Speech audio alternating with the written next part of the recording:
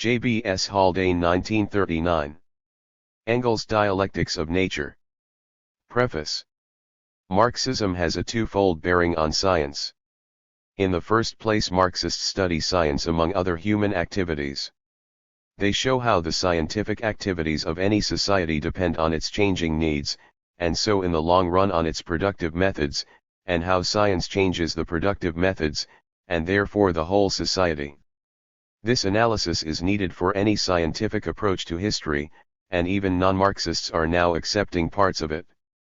But secondly, Marx and Engels were not content to analyze the changes in society.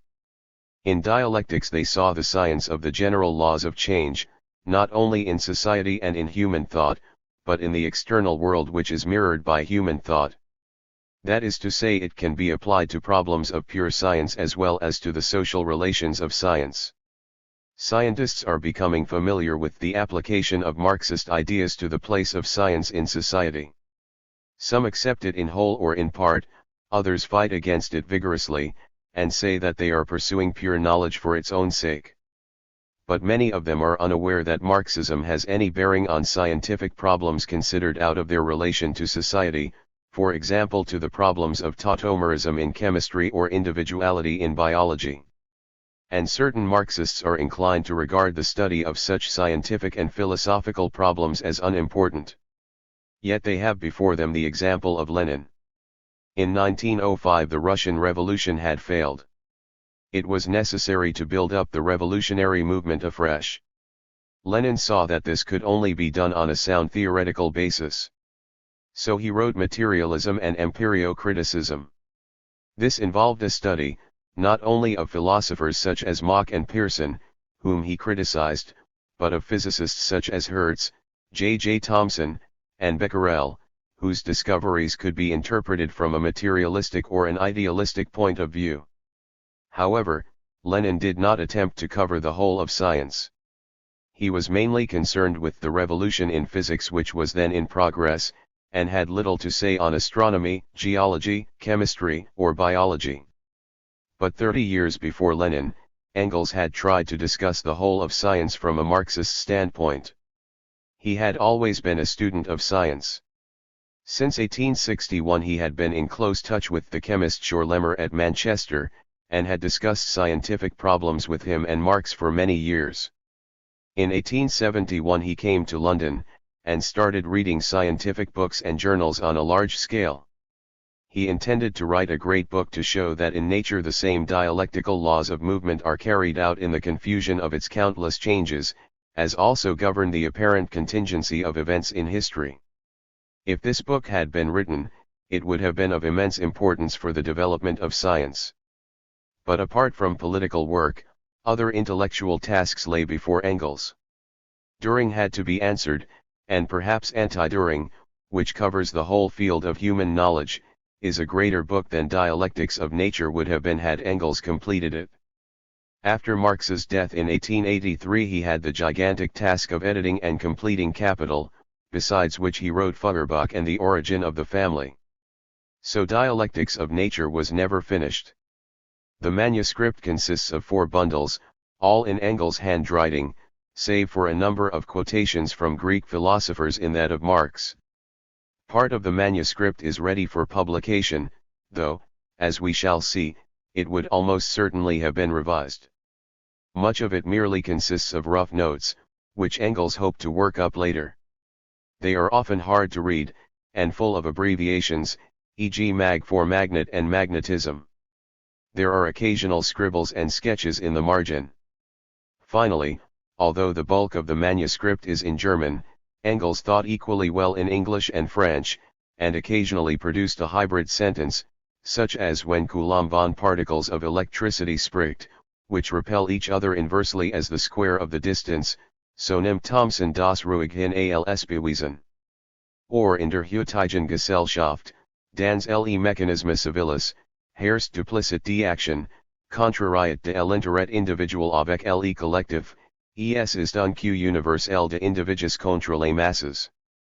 The translation has been a very difficult task, and the order of the different parts is somewhat uncertain. Most of the manuscript seems to have been written between 1872 and 1882, that is to say it refers to the science of 60 years ago.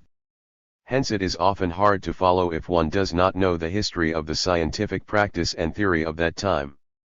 The idea of what is now called the conservation of energy was beginning to permeate physics, chemistry, and biology. But it was still very incompletely realized, and still more incompletely applied. Words such as force, motion, and vis viva were used where we should now speak of energy. The essays on basic forms of motion, the measure of motion, work, and heat are largely concerned with the controversies which arose from incomplete or faulty theories about energy. They are interesting as showing how ideas on this subject developed, and how Engels tackled the controversies of his day. However, many of these controversies are now settled. The expression vis viva is no longer used for double the kinetic energy, and force has acquired a definite meaning in physics. Engels would not have published them in their present form, if only because, in the later essay on tidal friction, he uses a more modern terminology. Their interest lies not so much in their detailed criticism of theories, many of which have ceased to be of importance, but in showing how Engels grappled with intellectual problems. The essay on electricity dates even more. As a criticism of Wiedemann's inconsistencies, it is interesting, and it ends with a plea for a closer investigation of the connection between chemical and electrical action, which, as Engels said, will lead to important results in both spheres of investigation. This prophecy has, of course, been amply fulfilled. Arrhenius' ionic theory has transformed chemistry, and Thomson's electron theory has revolutionized physics. Here again, the manuscript would certainly have been revised before publication. In a letter to Marx on November 23, 1882, he points out that Siemens, in his presidential address to the British Association, has defined a new unit, that of electric power, the watt, which is proportional to the resistance multiplied by the square of the current, whereas the electromotive force is proportional to the resistance multiplied by the current. He compares these with the expressions for momentum and energy, discussed in the essay on the measure of motion, work, and points out that in each case we have simple proportionality, momentum as velocity and electromotive force as current, when we are not dealing with transformation of one form of energy into another. But when the energy is transformed into heat or work, the correct value is found by squaring the velocity or current. So it is a general law of motion which I was the first to formulate. We can now see why this is so.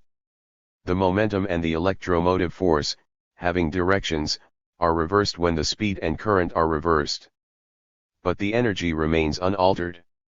So the speed or the current must come into the formula as the square, or some even power, since x2 equals x2. In the essay on tidal friction, Engels made a serious mistake, or more accurately a mistake which would have been serious had he published it. But I very much doubt whether he would have done so. In the manuscript notes for Anti-During I he supported the view, quite commonly held in the 19th century, that we find truths such as mathematical axioms self-evident because our ancestors have been convinced of their validity, while they would not appear self-evident to a Bushman or Australian black. Now this view is almost certainly incorrect, and Engels presumably saw the fallacy, and did not have it printed. I have little doubt that either he or one of his scientific friends such as Schorlemmer would have detected the mistake in the essay on tidal friction. But even as a mistake it is interesting, because it is one of the mistakes which lead to a correct result, namely that the day would shorten even if there were no oceans, by incorrect reasoning. Such mistakes have been extremely fruitful in the history of science. Elsewhere there are statements which are certainly untrue, for example in the sections on stars and protozoa. But here Engels cannot be blamed for following some of the best astronomers and zoologists of his day. The technical improvement of the telescope and microscope has of course led to great increases in our knowledge here in the last 60 years. On the other hand, Engels' remarks on the differential calculus, though inapplicable to that branch of mathematics as now taught, were correct in his own day, and for some time after.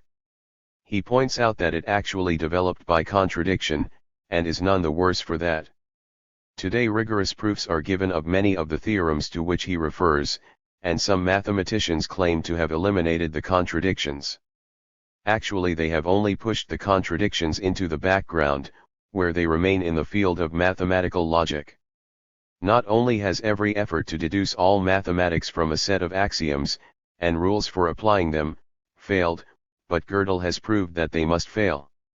So the fact that the calculus can be taught without involving the particular contradictions mentioned by Engels in no way impugns the validity of his dialectical argument. When all such criticisms have been made, it is astonishing how Engels anticipated the progress of science in the 60 years which have elapsed since he wrote. He certainly did not like the atomic theory of electricity, which held sway from 1900 to 1930, and until it turned out that the electron behaved not only like a particle but like a system of moving waves, he might well have been thought to have backed the wrong horse. His insistence that life is the characteristic mode of behavior of proteins appeared to be very one-sided to most biochemists, since every cell contains many other complicated organ substances besides proteins. Only in the last 4 years has it turned out that certain pure proteins do exhibit one of the most essential features of living things, reproducing themselves in a variety of environments. While we can everywhere study Engels' method of thinking with advantage, I believe that the sections of the book which deal with biology are the most immediately valuable to scientists today. This may of course be because as a biologist I can detect subtleties of Engels' thought which I have missed in the physical sections. It may be because biology has undergone less spectacular changes than physics in the last 2 generations. In order to help readers to follow the development of science since Engels' time, I have added some notes. A few readers may object to my pointing out that Engels was occasionally wrong. Engels would not have objected. He was well aware that he was not infallible, and that the labor movement wants no popes or inspired scriptures. The condition of the working class in England in 1844, of which an English translation had been published in America in 1885, was first published in England in 1892. In his preface written after 48 years he says, "I have taken great care not to strike out of the text the many prophecies, amongst others that of an imminent social revolution in England, which my youthful ardour induced me to venture upon. The wonder is, not that a good many of them proved wrong, but that so many of them have proved right." I think that readers of Dialectics of Nature will come to a similar conclusion. I have not yet mentioned the sections on the history of science. These are among the most brilliant passages in the whole book, but they represent a line of thought which was followed by Marx and Engels in many of their books and which has since been developed by others, so most readers will find them less novel. Finally, there is the delightful essay on scientific research into the spirit world. There is a tendency among materialists to neglect the problems here dealt with. It is worthwhile noticing that Engels did not do so.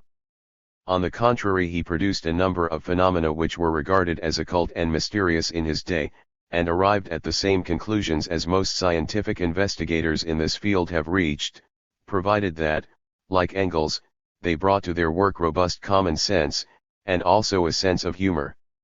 It was a great misfortune, not only for Marxism, but for all branches of natural science, that Bernstein, into whose hands the manuscript came when Engels died in 1895, did not publish it. In 1924 he submitted it, or part of it, to Einstein, who, though he did not think it of great interest from the standpoint of modern physics, was on the whole in favor of publication. If, as seems likely, Einstein only saw the essay on electricity, his hesitation can easily be understood, since this deals almost wholly with questions which now seem remote. The manuscript was first edited by Ryazanov, and printed in 1927. However, Adoritsky's edition of 1935 is more satisfactory, as several passages which made nonsense in the earlier edition have now been deciphered. Had Engels' method of thinking been more familiar, the transformations of our ideas on physics which have occurred during the last 30 years would have been smoother. Had his remarks on Darwinism been generally known, I for one would have been saved a certain amount of muddled thinking. I therefore welcome wholeheartedly the publication of an English translation of Dialectics of Nature, and hope that future generations of scientists will find that it helps them to elasticity of thought. But it must not be thought that dialectics of nature is only of interest to scientists. Any educated person, and, above all, anyone who is a student of philosophy, will find much to interest him or her throughout the book, though particularly in chapters I, II, 7, 9, and X. One reason why Engels was such a great writer is that he was probably the most widely educated man of his day. Not only had he a profound knowledge of economics and history, but he knew enough to discuss the meaning of an obscure Latin phrase concerning Roman marriage law, or the processes taking place when a piece of impure zinc was dipped into sulfuric acid. And he contrived to accumulate this immense knowledge, not by leading a life of cloistered learning, but while playing an active part in politics, running a business, and even fox hunting. He needed this knowledge because dialectical materialism, the philosophy which, along with Marx, he founded, is not merely a philosophy of history, but a philosophy which illuminates all events whatever, from the falling of a stone to a poet's imaginings. And it lays particular emphasis on the interconnection of all processes, and the artificial character of the distinctions which men have drawn, not merely between vertebrates and invertebrates or liquids and gases, but between the different fields of human knowledge such as economics, history, and natural science. Chapter 2 contains an outline of this philosophy in its relation to natural science. A very careful and condensed summary of it is given in Chapter 4 of the History of the C.P.S.U.B., but the main sources for its study are Engels' Feuerbach and Anti-Düring, Lenin's Materialism and Empirio-Criticism, and a number of passages in the works of Marx. Just because it is a living philosophy with innumerable concrete applications, its full power and importance can only be gradually understood, when we see it applied to history, science, or whatever field of study interests us most. For this reason, a reader whose concern lies primarily in the political or economic field will come back to his main interest a better dialectical materialist, and therefore a clearer-sighted politician or economist, after studying how Engels applied dialectics to nature. At the present moment, clear thinking is vitally necessary if we are to understand the extremely complicated situation in which the whole human race, and our own nation in particular, is placed, and to see the way out of it to a better world. A study of Engels will warn us against some of the facile solutions which are put forward today, and help us to play an intelligent and courageous part in the great events of our own time. J.B.S. Haldane. November, 1939. 1. Introduction. Modern natural science, which alone has achieved an all-round systematic and scientific development, as contrasted with the brilliant natural philosophical intuitions of antiquity and the extremely important but sporadic discoveries of the Arabs, which for the most part vanished without results, this modern natural science dates, like all more recent history, from that mighty epoch which we Germans term the Reformation, from the national misfortune that overtook us at that time, and which the French term the Renaissance and the Italians the Cinquecento, although it is not fully expressed by any of these names. It is the epoch which had its rise in the last half of the 15th century. Royalty, with the support of the burghers of the towns, broke the power of the feudal nobility and established the great monarchies, based essentially on nationality, within which the modern European nations and modern bourgeois society came to development. And while the burghers and nobles were still fighting one another, the peasant war in Germany pointed prophetically to future class struggles, not only by bringing onto the stage the peasants in revolt, that was no longer anything new, but behind them the beginnings of the modern proletariat, with the red flag in their hands and the demand for common ownership of goods on their lips. In the manuscripts saved from the fall of Byzantium, in the antique statues dug out of the ruins of Rome, a new world was revealed to the astonished West, that of ancient Greece. The ghosts of the Middle Ages vanished before its shining forms, Italy rose to an undreamed of flowering of art, which seemed like a reflection of classical antiquity and was never attained again. In Italy, France, and Germany a new literature arose, the first, modern literature. Shortly afterwards came the classical epochs of English and Spanish literature. The bounds of the old orbis terrarum were pierced.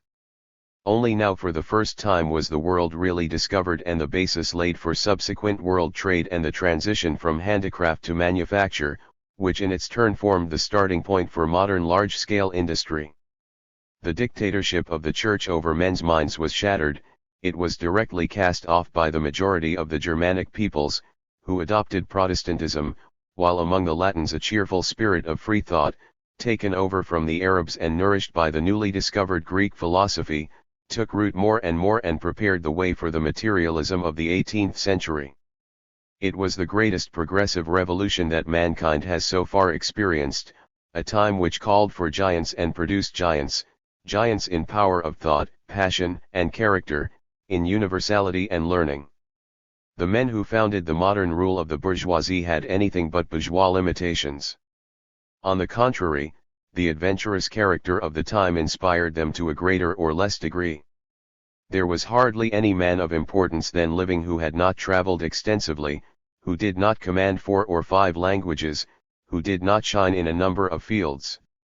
Leonardo da Vinci was not only a great painter but also a great mathematician, mechanician, and engineer, to whom the most diverse branches of physics are indebted for important discoveries. Albrecht Dürer was painter, engraver, sculptor, and architect, and in addition invented a system of fortification embodying many of the ideas that much later were again taken up by Montalembert and the modern German science of fortification. Machiavelli was statesman, historian, poet, and at the same time the first notable military author of modern times. Luther not only cleaned the Augean stable of the Church but also that of the German language. He created modern German prose and composed the text and melody of that triumphal hymn which became the Marseillaise of the 16th century. The heroes of that time had not yet come under the servitude of the division of labor, the restricting effects of which, with its production of one-sidedness, we so often notice in their successors. But what is especially characteristic of them is that they almost all pursue their lives and activities in the midst of the contemporary movements. In the practical struggle, they take sides and join in the fight, one by speaking and writing, another with the sword, many with both. Hence the fullness and force of character that makes them complete men. Men of the study are the exception, either persons of second or third rank or cautious Philistines who do not want to burn their fingers. At that time natural science also developed in the midst of the general revolution and was itself thoroughly revolutionary. It had to win in struggle its right of existence. Side by side with the great Italians from whom modern philosophy dates, it provided its martyrs for the stake and the prisons of the Inquisition. And it is characteristic that Protestants outdid Catholics in persecuting the free investigation of nature. Calvin had Servetus burnt at the stake when the latter was on the point of discovering the circulation of the blood, and indeed he kept him roasting alive during 2 hours. For the Inquisition at least it sufficed to have Giordano Bruno simply burnt alive. The revolutionary act by which natural science declared its independence and, as it were, repeated Luther's burning of the papal bull was the publication of the immortal work by which Copernicus, though timidly and, so to speak, only from his deathbed, threw down the gauntlet to ecclesiastical authority in the affairs of nature. The emancipation of natural science from theology dates from this act, although the fighting out of the particular antagonistic claims has dragged out up to our day and in many minds is still far from completion. Thenceforward, however, the development of the sciences proceeded with giant strides, and, it might be said, gained in force in proportion to the square of the distance, in time, from its point of departure. It was as if the world were to be shown that henceforth the reciprocal law of motion would be as valid for the highest product of organic matter, the human mind, as for inorganic substance. The main work in the first period of natural science that now opened lay in mastering the material immediately at hand. In most fields a start had to be made from the very beginning. Antiquity had bequeathed Euclid and the Ptolemaic solar system, the Arabs had left behind the decimal notation, the beginnings of algebra, the modern numerals, and alchemy, the Christian Middle Ages nothing at all. Of necessity, in this situation the most fundamental natural science, the mechanics of terrestrial and heavenly bodies, occupied first place, and alongside of it, as handmaiden to it, the discovery and perfecting of mathematical methods. Great work was achieved here. At the end of the period characterized by Newton and Linnaeus we find these branches of science brought to a certain perfection. The basic features of the most essential mathematical methods were established, analytical geometry by Descartes especially, logarithms by Napier, and the differential and integral calculus by Leibniz and perhaps Newton. The same holds good of the mechanics of rigid bodies, the main laws of which were made clear once for all. Finally, in the astronomy of the solar system Kepler discovered the laws of planetary movement and Newton formulated them from the point of view of the general laws of motion of matter. The other branches of natural science were far removed even from this preliminary perfection. Only towards the end of the period did the mechanics of fluid and gaseous bodies receive further treatment. Physics proper had still not gone beyond its first beginnings, with the exception of optics, the exceptional progress of which was due to the practical needs of astronomy. By the phlogistic theory, chemistry for the first time emancipated itself from alchemy. Geology had not yet gone beyond the embryonic stage of mineralogy, hence paleontology could not yet exist at all. Finally, in the field of biology the essential preoccupation was still with the collection and first sifting of the immense material, not only botanical and zoological but also anatomical and even physiological. There could as yet be hardly any talk of the comparison of the various forms of life, of the investigation of their geographical distribution and their climatic, etc., living conditions. Here only botany and zoology arrived at an approximate completion owing to Linnaeus. But what especially characterizes this period is the elaboration of a peculiar general outlook, in which the central point is the view of the absolute immutability of nature. In whatever way nature itself might have come into being, once present it remained as it was as long as it continued to exist. The planets and their satellites, once set in motion by the mysterious first impulse, circled on and on in their predestined ellipses for all eternity, or at any rate until the end of all things. The stars remained forever fixed and immovable in their places, keeping one another therein by universal gravitation. The earth had persisted without alteration from all eternity, or, alternatively, from the first day of its creation. The 5 continents of the present day had always existed, and they had always had the same mountains, valleys, and rivers, the same climate, and the same flora and fauna, except in so far as change or cultivation had taken place at the hand of man. The species of plants and animals had been established once for all when they came into existence, like continually produced like, and it was already a good deal for Linnaeus to have conceded that possibly here and there new species could have arisen by crossing. In contrast to the history of mankind, which develops in time, there was ascribed to the history of nature only an unfolding in space. All change, all development in nature, was denied. Natural science, so revolutionary at the outset, suddenly found itself confronted by an out-and-out conservative nature in which even today everything was as it had been at the beginning and in which, to the end of the world or for all eternity, everything would remain as it had been since the beginning. High as the natural science of the first half of the 18th century stood above Greek antiquity in knowledge and even in the sifting of its material, it stood just as deeply below Greek antiquity in the theoretical mastery of this material, in the general outlook on nature. For the Greek philosophers the world was essentially something that had emerged from chaos, something that had developed, that had come into being.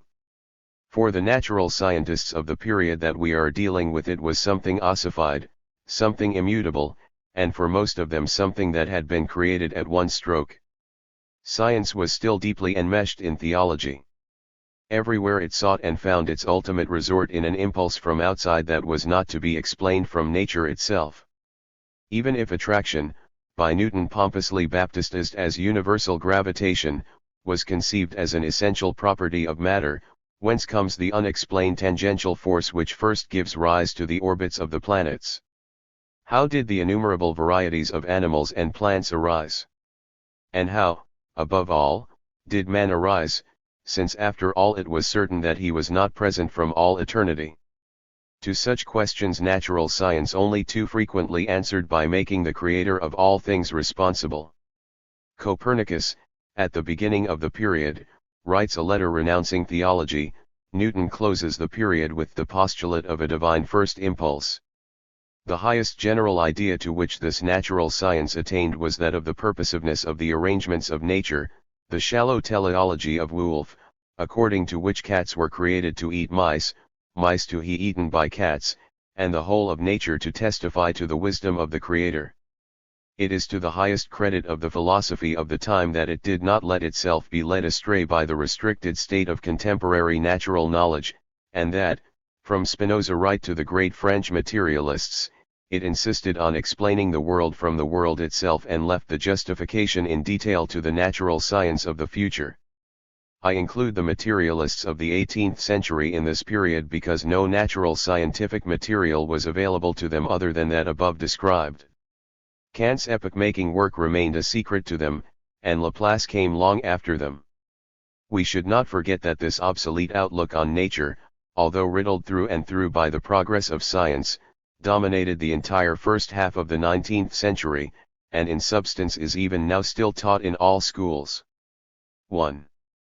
The first breach in this petrified outlook on nature was made not by a natural scientist but by a philosopher.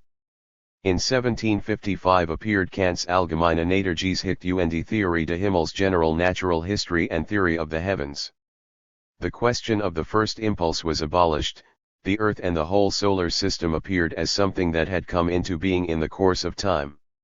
If the great majority of the natural scientists had had a little less of the repugnance to thinking that Newton expressed in the warning, "Physics, beware of metaphysics," they would have been compelled from this single brilliant discovery of Kant's to draw conclusions that would have spared them endless deviations and immeasurable amounts of time and labor wasted in false directions.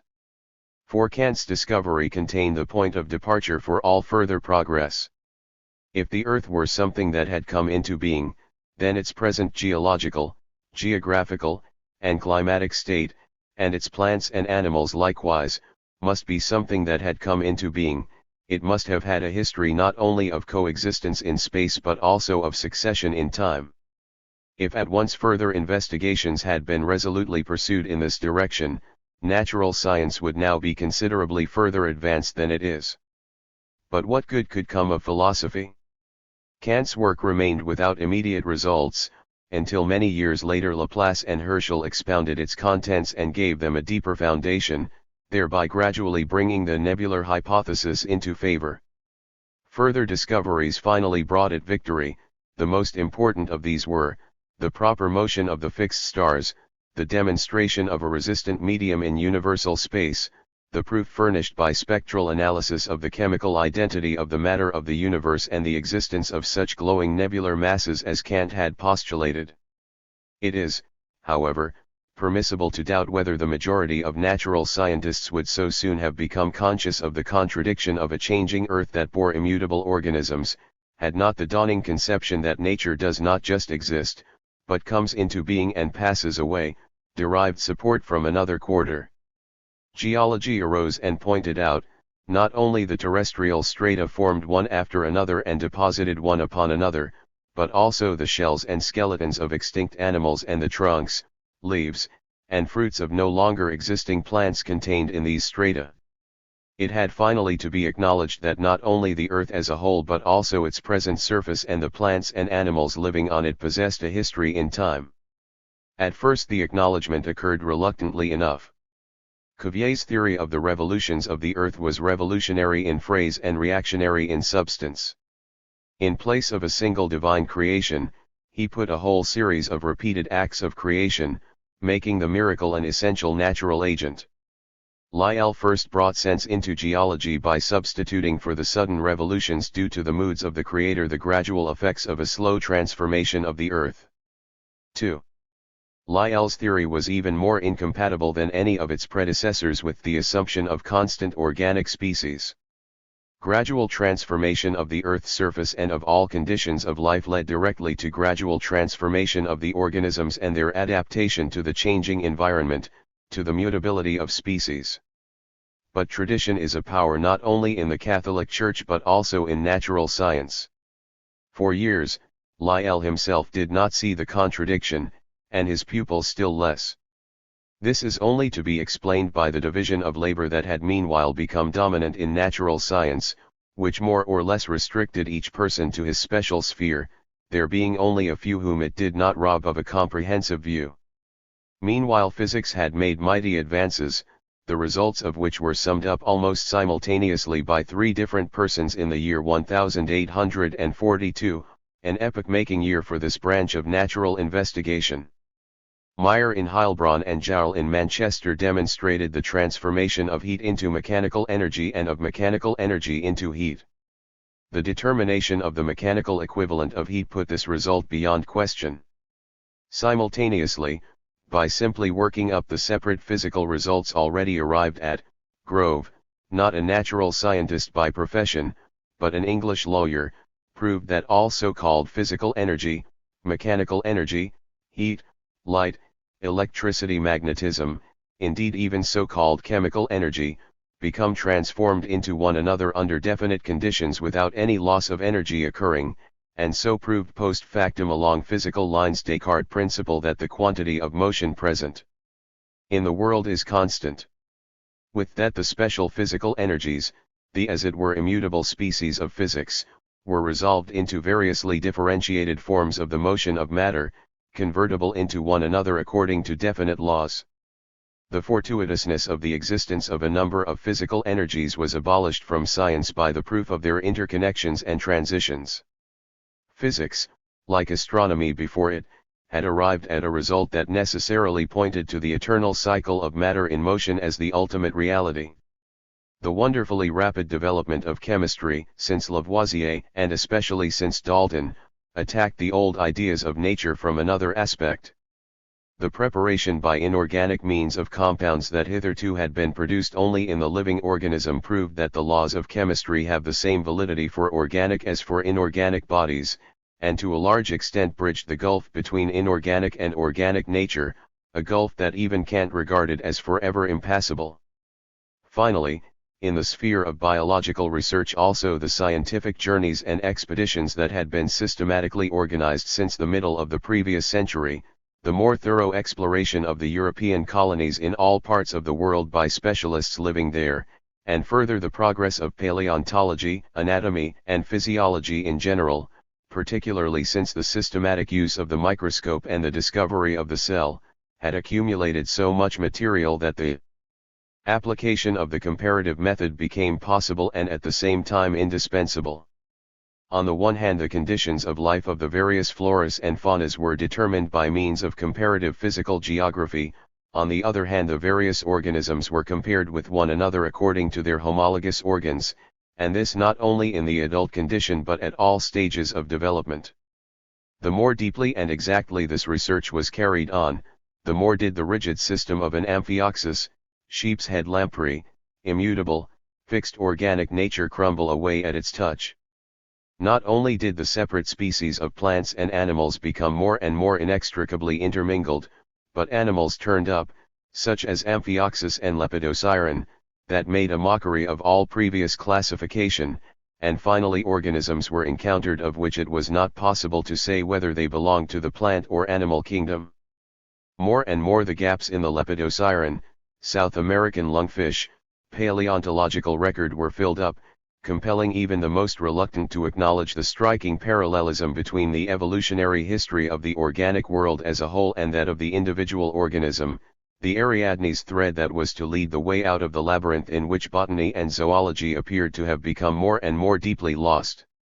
It was characteristic that, almost simultaneously with Kant's attack on the eternity of the solar system, C.F. Wolf in 1759 launched the first attack on the fixity of species and proclaimed the theory of descent. But what in his case was still only a brilliant anticipation took firm shape in the hands of Oken, Lamarck, Baer, and was victoriously carried through by Darwin in 1859, exactly 100 years later. Almost simultaneously it was established that protoplasm and the cell, which had already been shown to be the ultimate morphological constituents of all organisms, occurred independently as the lowest forms of organic life. This not only reduced the gulf between inorganic and organic nature to a minimum but removed one of the most essential difficulties that had previously stood in the way of the theory of descent of organisms. The new conception of nature was complete in its main features, all rigidity was dissolved, all fixity dissipated, all particularity that had been regarded as eternal became transient, the whole of nature shone as moving in eternal flux and cyclical course. Thus we have once again returned to the point of view of the great founders of Greek philosophy, the view that the whole of nature, from the smallest element to the greatest, member of protista, vorticella, from grains of sand to suns, from protista to men, has its existence in eternal coming into being and passing away, in ceaseless flux, in unresting motion and change, only with the essential difference that what for the Greeks was a brilliant intuition, is in our case the result of strictly scientific research in accordance with experience, and hence also it emerges in a much more definite and clear form. It is true that the empirical proof of this motion is not wholly free from gaps, but these are insignificant in comparison with what has already been firmly established, and with each year they become more and more filled up. And how could the proof in detail be otherwise than defective when one bears in mind that the most essential branches of science, transplanetary astronomy, chemistry, geology, have a scientific existence of barely 100 years, and the comparative method in physiology one of barely 50 years, and that the basic form of almost all organic development, the cell, is a discovery not yet 40 years old. The innumerable suns and solar systems of our island universe, bounded by the outermost stellar rings of the Milky Way, developed from swirling, glowing masses of vapor, the laws of motion of which will perhaps be disclosed after the observations of some centuries have given us an insight into the proper motion of the stars. Obviously, this development did not proceed everywhere at the same rate. Recognition of the existence of dark bodies, not merely planetary in nature, hence extinct suns in our stellar system, more and more forces itself on astronomy. Madler, on the other hand, according to Secchi, a part of the vaporous nebular patches belong to our stellar system as suns not yet fully formed, whereby it is not excluded that other nebulae, as Madler maintains, are distant independent island universes, the relative stage of development of which must be determined by the spectroscope. How a solar system develops from an individual nebular mass has been shown in detail by Laplace in a manner still unsurpassed. Subsequent science has more and more confirmed him. On the separate bodies so formed, suns as well as planets and satellites, the form of motion of matter at first prevailing is that which we call heat. There can be no question of chemical compounds of the elements even at a temperature like that still possessed by the sun. The extent to which heat is transformed into electricity or magnetism under such conditions, continued solar observations will show. It is already as good as proved that the mechanical motion taking place in the sun arises solely from the conflict of heat with gravity. The smaller the individual bodies, the quicker they cool down, the satellites, asteroids, and meteors first of all, just as our moon has long been extinct. The planets cool more slowly, the central body slowest of all. With progressive cooling the interplay of the physical forms of motion which become transformed into one another comes more and more to the forefront until finally a point is reached from when on chemical affinity begins to make itself felt, the previously chemically indifferent elements become differentiated chemically one after another, obtain chemical properties, and enter into combination with one another. These compounds change continually with the decreasing temperature, which affects differently not only each element but also each separate compound of the elements, changing also with the consequent passage of part of the gaseous matter first to the liquid and then the solid state, and with the new conditions thus created. The period when the planet has a firm shell and accumulations of water on its surface coincides with that when its intrinsic heat diminishes more and more in comparison to the heat emitted to it from the central body. Its atmosphere becomes the arena of meteorological phenomena in the sense in which we now understand the word. Its surface becomes the arena of geological changes in which the deposits resulting from atmospheric precipitation become of ever greater importance in comparison to the slowly decreasing external effects of the hot fluid interior.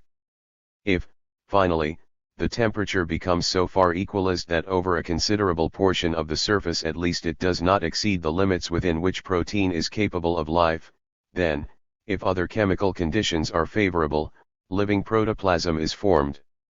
What these conditions are, we do not yet know, which is not to be wondered at since so far not even the chemical formula of protein has been established. We do not even know how many chemically different protein bodies there are, and since it is only about 10 years ago that the fact became known that completely structureless protein exercises all the essential functions of life, digestion, excretion, movement, contraction, reaction to stimuli, and reproduction. Thousands of years may have passed before the conditions arose in which the next advance could take place and this formless protein produce the first cell by formation of nucleus and cell membrane. This first cell also provided the foundation for the morphological development of the whole organic world, the first to develop, as it is permissible to assume from the whole analogy of the paleontological record, were innumerable species of noncellular and cellular protista, of which Eozoon canadense alone has come down to us, and of which some were gradually differentiated into the first plants and others into the first animals. And from the first animals were developed, essentially by further differentiation, the numerous classes, orders, families, genera, and species of animals, and finally mammals, the form in which the nervous system attains its fullest development, and among these again finally that mammal in which nature attains consciousness of itself, man. Man too arises by differentiation. Not only individually, by differentiation from a single egg cell to the most complicated organism that nature produces, no, also historically. When after thousands of years of struggle the differentiation of hand from foot, and erect gait, were finally established, man became distinct from the monkey and the basis was laid for the development of articulate speech and the mighty development of the brain that has since made the gulf between man and monkey an unbridgeable one. The specialization of the hand, this implies the tool, and the tool implies specific human activity, the transforming reaction of man on nature, production. Animals in the narrower sense also have tools, but only as limbs of their bodies. The ant, the bee, the beaver, animals also produce, but their productive effect on surrounding nature in relation to the latter amounts to nothing at all. Man alone has succeeded in impressing his stamp on nature, not only by shifting the plant and animal world from one place to another, but also by so altering the aspect and climate of his dwelling place, and even the plants and animals themselves, that the consequences of his activity can disappear only with the general extinction of the terrestrial globe. And he has accomplished this primarily and essentially by means of the hand. Even the steam engine, so far his most powerful tool for the transformation of nature, depends, because it is a tool, in the last resort on the hand. But step by step with the development of the hand went that of the brain, first of all consciousness of the conditions for separate practically useful actions, and later, among the more favored peoples and arising from the preceding, insight into the natural laws governing them. And with the rapidly growing knowledge of the laws of nature the means for reacting on nature also grew. The hand alone would never have achieved the steam engine if the brain of man had not attained a correlative development with it, and parallel to it, and partly owing to it. With men we enter history. Animals also have a history, that of their derivation and gradual evolution to their present position. This history, however, is made for them, and in so far as they themselves take part in it, this occurs without their knowledge or desire. On the other hand, the more that human beings become removed from animals in the narrower sense of the word, the more they make their own history consciously, the less becomes the influence of unforeseen effects and uncontrolled forces of this history, and the more accurately does the historical result correspond to the aim laid down in advance. If, however, we apply this measure to human history, to that of even the most developed peoples of the present day, we find that there still exists here a colossal disproportion between the proposed aims and the results arrived at, that unforeseen effects predominate, and that the uncontrolled forces are far more powerful than those set into motion according to plan. And this cannot be otherwise as long as the most essential historical activity of men, the one which has raised them from bestiality to humanity and which forms the material foundation of all their other activities, namely the production of their requirements of life, that is today social production, is above all subject to the interplay of unintended effects from uncontrolled forces and achieves its desired end only by way of exception and, much more frequently, the exact opposite. In the most advanced industrial countries we have subdued the forces of nature and pressed them into the service of mankind, we have thereby infinitely multiplied production, so that a child now produces more than 100 adults previously did. And what is the result? Increasing overwork and increasing misery of the masses, and every 10 years a great collapse.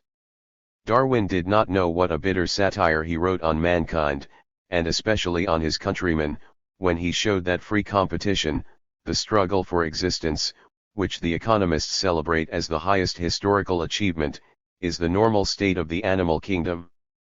Only conscious organization of social production, in which production and distribution are carried on in a planned way, can lift mankind above the rest of the animal world as regards the social aspect, in the same way that production in general has done this for men in their aspect as species. Historical evolution makes such an organization daily more indispensable, but also with every day more possible. From it will date a new epoch of history, in which mankind itself, and with mankind all branches of its activity, and especially natural science, will experience an advance that will put everything preceding it in the deepest shade. Nevertheless, all that comes into being deserves to perish. Millions of years may elapse, hundreds of thousands of generations be born and die, but inexorably the time will come when the declining warmth of the sun will no longer suffice to melt the ice thrusting itself forward from the poles, when the human race, crowding more and more about the equator, will finally no longer find even there enough heat for life, when gradually even the last trace of organic life will vanish, and the earth, an extinct frozen globe like the moon, will circle in deepest darkness and in an ever narrower orbit about the equally extinct sun, and at last fall into it. Other planets will have preceded it, others will follow it, instead of the bright, warm solar system with its harmonious arrangement of members, only a cold, dead sphere will still pursue its lonely path through universal space. And what will happen to our solar system will happen sooner or later to all the other systems of our island universe, it will happen to all the other innumerable island universes, even to those the light of which will never reach the earth while there is a living human eye to receive it. And when such a solar system has completed its life history and succumbs to the fate of all that is finite, death, what then? Will the sun's corpse roll on for all eternity through infinite space, and all the once infinitely diverse, differentiated natural forces pass forever into one single form of motion, attraction? Or, as Secchi asks, do forces exist in nature which can reconvert the dead system into its original state of an incandescent nebula and reawake it to new life? We do not know.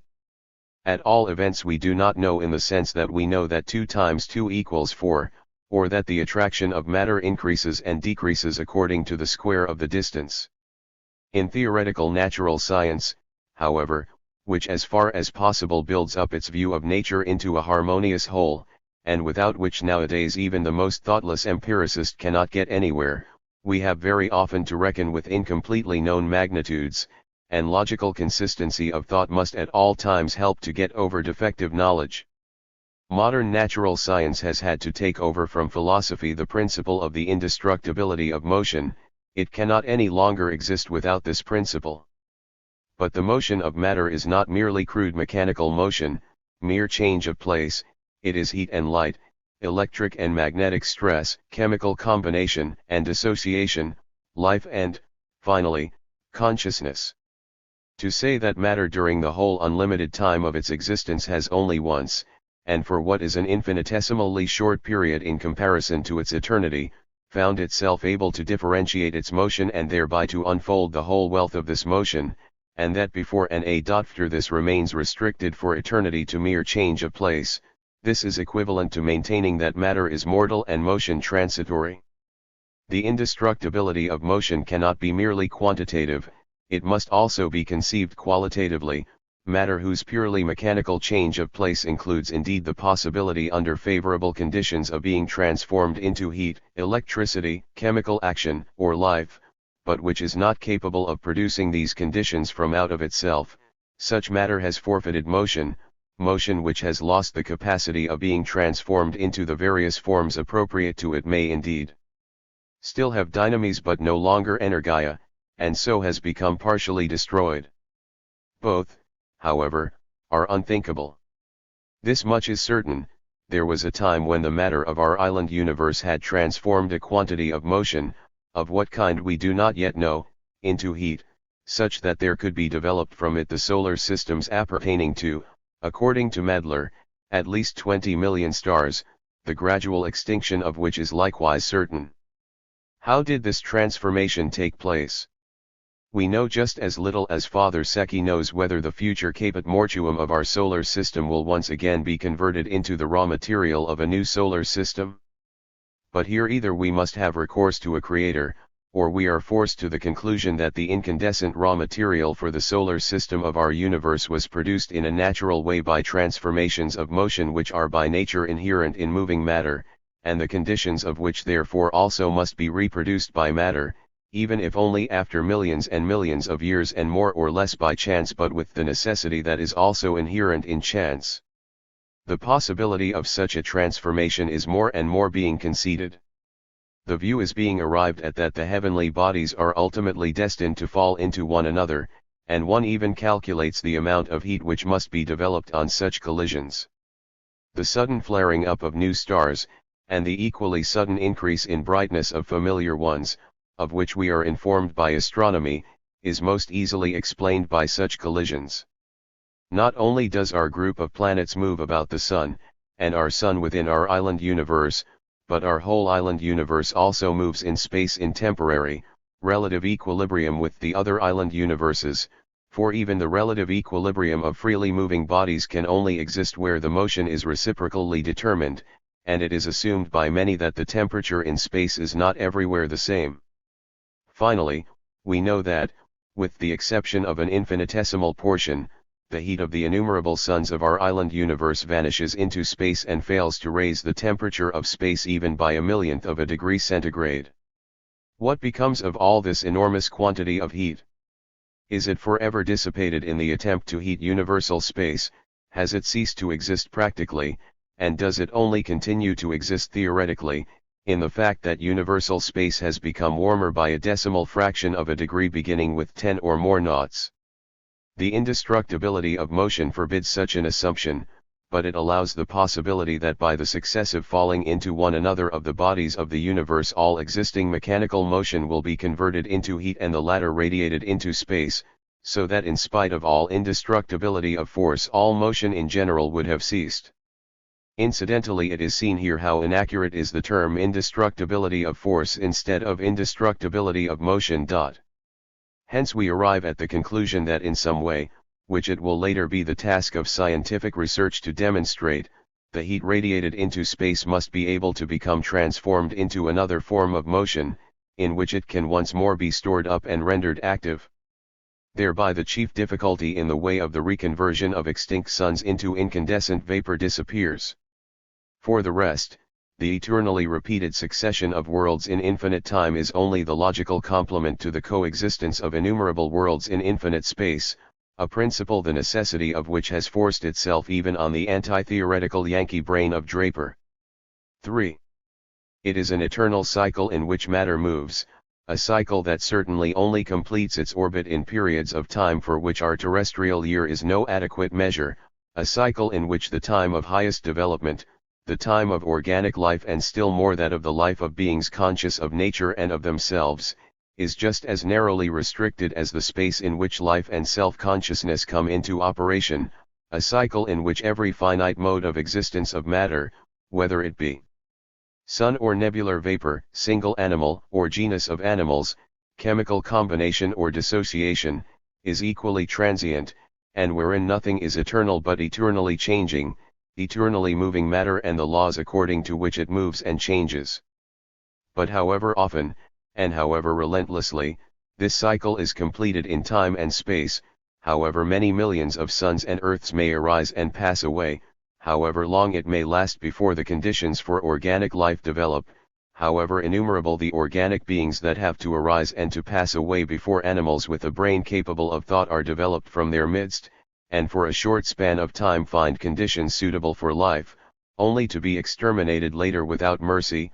We have the certainty that matter remains eternally the same in all its transformations, that none of its attributes can ever be lost, and therefore, also, that with the same iron necessity that it will exterminate on the earth its highest creation, the thinking mind, it must somewhere else and at another time again produce it. 2. Dialectics. The general nature of dialectics to be developed as the science of interconnections, in contrast to metaphysics. It is, therefore, from the history of nature and human society that the laws of dialectics are abstracted. For they are nothing but the most general laws of these two aspects of historical development, as well as of thought itself. And indeed they can be reduced in the main to three. The law of the transformation of quantity into quality and vice versa. The law of the interpenetration of opposites. The law of the negation of the negation. All three are developed by Hegel in his idealist fashion as mere laws of thought, the first, in the first part of his logic, in the doctrine of being, the second fills the whole of the second and by far the most important part of his logic, the doctrine of essence, finally the third figures as the fundamental law for the construction of the whole system. The mistake lies in the fact that these laws are foisted on nature and history as laws of thought, and not deduced from them. This is the source of the whole forced and often outrageous treatment. The universe, willy-nilly, is made out to be arranged in accordance with a system of thought which itself is only the product of a definite stage of evolution of human thought. If we turn the thing round, then everything becomes simple, and the dialectical laws that look so extremely mysterious in idealist philosophy at once become simple and clear as noonday. Moreover, anyone who is even only slightly acquainted with his Hegel will be aware that in hundreds of passages Hegel is capable of giving the most striking individual illustrations from nature and history of the dialectical laws. We are not concerned here with writing a handbook of dialectics, but only with showing that the dialectical laws are really laws of development of nature, and therefore are valid also for theoretical natural science. Hence we cannot go into the inner interconnection of these laws with one another. 1. The law of the transformation of quantity into quality and vice versa.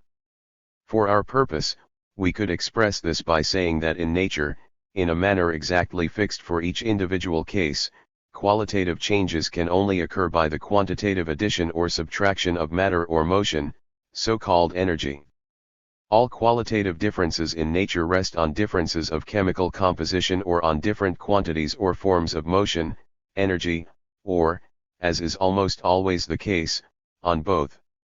Hence it is impossible to alter the quality of a body without addition or subtraction of matter or motion, i.e. without quantitative alteration of the body concerned. In this form, therefore, Hegel's mysterious principle appears not only quite rational but even rather obvious. It is surely hardly necessary to point out that the various allotropic and aggregational states of bodies, because they depend on various groupings of the molecules, depend on greater or lesser quantities of motion communicated to the bodies. But what is the position in regard to change of form of motion, or so-called energy? If we change heat into mechanical motion or vice versa, is not the quality altered while the quantity remains the same? Quite correct. But it is with change of form of motion as with Heine's vices, anyone can be virtuous by himself, for vices too are always necessary. Change of form of motion is always a process that takes place between at least two bodies, of which one loses a definite quantity of motion of one quality, e.g. heat, while the other gains a corresponding quantity of motion of another quality, mechanical motion, electricity, chemical decomposition. Here, therefore, quantity and quality mutually correspond to each other. So far it has not been found possible to convert motion from one form to another inside a single isolated body. We are concerned here in the first place with non-living bodies. The same law holds for living bodies, but it operates under very complex conditions and at present quantitative measurement is still often impossible for us.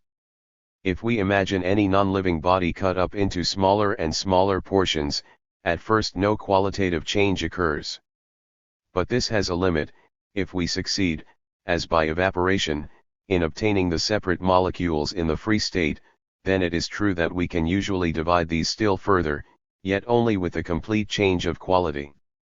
The molecule is decomposed into its separate atoms, which have quite different properties from those of the molecule. In the case of molecules composed of various chemical elements, atoms or molecules of these elements themselves make their appearance in the place of the compound molecule.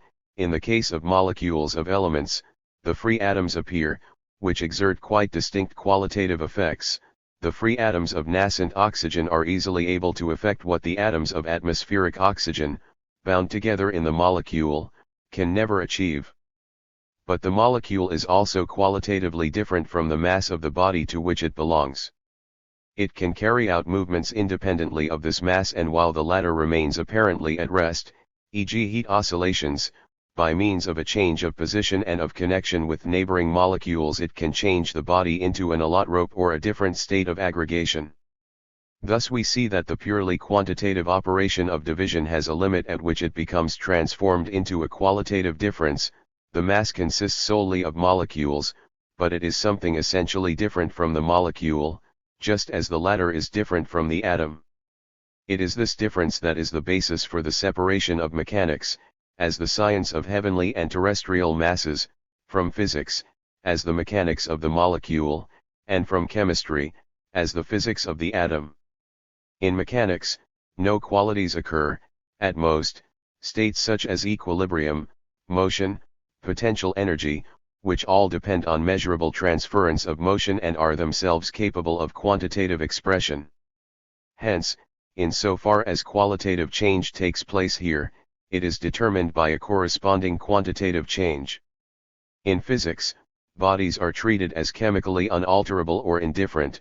We have to do with changes of their molecular states and with the change of form of the motion which in all cases, at least on one of the two sides, brings the molecule into play. Here every change is a transformation of quantity into quality, a consequence of the quantitative change of the quantity of motion of one form or another that is inherent in the body or communicated to it.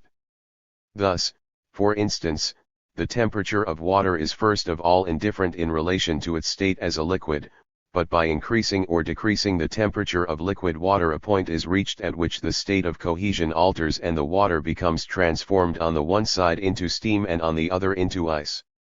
Hegel, Encyclopedia, Collected Works, 6, p. 217.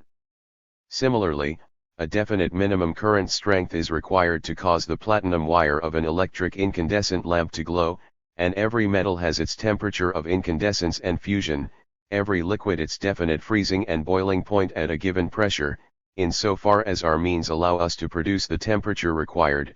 Finally also every gas has its critical point at which it can be liquefied by pressure and cooling. In short, the so-called physical constants are for the most part nothing but designations of the nodal points at which quantitative addition or subtraction of motion produces qualitative alteration in the state of the body concerned, at which, therefore, quantity is transformed into quality. The sphere, however, in which the law of nature discovered by Hegel celebrates its most important triumphs is that of chemistry. Chemistry can be termed the science of the qualitative changes of bodies as a result of changed quantitative composition. That was already known to Hegel himself. Logic, Collected Works, 3, p. 488. As in the case of oxygen, if three atoms unite into a molecule, instead of the usual two, we get ozone, a body which is very considerably different from ordinary oxygen in its odor and reactions. Again, one can take the various proportions in which oxygen combines with nitrogen or sulfur, each of which produces a substance qualitatively different from any of the others. How different laughing gas, nitrogen monoxide N2O, is from nitric anhydride, nitrogen pentoxide, N2O5. The first is a gas, the second at ordinary temperatures a solid crystalline substance. And yet the whole difference in composition is that the second contains 5 times as much oxygen as the first, and between the two of them are 3 more oxides of nitrogen, N0, N2O3, NO2, each of which is qualitatively different from the first two and from each other. This is seen still more strikingly in the homologous series of carbon compounds, especially in the simpler hydrocarbons. Of the normal paraffins, the lowest is methane, CH4, here the 4 linkages of the carbon atom are saturated by 4 atoms of hydrogen. The second, ethane, C2H6, has 2 atoms of carbon joined together and the 6 free linkages are saturated by 6 atoms of hydrogen. And so it goes on, with C3H8, C4H10, etc., according to the algebraic formula CnH2n+2, so that by each addition of CH2 a body is formed that is qualitatively distinct from the preceding one. The 3 lowest members of the series are gases, the highest known, hexadecane, C16H34, is a solid body with a boiling point of 270 degrees C. Exactly the same holds good for the series of primary alcohols with formula CnH2n+20, derived, theoretically, from the paraffins, and the series of monobasic fatty acids, formula CnH2NO2. What qualitative difference can be caused by the quantitative addition of C3H6 is taught by experience if we consume ethyl alcohol, C2H12O, in any drinkable form without addition of other alcohols, and on another occasion take the same ethyl alcohol but with a slight addition of amyl alcohol, C5H12O, which forms the main constituent of the notorious fusel oil. One's head will certainly be aware of it the next morning, much to its detriment, so that one could even say that the intoxication, and subsequent morning after feeling, is also quantity transformed into quality, on the one hand of ethyl alcohol and on the other hand of this added C3H6. In these series we encounter the Hegelian law in yet another form. The lower members permit only of a single mutual arrangement of the atoms.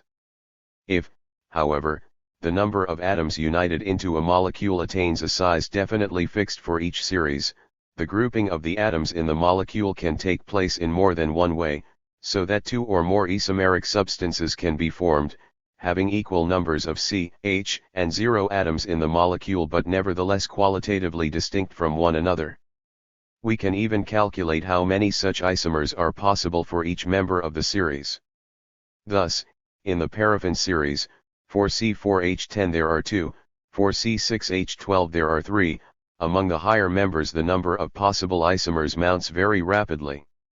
Hence once again it is the quantitative number of atoms in the molecule that determines the possibility and, in so far as it has been proved, also the actual existence of such qualitatively distinct isomers. Still more, from the analogy of the substances with which we are acquainted in each of these series, we can draw conclusions as to the physical properties of the still unknown members of the series and, at least for the members immediately following the known ones, predict their properties, boiling point, etc., with fair certainty. Finally, the Hegelian law is valid not only for compound substances but also for the chemical elements themselves. We now know that the chemical properties of the elements are a periodic function of their atomic weights, Roscoe-Schirlamer, Complete Textbook of Chemistry, 2, p. 823, and that, therefore, their quality is determined by the quantity of their atomic weight. And the test of this has been brilliantly carried out. Mendeleev proved that various gaps occur in the series of related elements arranged according to atomic weights, indicating that here new elements remain to be discovered. He described in advance the general chemical properties of one of these unknown elements, which he termed EKA aluminium, because it follows after aluminium in the series beginning with the latter, and he predicted its approximate specific and atomic weight as well as its atomic volume. A few years later, Lecoq de Bois-Baudran actually discovered this element, and Mendeleev's predictions fitted with only very slight discrepancies. EKA aluminium was realized in gallium, Ibid, p. 828. By means of the unconscious application of Hegel's law of the transformation of quantity into quality, Mendeleev achieved a scientific feat which it is not too bold to put on a par with that of Leverrier in calculating the orbit of the still unknown planet Neptune. In biology, as in the history of human society, the same law holds good at every step, but we prefer to dwell here on examples from the exact sciences, since here the quantities are accurately measurable and traceable. Probably the same gentlemen who up to now have decried the transformation of quantity into quality as mysticism and incomprehensible transcendentalism will now declare that it is indeed something quite self-evident, trivial, and commonplace, which they have long employed, and so they have been taught nothing new.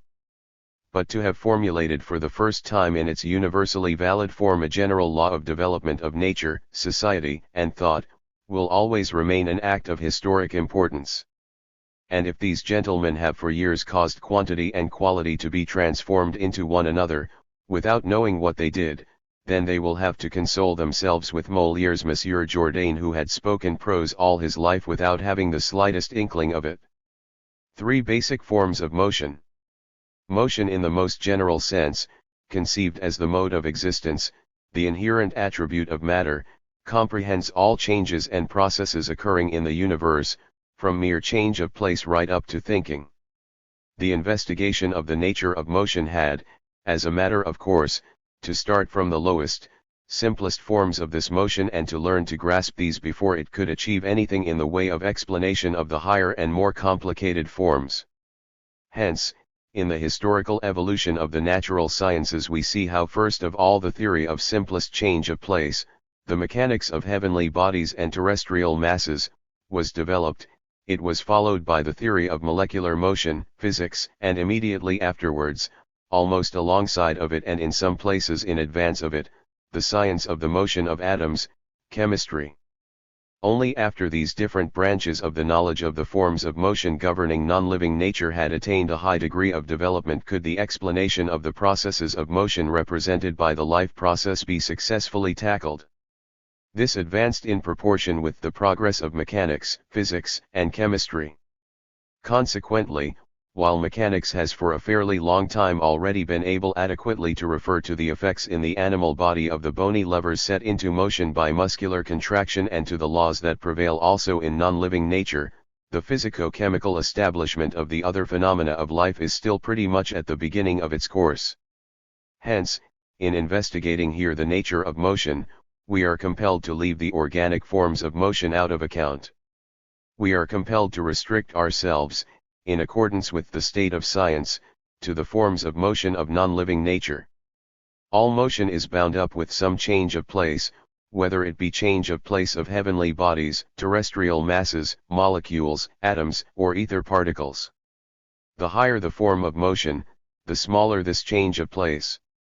It in no way exhausts the nature of the motion concerned, but it is inseparable from the motion.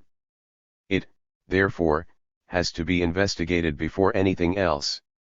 The whole of nature accessible to us forms a system, an interconnected totality of bodies, and by bodies we understand here all material existence extending from stars to atoms, indeed right to ether particles, in so far as one grants the existence of the last named.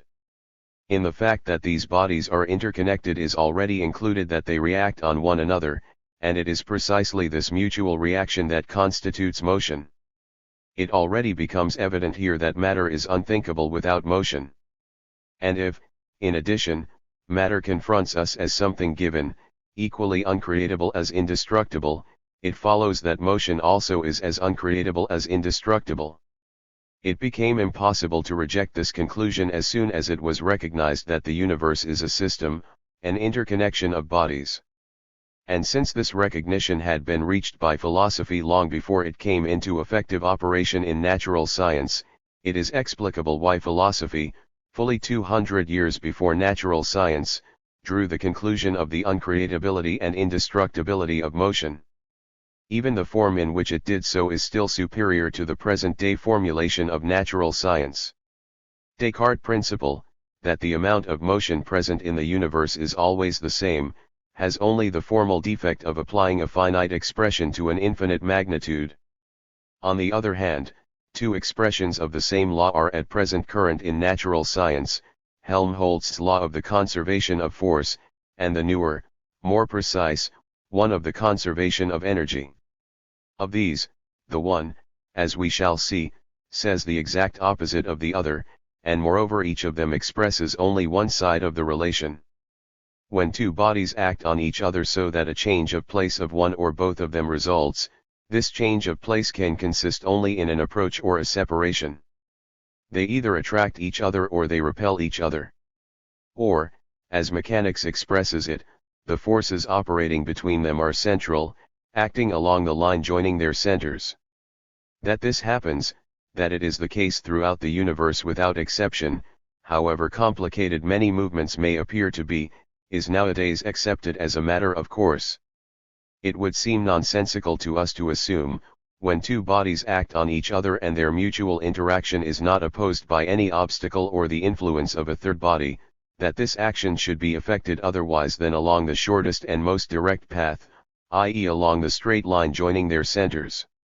It is well known, moreover, that Helmholtz, or Haltungderkraft, the conservation of force, Berlin, 1847, sections 1 and 2, has provided the mathematical proof that central action and unalterability of the quantity of motion are reciprocally conditioned, and that the assumption of other than central actions leads to results in which motion could be either created or destroyed.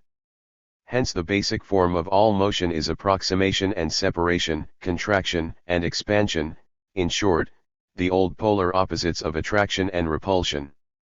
It is expressly to be noted that attraction and repulsion are not regarded here as so-called forces but as simple forms of motion, just as Kant had already conceived matter as the unity of attraction and repulsion. What is to be understood by the conception of forces will be shown in due course. All motion consists in the interplay of attraction and repulsion. Motion, however, is only possible when each individual attraction is compensated by a corresponding repulsion somewhere else. Otherwise, in time one side would get the preponderance over the other and then motion would finally cease.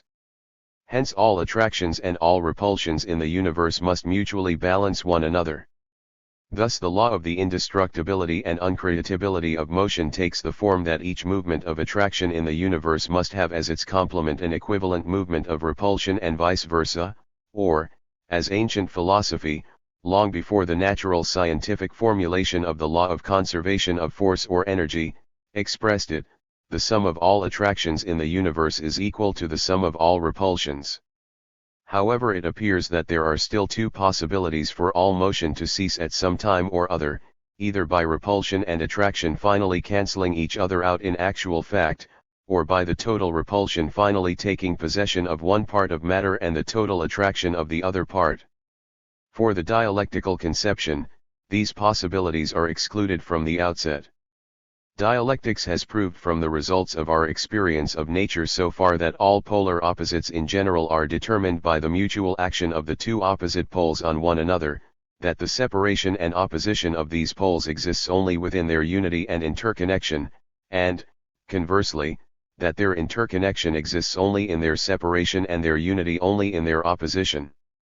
This once established, there can be no question of a final cancelling out of repulsion and attraction, or of a final partition between the one form of motion in one half of matter and the other form in the other half. Consequently, there can be no question of mutual penetration or of absolute separation of the two poles.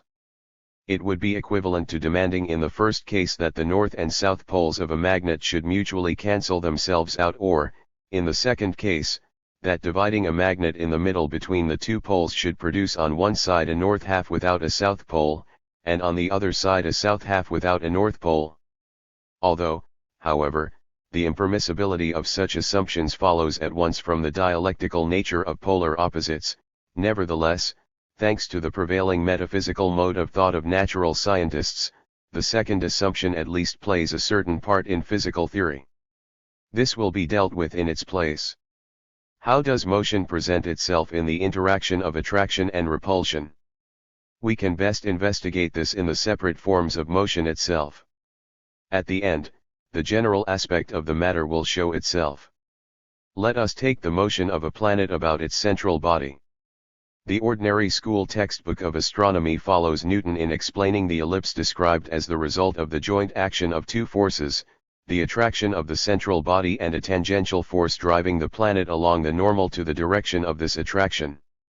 Thus it assumes, besides the form of motion directed centrally, also another direction of motion or so-called force perpendicular to the line joining the central points.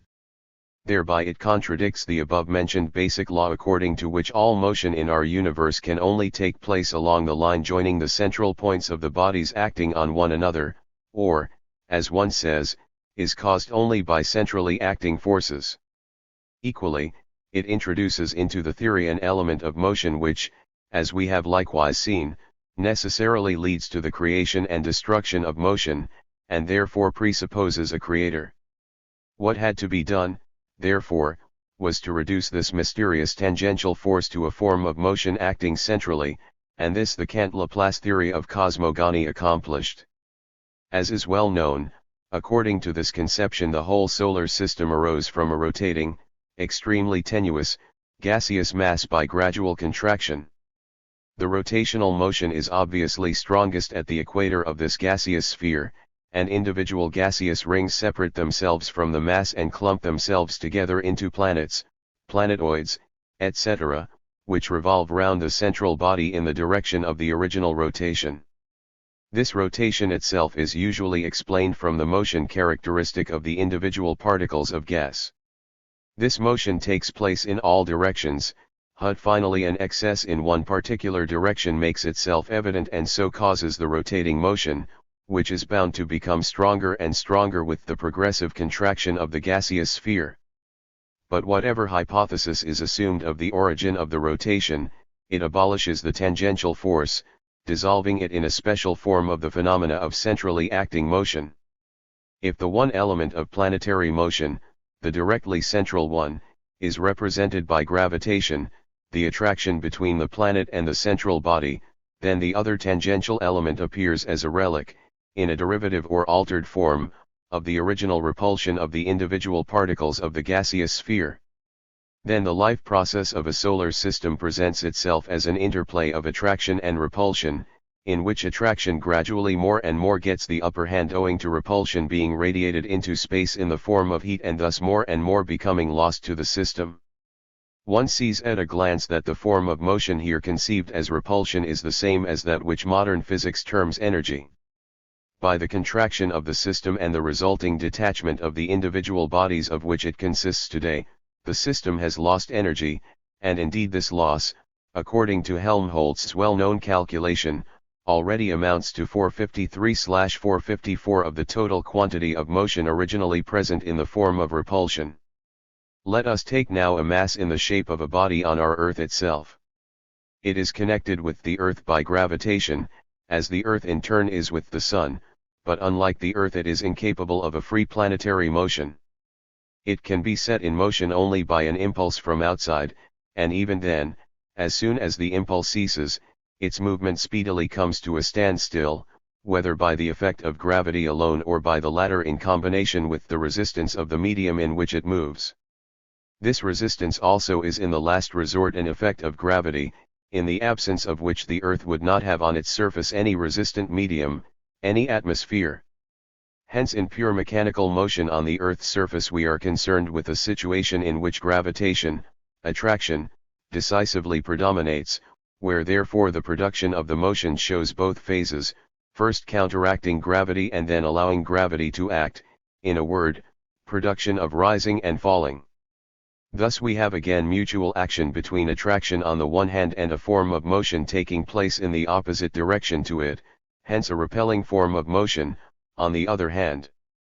But within the sphere of terrestrial pure mechanics, which deals with masses of given states of aggregation and cohesion taken by it as unalterable, this repelling form of motion does not occur in nature. The physical and chemical conditions under which a lump of rock becomes separated from a mountain top, or a fall of water becomes possible, lie outside our sphere. Therefore, in terrestrial pure mechanics, the repelling, raising motion must be produced artificially, by human force, animal force, water or steam power, etc. And this circumstance, this necessity to combat the natural attraction artificially, causes the mechanicians to adopt the view that attraction, gravitation, or, as they say, the force of gravity, is the most important, indeed the basic, form of motion in nature.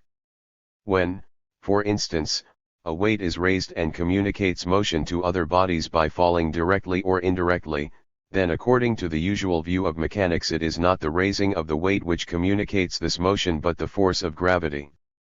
Thus Helmholtz, for instance, makes the force which is the simplest and the one with which we are best acquainted, viz. gravity, act as the driving force, for instance in grandfather clocks that are actuated by a weight. The weight cannot comply with the pull of gravity without setting the whole clockwork in motion.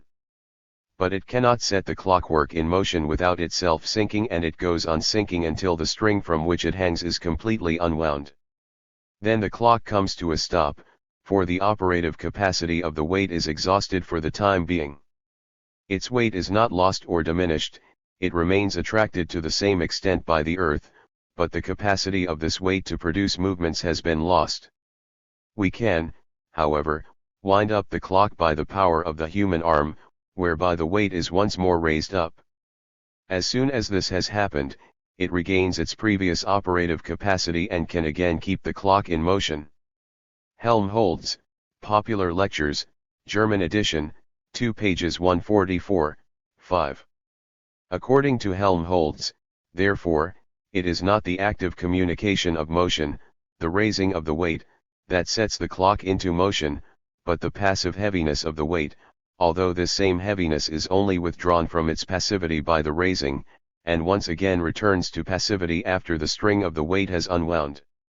If then according to the modern conception, as we saw above, energy is only another expression for repulsion, here in the older Helmholtz conception force appears as another expression for the opposite of repulsion, for attraction.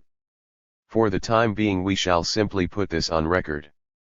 When this process, as far as terrestrial mechanics is concerned, has reached its end, when the heavy mass has first of all been raised and then again let fall through the same height, what becomes of the motion that constituted it? For pure mechanics, it has disappeared. But we know now that it has by no means been destroyed. To a lesser extent it has been conveyed into the air as oscillations of sound waves, to a much greater extent into heat, which has been communicated in part to the resisting atmosphere, in part to the falling body itself, and finally in part to the floor, on which the weight comes to rest. The clock weight has also gradually given up its motion in the form of frictional heat to the separate driving wheels of the clockwork. But, although usually expressed in this way, it is not the falling motion, i.e. the attraction, that has passed into heat, and therefore into a form of repulsion. On the contrary, as Helmholtz correctly remarks, the attraction, the heaviness, remains what it previously was and, accurately speaking, becomes even greater. Rather it is the repulsion communicated to the raised body by rising that is mechanically destroyed by falling and reappears as heat. The repulsion of masses is transformed into molecular repulsion. Heat, as already stated, is a form of repulsion. It sets the molecules of solid bodies into oscillation, thereby loosening the connections of the separate molecules until finally the transition to the liquid state takes place. In the liquid state also, on continued addition of heat, it increases the motion of the molecules until a degree is reached at which the latter split off altogether from the mass and, at a definite velocity determined for each molecule by its chemical constitution, they move away individually in the free state. With a still further addition of heat, this velocity is further increased, and so the molecules are more and more repelled from one another. But heat is a form of so-called energy. Here once again the latter proves to be identical with repulsion. In the phenomena of static electricity and magnetism, we have a polar division of attraction and repulsion.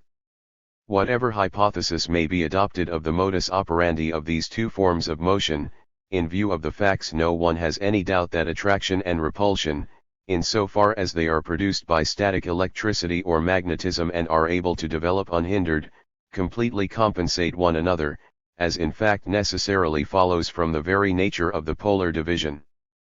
Two poles whose activities did not completely compensate each other would indeed not be poles, and also have so far not been discovered in nature. For the time being we will leave galvanism out of account, because in its case the process is determined by chemical reactions, which makes it more complicated.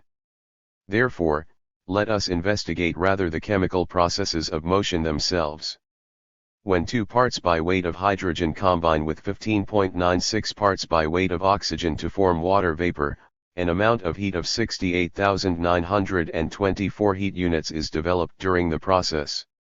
Conversely, if 17.96 parts by weight of water vapor are to be decomposed into 2 parts by weight of hydrogen and 15.96 parts by weight of oxygen, this is only possible on condition that the water vapor has communicated to it an amount of motion equivalent to 68,924 heat units, whether in the form of heat itself or of electrical motion.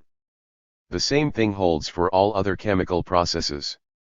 In the overwhelming majority of cases, motion is given off on combination and must be supplied on decomposition.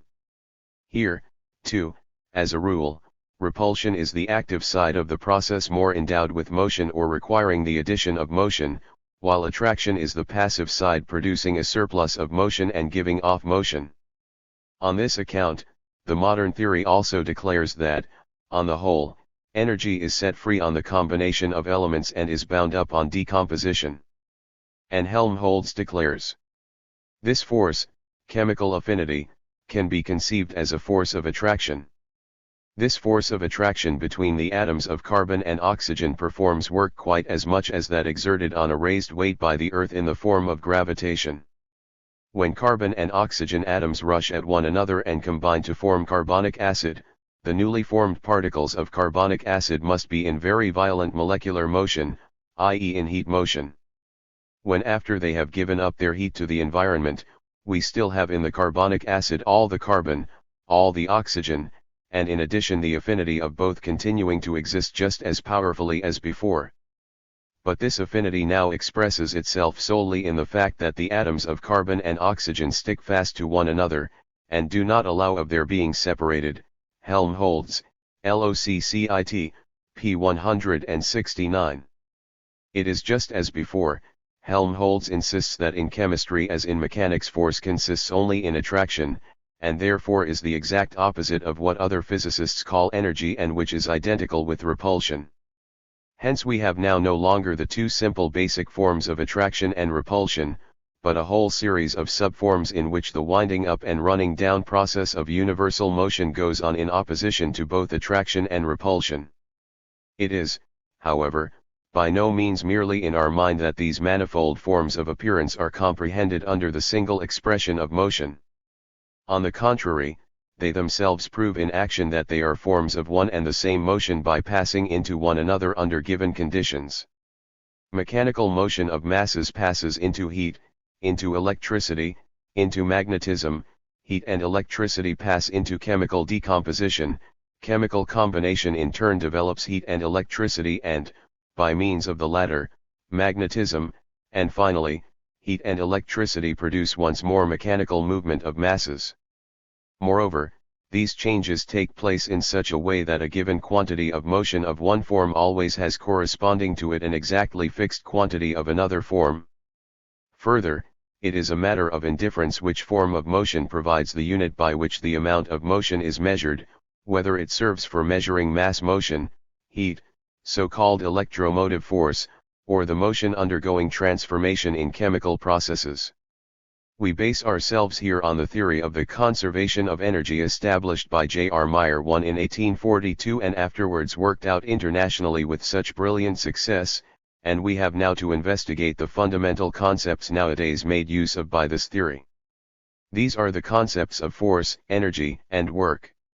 It has been shown above that according to the modern view, now fairly generally accepted, energy is the term used for repulsion, while Helmholtz generally uses the word force to express attraction. One could regard this as a mere distinction of form, inasmuch as attraction and repulsion compensate each other in the universe, and accordingly it would appear a matter of indifference which side of the relation is taken as positive and which as negative, just as it is of no importance in itself whether the positive abscissae are counted to the right or the left of a point in a given line. Nevertheless, this is not absolutely so. For we are concerned here, first of all, not with the universe, but with phenomena occurring on the Earth and conditioned by the exact position of the Earth in the solar system, and of the solar system in the universe. At every moment, however, our solar system gives out enormous quantities of motion into space, and motion of a very definite quality, viz. the sun's heat, i.e. repulsion. But our Earth itself allows of the existence of life on it only owing to the sun's heat, and it in turn finally radiates into space the sun's heat received, after it has converted a portion of this heat into other forms of motion. Consequently, in the solar system and above all on the Earth, attraction already considerably preponderates over repulsion. Without the repulsive motion radiated to us from the sun, all motion on the Earth would cease. If tomorrow the sun were to become cold, the attraction on the Earth would still, other circumstances remaining the same, be what it is today. As before, a stone of 100 kilograms, wherever situated, would weigh 100 kilograms. But the motion, both of masses and of molecules and atoms, would come to what we would regard as an absolute standstill. Therefore it is clear that for processes occurring on the Earth today it is by no means a matter of indifference whether attraction or repulsion is conceived as the active side of motion, hence as force or energy. On the contrary, on the Earth today attraction has already become altogether passive owing to its decisive preponderance over repulsion. We owe all active motion to the supply of repulsion from the sun. Therefore, the modern school, even if it remains unclear about the nature of the relation constituting motion, nevertheless, in point of fact and for terrestrial processes, indeed for the whole solar system, is absolutely right in conceiving energy as repulsion. The expression energy by no means correctly expresses all the relationships of motion, for it comprehends only one aspect, the action but not the reaction. It still makes it appear as if energy was something external to matter, something implanted in it. But in all circumstances it is to be preferred to the expression force. As conceded on all hands, from Hegel to Helmholtz, the notion of force is derived from the activity of the human organism within its environment. We speak of muscular force, of the lifting force of the arm, of the leaping power of the legs, of the digestive force of the stomach and intestinal canal, of the sensory force of the nerves, of the secretory force of the glands, etc. In other words, in order to save having to give the real cause of a change brought about by a function of our organism, we fabricate a fictitious cause, a so-called force corresponding to the change. Then we carry this convenient method over to the external world also, and so invent as many forces as there are diverse phenomena. In Hegel's time natural science, with the exception perhaps of heavenly and terrestrial mechanics, was still in this naive state, and Hegel quite correctly attacks the prevailing way of denoting forces, passage to be quoted. Too similarly in another passage. It is better, to say, that a magnet has a soul, as Thales expresses it, than that it has an attracting force. Force is a kind of property which is separable from matter and put forward as a predicate, while soul, on the other hand, is its movement, identical with the nature of matter. Geschichte der Philosophie History of Philosophy, I. p. 208. Today we no longer make it so easy for ourselves in regard to forces. Let us listen to Helmholtz. If we are fully acquainted with the natural law, we must also demand that it should operate without exception. Thus the law confronts us as an objective power, and accordingly we term it a force. For instance, we objectivize the law of the refraction of light as a refractive power of transparent substances, the law of chemical affinities as a force of affinity of the various substances for one another. Thus we speak of the electrical force of contact of metals, of the force of adhesion, capillary force, and so on. These names objectivize laws which in the first place embrace only a limited series of natural processes, the conditions for which are still rather complicated. Force is only the objectivist law of action. The abstract idea of force introduced by us only makes the addition that we have not arbitrarily invented this law but that it is a compulsory law of phenomena. Hence our demand to understand the phenomena of nature, i.e. to find out their laws, takes on another form of expression, viz. that we have to seek out the forces which are the causes of the phenomena. LLOCCIT, pages 189 to 191. Innsbruck Lecture of 1869. Firstly, it is certainly a peculiar manner of objectivizing if the purely subjective notion of force is introduced into a natural law that has already been established as independent of our subjectivity and therefore completely objective. At most an old Hegelian of the strictest type might permit himself such a thing, but not a neo-Kantian like Helmholtz. Neither the law, when once established, nor its objectivity, nor that of its action, acquires the slightest new objectivity by our interpolating a force into it. What is added is our subjective assertion that it acts in virtue of some so far entirely unknown force.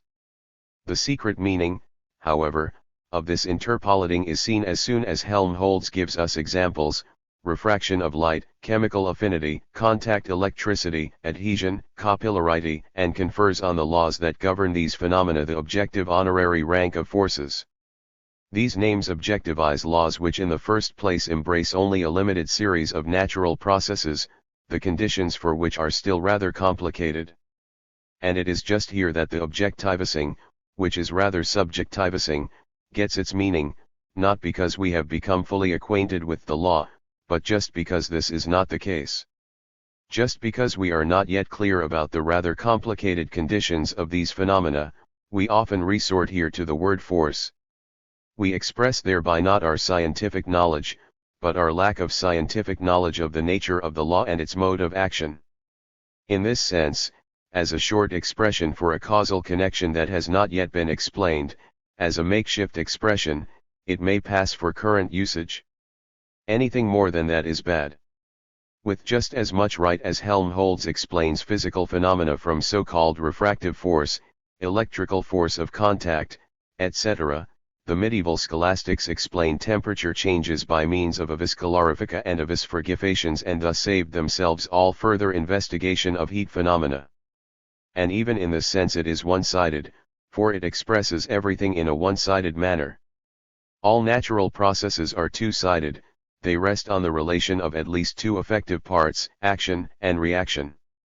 The notion of force, however, owing to its origin from the action of the human organism on the external world, and further because of terrestrial mechanics, implies that only one part is active, effective, the other part being passive, receptive. Hence it lays down a not yet demonstrable extension of the difference between the sexes to non-living objects.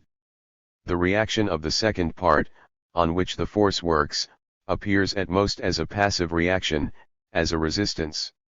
This mode of conception is permissible in a number of fields even outside pure mechanics, namely where it is a matter of the simple transference of motion and its quantitative calculation. But already in the more complicated physical processes it is no longer adequate, as Helmholtz's own examples prove.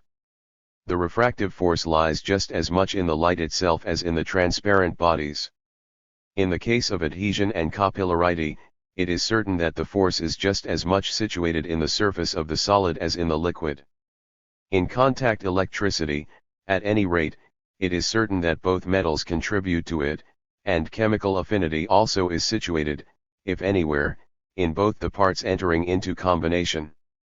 But a force which consists of separated forces, an action which does not evoke its reaction, but which exists solely by itself, is no force in the sense of terrestrial mechanics, the only science in which one really knows what is meant by a force.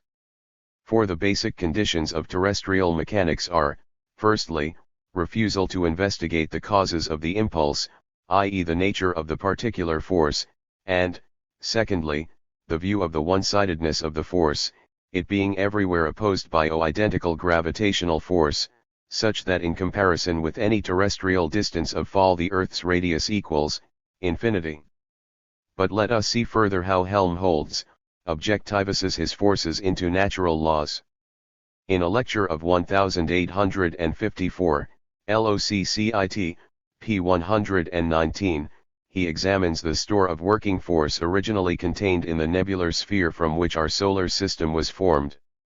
In point of fact it received an enormously large legacy in this respect, if only in the form of the general force of attraction of all its parts for one another. This indubitably is so.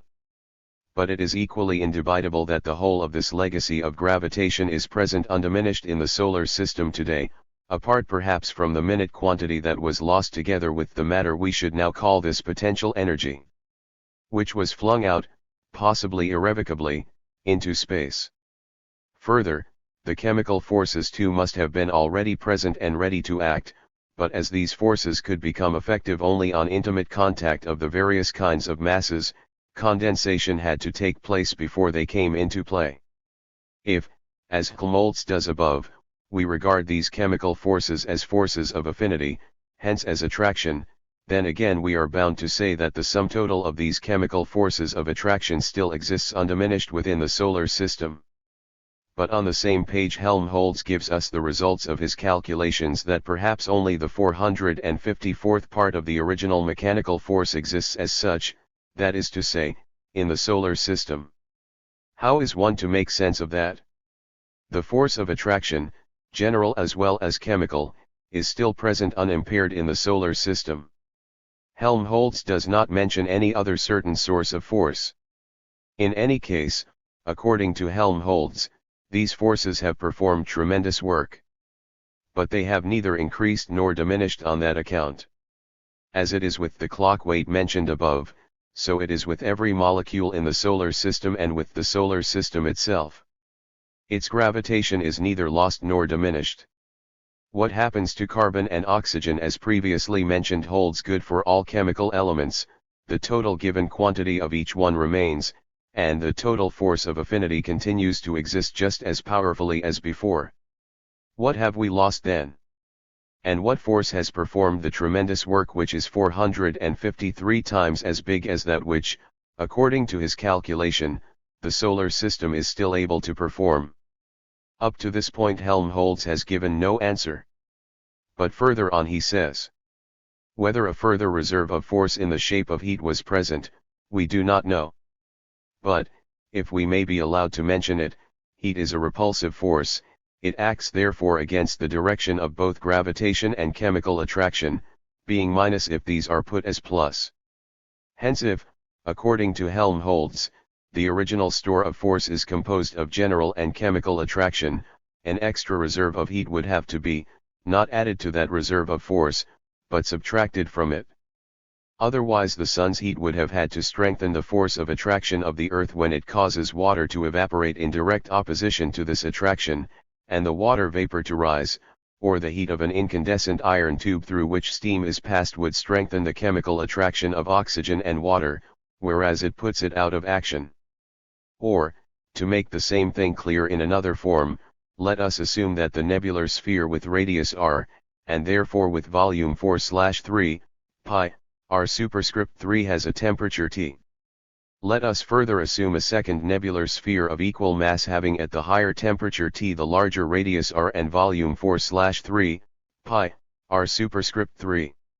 Now it is obvious that in the second nebular sphere the attraction, mechanical as well as physical and chemical, can act with the same force as in the first only when it has shrunk from radius r to radius r, i.e. when it has radiated into world space heat corresponding to the temperature difference T.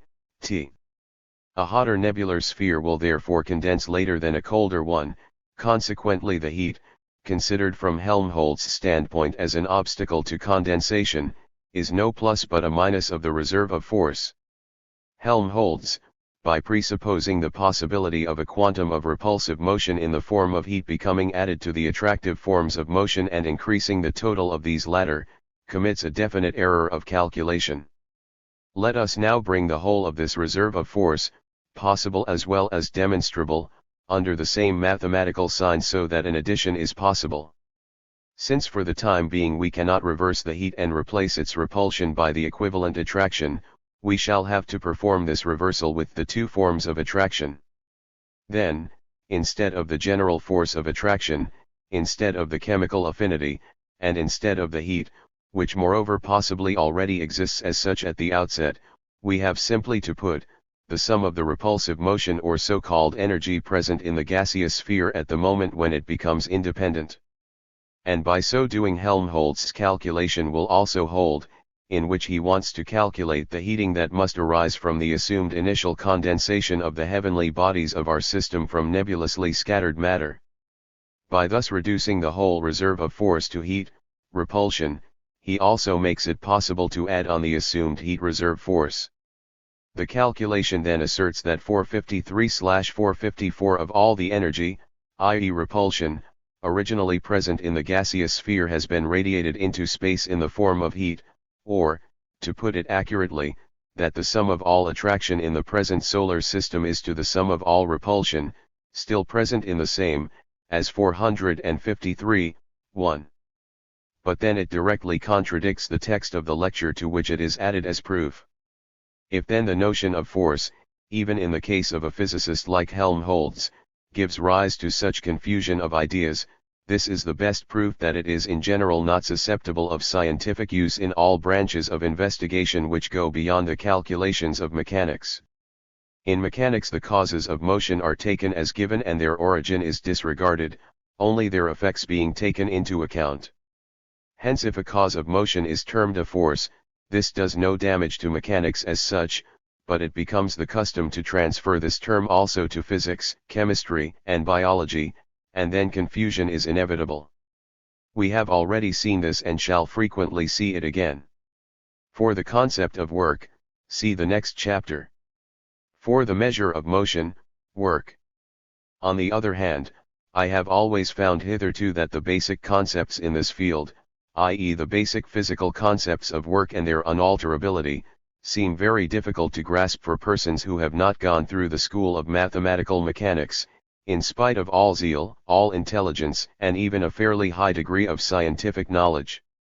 Moreover, it cannot be denied that they are abstractions of a quite peculiar kind. It was not without difficulty that even such an intellect as that of Kant succeeded in understanding them, as is proved by his polemic against Leibniz on this subject. So says Helmholtz, Popwis. Vortrage Popular Scientific Lectures, 2, Preface. According to this, we are venturing now into a very dangerous field, the more so since we cannot very well take the liberty of guiding the reader through the school of mathematical mechanics. Perhaps, however, it will turn out that, where it is a question of concepts, dialectical thinking will carry us at least as far as mathematical calculation.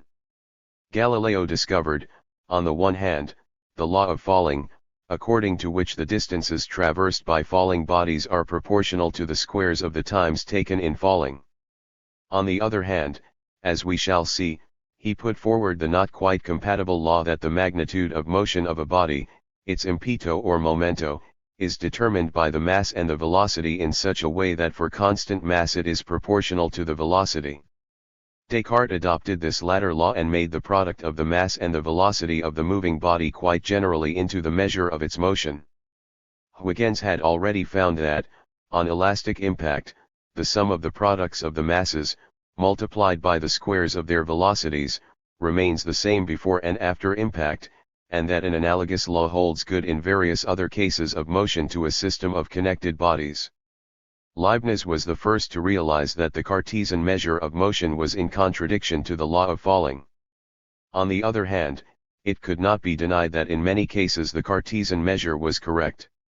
Accordingly, Leibniz divided moving forces into dead forces and live forces. The dead were the pushes or pulls of resting bodies, and their measure the product of the mass and the velocity with which the body would move if it were to pass from a state of rest to one of motion. On the other hand, he put forward as the measure of vis viva, of the real motion of a body, the product of the mass and the square of the velocity.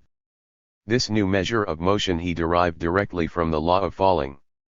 The same force is required, so Leibniz concluded, to raise a body of 4 pounds in weight 1 foot as to raise a body of 1 pound in weight 4 feet, but the distances are proportional to the square of the velocity, for when a body has fallen 4 feet, it attains twice the velocity reached on falling only 1 foot. However, bodies on falling acquire the force for rising to the same height as that from which they fell, hence the forces are proportional to the square of the velocity. Suter, Geschichte der Mathematik History of Mathematics, 2, p. 367. But he showed further that the measure of motion mv is in contradiction to the Cartesian law of the constancy of the quantity of motion, for if it was really valid the force, i.e. the quantity of motion, in nature would continually increase or diminish. He even devised an apparatus, 1690, Acta Eruditorum, which, if the measure mv were correct, would be bound to act as a perpetuum mobile with continual gain of force, which, however, would be absurd. Recently, Helmholtz has again frequently employed this kind of argument. The Cartesians protested with might and main, and there developed a famous controversy lasting many years, in which Kant also participated in his very first work, Gedanken von der Wahrschätzung der lebendigen Kraft, Thoughts on the True Estimation of Live Forces, 1746, without, however, seeing clearly into the matter. Mathematicians today look down with a certain amount of scorn on this barren controversy which dragged out for more than 40 years and divided the mathematicians of Europe into two hostile camps, until at last D'Alembert by his Trait de Dynamique, 1743, as it were by a final verdict, put an end to the useless verbal dispute, for it was nothing else. Suter, Ibid, p. 366. It would, however, seem that a controversy could not rest entirely on a useless verbal dispute when it had been initiated by a Leibniz against a Descartes, and had occupied a man like Kant to such an extent that he devoted to it his first work, a fairly large volume. And in point of fact, how is it to be understood that motion has two contradictory measures, that on one occasion it is proportional to the velocity, and on another to the square of the velocity? Suter makes it very easy for himself. He says both sides were right and both were wrong. Nevertheless, the expression vis viva has endured up to the present day, only it no longer serves as the measure of force, but is merely a term that was once adopted for the product of the mass and half the square of the velocity, a product so full of significance in mechanics. Hence, mv remains the measure of motion, and vis viva is only another expression for mv2/2, concerning which formula we learn indeed that it is of great significance for mechanics, but now most certainly do not know what significance it has. Let us, however, take up the salvation-bringing Trait de Dynamique and look more closely at D'Alembert's final verdict. It is to be found in the preface.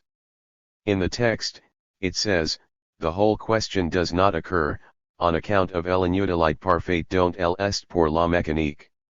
This is quite correct for purely mathematical mechanics, in which, as in the case of Suter above, words used as designations are only other expressions, or names, for algebraic formulae, names in connection with which it is best not to think at all.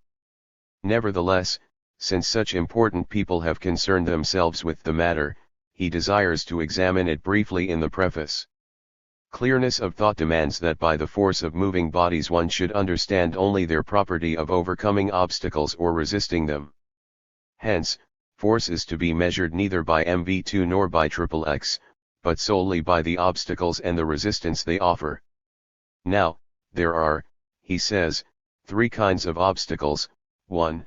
Insuperable obstacles which totally destroy the motion, and for that very reason cannot be taken into account here. 2. Obstacles whose resistance suffices to arrest the motion and to do so instantaneously, the case of equilibrium. 3. Obstacles which only gradually arrest the motion, the case of retarded motion.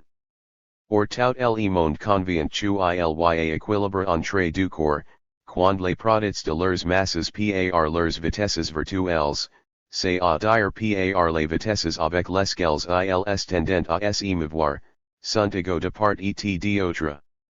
Dans l'équilibre le produit de la masse par la vitesse, ou, ce qui est la même chose, la quantité de mouvement, peut représenter la force.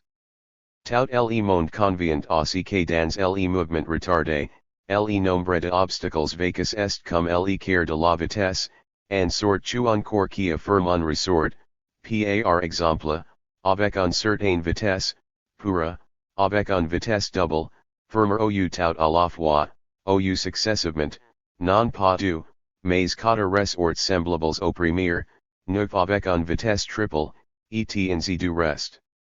Dou les partisans de forces vives the Leibnizians concluent que la force de corps qui se mouvant actuellement, est en général comme le produit de la masse et par le quart de la vitesse. Au fond, quel inconvénient pourrait-il y avoir, aussi que la mesure de forces fut différente dans l'équilibre et dans le mouvement retardé, puisque, si on veut en raisonner que d'après des idées claires, on doit en entendre par le mot force que l'effet produit en surmontant l'obstacle ou en lui resistant. Preface, pages 19 to 20, of the original edition. D'Alembert, however, is far too much of a philosopher not to realize that the contradiction of a twofold measure of one and the same force is not to be got over so easily. Therefore, after repeating what is basically only the same thing as Leibniz had already said, for his equilibre is precisely the same thing as the dead pressure of Leibniz, he suddenly goes over to the side of the Cartesians and finds the following expedient: the product mv can serve as a measure of force, even in the case of delayed motion. Si dans ce dernier cas on mesure la force, non par la quantité absolue de obstacles, mais par la somme de résistances de ces mêmes obstacles. Car on ne saurait douter que cette somme de résistances ne soit proportionnelle à la quantité du mouvement mv, puisque, de l'élevé ou de tout le monde, la quantité du mouvement que le corps perd à chaque instant, est proportionnel au produit de la résistance par la durée infiniment petite de l'instant, et que la somme de ces products est évidemment la résistance totale. This latter mode of calculation seems to him the more natural one, car un obstacle n'est tel que en tant que il résiste etc., à proprement parler, la somme de résistances qui est un obstacle vécu, d'alors, en estimant ainsi la force, on a l'avantage d'avoir pour l'équilibre et pour le mouvement retardé une mesure commune. Still, everyone can take that as he likes. And so, believing he has solved the question, by what, as Suter himself acknowledges, is a mathematical blunder, he concludes with unkind remarks on the confusion reigning among his predecessors, and asserts that after the above remarks there is possible only a very futile metaphysical discussion or a still more discreditable purely verbal dispute. D'Alembert's proposal for reaching a reconciliation amounts to the following calculation. A mass 1, with velocity 1, compresses one spring in unit time.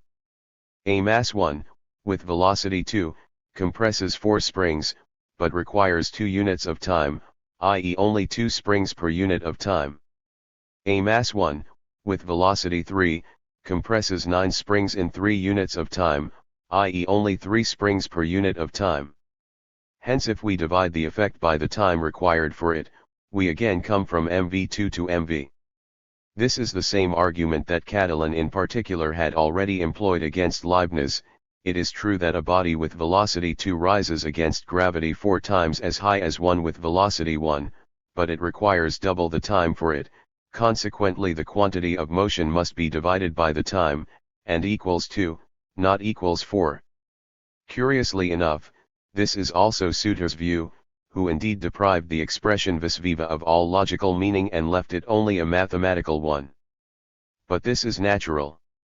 For Suter it is a question of saving the formula mv in its significance as sole measure of the quantity of motion, hence logically mv2 is sacrificed in order to arise again transfigured in the heaven of mathematics. However, this much is correct, Catalan's argument provides one of the bridges connecting mv with mv2, and so is of importance. The mechanicians subsequent to D'Alembert by no means accepted his verdict, for his final verdict was indeed in favor of mv as the measure of motion. They adhered to his expression of the distinction which Leibniz had already made between dead and live forces. mv is valid for equilibrium, i.e. for statics, mv2 is valid for motion against resistance, i.e. for dynamics. Although on the whole correct, the distinction in this form has, however, logically no more meaning than the famous pronouncement of the junior officer, on duty always to me, off duty always me. It is accepted tacitly, it just exists. We cannot alter it, and if a contradiction lurks in this double measure, how can we help it?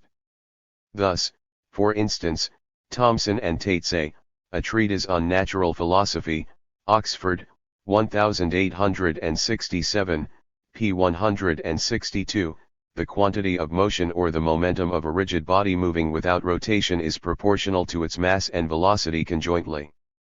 Double mass or double velocity would correspond to double quantity of motion. And immediately below that they say, the vis viva or kinetic energy of a moving body is proportional to the mass and the square of the velocity conjointly. The two contradictory measures of motion are put side by side in this very glaring form. Not so much as the slightest attempt is made to explain the contradiction, or even to disguise it. In the book by these two Scotsmen, thinking is forbidden, only calculation is permitted. No wonder that at least one of them, Tate, is accounted one of the most pious Christians of pious Scotland. In Kirchhoff's Vorlesungen über Mathematische Mechanik lectures on mathematical mechanics, the formulae mv and mv2 do not occur at all in this form. Perhaps Helmholtz will aid us. In his Erhaltung der Kraft conservation of force he proposes to express vis viva by mv2/2, a point to which we shall return later.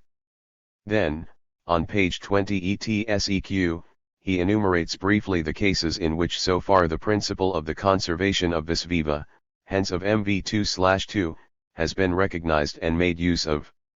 Included therein under number 2 is the transference of motion by incompressible solid and fluid bodies, in so far as friction or impact of inelastic materials does not occur. For these cases our general principle is usually expressed in the rule that motion propagated and altered by mechanical powers always decreases in intensity of force in the same proportion as it increases in velocity. If, therefore, we imagine a weight m being raised with velocity c by a machine in which a force for performing work is produced uniformly by some process or other, then with a different mechanical arrangement the weight nm could be raised, but only with velocity c/n, so that in both cases the quantity of tensile force produced by the machine in unit time is represented by mgc, where g is the intensity of the gravitational force. Thus, here too we have the contradiction that an intensity of force, which decreases and increases in simple proportion to the velocity, has to serve as proof for the conservation of an intensity of force which decreases and increases in proportion to the square of the velocity. In any case, it becomes evident here that mv and mv2 serve to determine two quite distinct processes, but we certainly knew long ago that mv2 cannot equal mv, unless v equals L.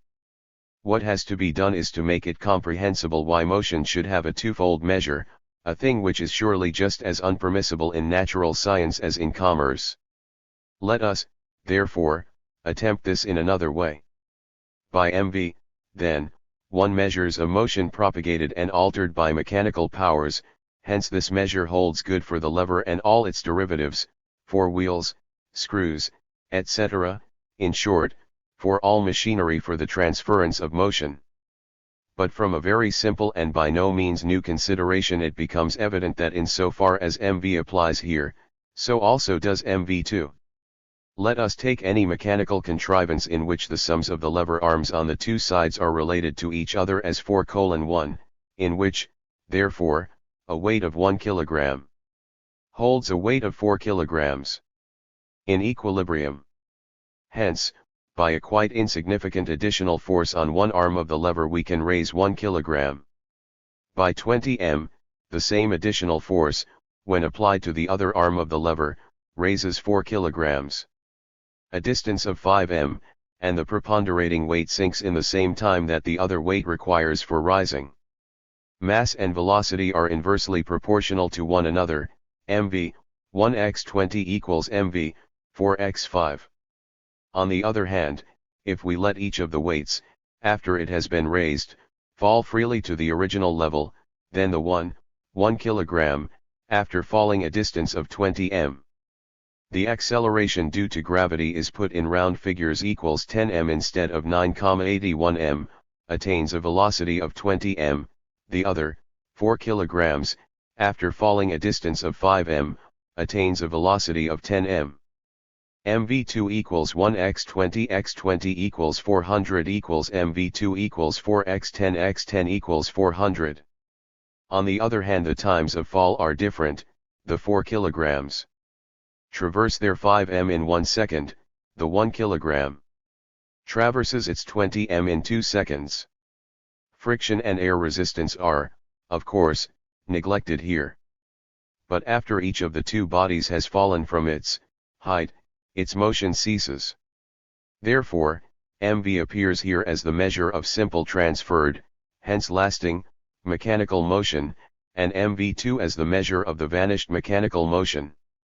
Further, the same thing applies to the impact of perfectly elastic bodies. The sum of both mv and of mv2 is unaltered before and after impact. Both measures have the same validity. This is not the case on impact of inelastic bodies. Here, too, the current elementary textbooks, higher mechanics is hardly concerned at all with such trifles, teach that before and after impact the sum of mv remains the same. On the other hand, a loss of vis viva occurs, for if the sum of mv2 after impact is subtracted from the sum of mv2 before impact, there is under all circumstances a positive remainder. By this amount, or the half of it, according to the notation adopted, the vis viva is diminished owing both to the mutual penetration and to the change of form of the colliding bodies. The latter is now clear and obvious, but not so the first assertion that the sum of mv remains the same before and after impact. In spite of Suter, vis viva is motion, and if a part of it is lost, motion is lost. Consequently, either mv here incorrectly expresses the quantity of motion, or the above assertion is untrue. In general, the whole theorem has been handed down from a period when there was as yet no inkling of the transformation of motion, when, therefore, a disappearance of mechanical motion was only conceded where there was no other way out. Thus, the equality here of the sum of mv before and after impact was taken as proved by the fact that no loss or gain of this sum had been introduced.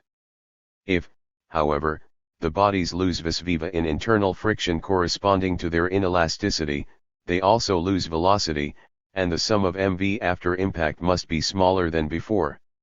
For it is surely not possible to neglect the internal friction in calculating mv, when it makes itself felt so clearly in calculating mv2. But this does not matter. Even if we admit the theorem, and calculate the velocity after falling, on the assumption that the sum of mv has remained the same, this decrease of the sum of mv2 is still found.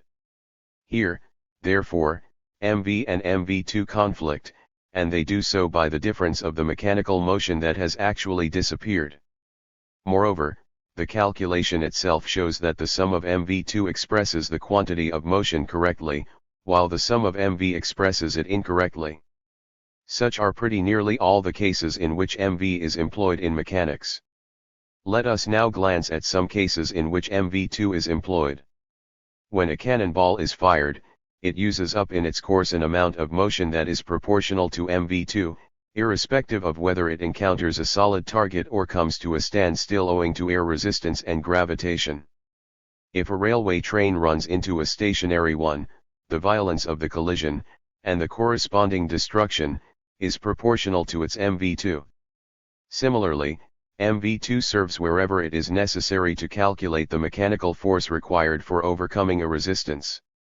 But what is the meaning of this convenient phrase, so current in mechanics, overcoming a resistance?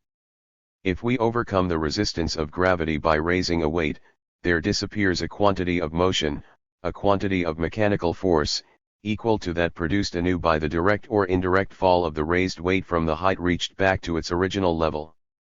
The quantity is measured by half the product of the mass and the final velocity after falling, mv2/2. What then occurred on raising the weight? Mechanical motion, or force, disappeared as such. But it has not been annihilated, it has been converted into mechanical force of tension, to use Helmholtz's expression, into potential energy, as the moderns say, into ergel as Clausius calls it, and this can at any moment, by any mechanically appropriate means, be reconverted into the same quantity of mechanical motion as was necessary to produce it. The potential energy is only the negative expression of the vis viva and vice versa. A 24 pounds cannonball moving with a velocity of 400 m per second strikes the 1 meter thick armor plating of a warship, and under these conditions has apparently no effect on the armor. Consequently, an amount of mechanical motion has vanished equal to mv2/2, i.e., since 24 pounds equals 12 kg, equals 12 x 400 x 400 x 1/2 equals 960,000 kilogram meters. What has become of it? A small portion has been expended in the concussion and molecular alteration of the armor plate. A second portion goes in smashing the cannonball into innumerable fragments. But the greater part has been converted into heat and raises the temperature of the cannon hull to red heat. When the Prussians, in passing over to Alsen in 1864, brought their heavy batteries into play against the armored sides of the Rolf Krake, after each hit they saw in the darkness the flare produced by the suddenly glowing shot. Even earlier, Whitworth had proved by experiment that explosive shells need no detonator when used against armored warships. The glowing metal itself ignites the charge. Taking the mechanical equivalent of the unit of heat as 424 kilogram meters, the quantity of heat corresponding to the above-mentioned amount of mechanical motion is 2,264 units.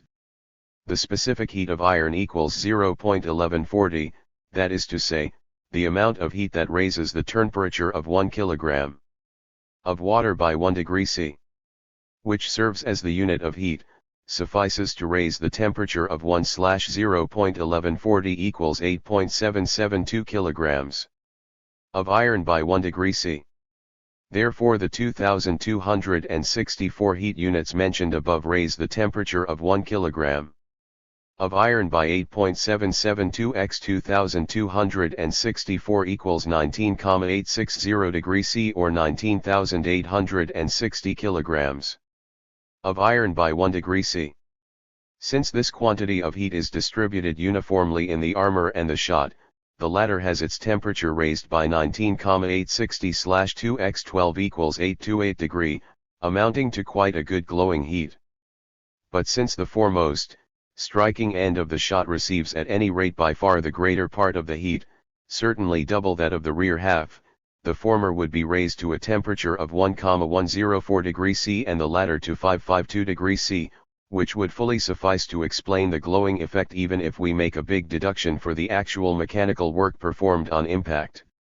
Mechanical motion also disappears in friction, to reappear as heat. It is well known that, by the most accurate possible measurement of the two processes, Joule in Manchester and Codling in Copenhagen were the first to make an approximate experimental measurement of the mechanical equivalent of heat. The same thing applies to the production of an electric current in a magneto-electrical machine by means of mechanical force, e.g. from a steam engine. The quantity of so-called electromotive force produced in a given time is proportional to the quantity of mechanical motion used up in the same period, being equal to it if expressed in the same units. We can imagine this quantity of mechanical motion being produced, not by a steam engine, but by a weight falling in accordance with the pressure of gravity. The mechanical force that this is capable of supplying is measured by the vis viva that it would obtain on falling freely through the same distance, or by the force required to raise it again to the original height, in both cases mv2/2. Hence we find that while it is true that mechanical motion has a twofold measure, each of these measures holds good for a very definitely demarcated series of phenomena. If already existing mechanical motion is transferred in such a way that it remains as mechanical motion, the transference takes place in proportion to the product of the mass and the velocity. If, however, it is transferred in such a way that it disappears as mechanical motion in order to reappear in the form of potential energy, heat, electricity, etc., in short, if it is converted into another form of motion, then the quantity of this new form of motion is proportional to the product of the originally moving mass and the square of the velocity. In short, mv is mechanical motion measured as mechanical motion, mv2/2 is mechanical motion measured by its capacity to become converted into a definite quantity of another form of motion. And, as we have seen, these two measures, because different, do not contradict one another. It becomes clear from this that Leibniz's quarrel with the Cartesians was by no means a mere verbal dispute, and that D'Alembert's verdict in point of fact settled nothing at all. D'Alembert might have spared himself his tirades on the unclearness of his predecessors, for he was just as unclear as they were. In fact, as long as it was not known what becomes of the apparently annihilated mechanical motion, the absence of clarity was inevitable. And as long as mathematical mechanicians like Suter remain obstinately shut in by the four walls of their special science, they are bound to remain just as unclear as D'Alembert and to put us off with empty and contradictory phrases. But how does modern mechanics express this conversion of mechanical motion into another form of motion, proportional in quantity to the former? It has performed work, and indeed a definite amount of work. But this does not exhaust the concept of work in the physical sense of the word. If, as in a steam or heat engine, heat is converted into mechanical motion, i.e. molecular motion is converted into mass motion, if heat breaks up a chemical compound, if it becomes converted into electricity in a thermopile, if an electric current sets free the elements of water from dilute sulfuric acid, or, conversely, if the motion, alias energy, produced in the chemical process of a current-producing cell takes the form of electricity and this in the circuit once more becomes converted into heat, in all these processes the form of motion that initiates the process, and which is converted by it into another form, performs work, and indeed a quantity of work corresponding to its own quantity. Work, therefore, is change of form of motion regarded in its quantitative aspect. But how so? If a raised weight remains suspended and at rest, is its potential energy during the period of rest also a form of motion? Certainly. Even Tate arrives at the conviction that potential energy is subsequently resolved into a form of actual motion, Nature, 14p.459. And, apart from that, Kirchhoff goes much further in saying, Mathematical Mechanics, p. 32, rest is a special case of motion, and thus proves that he can not only calculate but can also think dialectically. Hence, by a consideration of the two measures of mechanical motion, we arrive incidentally, easily, and almost as a matter of course, at the concept of work, which was described to us as being so difficult to comprehend without mathematical mechanics. At any rate, we now know more about it than from Helmholtz's lecture on the conservation of force, 1862, which was intended precisely to make as clear as possible the fundamental physical concepts of work and their invariability. All that we learn there about work is, that it is something which is expressed in foot-pounds or in units of heat, and that the number of these foot-pounds or units of heat is invariable for a definite quantity of work, and, further, that besides mechanical forces and heat, chemical and electric forces can perform work, but that all these forces exhaust their capacity for work in the measure that they actually result in work. We learn also that it follows from this that the sum of all effective quantities of force in nature as a whole remains eternally and invariably the same throughout all the changes taking place in nature. The concept of work is neither developed, nor even defined. And it is precisely the quantitative invariability of the magnitude of work which prevents him from realizing that the qualitative alteration, the change of form, is the basic condition for all physical work. And so Helmholtz can go so far as to assert that friction and inelastic impact are processes in which mechanical work is destroyed and heat is produced instead. Pop Vortrage Popular Lectures, 2, p. 166. Just the contrary. Here mechanical work is not destroyed, here mechanical work is performed. It is mechanical motion that is apparently destroyed. But mechanical motion can never perform even a millionth part of a kilogram-meter of work, without apparently being destroyed as such, without becoming converted into another form of motion. But, as we have seen, the capacity for work contained in a given quantity of mechanical motion is what is known as its vis viva, and until recently was measured by MV2. And here a new contradiction arose. Let us listen to Helmholtz, Conservation of Force, p. 9. We read there that the magnitude of work can be expressed by a weight m being raised to a height h, when, if the force of gravity is put as g, the magnitude of work equals mgh. For the body m to rise freely to the vertical height h, it requires a velocity v equals square root of 2gh, and it attains the same velocity on falling. Consequently, mgh equals mv2/2, and Helmholtz proposes to take the magnitude mv2/2 as the quantity of vis viva, whereby it becomes identical with the measure of the magnitude of work. From the viewpoint of how the concept of vis viva has been applied hitherto, this change has no significance, but it will offer essential advantages in the future. It is scarcely to be believed. In 1847, Helmholtz was so little clear about the mutual relations of vis viva and work, that he totally fails to notice how he transforms the former proportional measure of vis viva into its absolute measure, and remains quite unconscious of the important discovery he has made by his audacious handling, recommending his mv2/2 only because of its convenience as compared with mv2. And it is as a matter of convenience that mechanicians have adopted mv2/2. Only gradually was mv2/2 also proved mathematically. Naumann, Olg. Chemie General Chemistry, p. 7, gives an algebraical proof.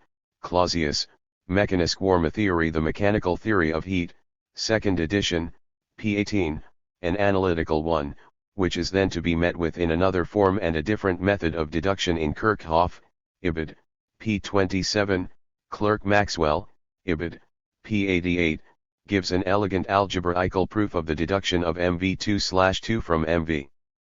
This does not prevent our two Scotsmen, Thomson and Tate, from asserting, Ibid, p. 164, the vis viva or kinetic energy of a moving body is proportional to the mass and the square of the velocity conjointly. If we adopt the same units of mass as above, namely, unit of mass moving with unit velocity, there is a particular advantage in defining kinetic energy as half the product of the mass and the square of the velocity. Here, therefore, we find that not only the ability to think, but also to calculate, has come to a standstill in the two foremost mechanicians of Scotland. The particular advantage, the convenience of the formula, accomplishes everything in the most beautiful fashion.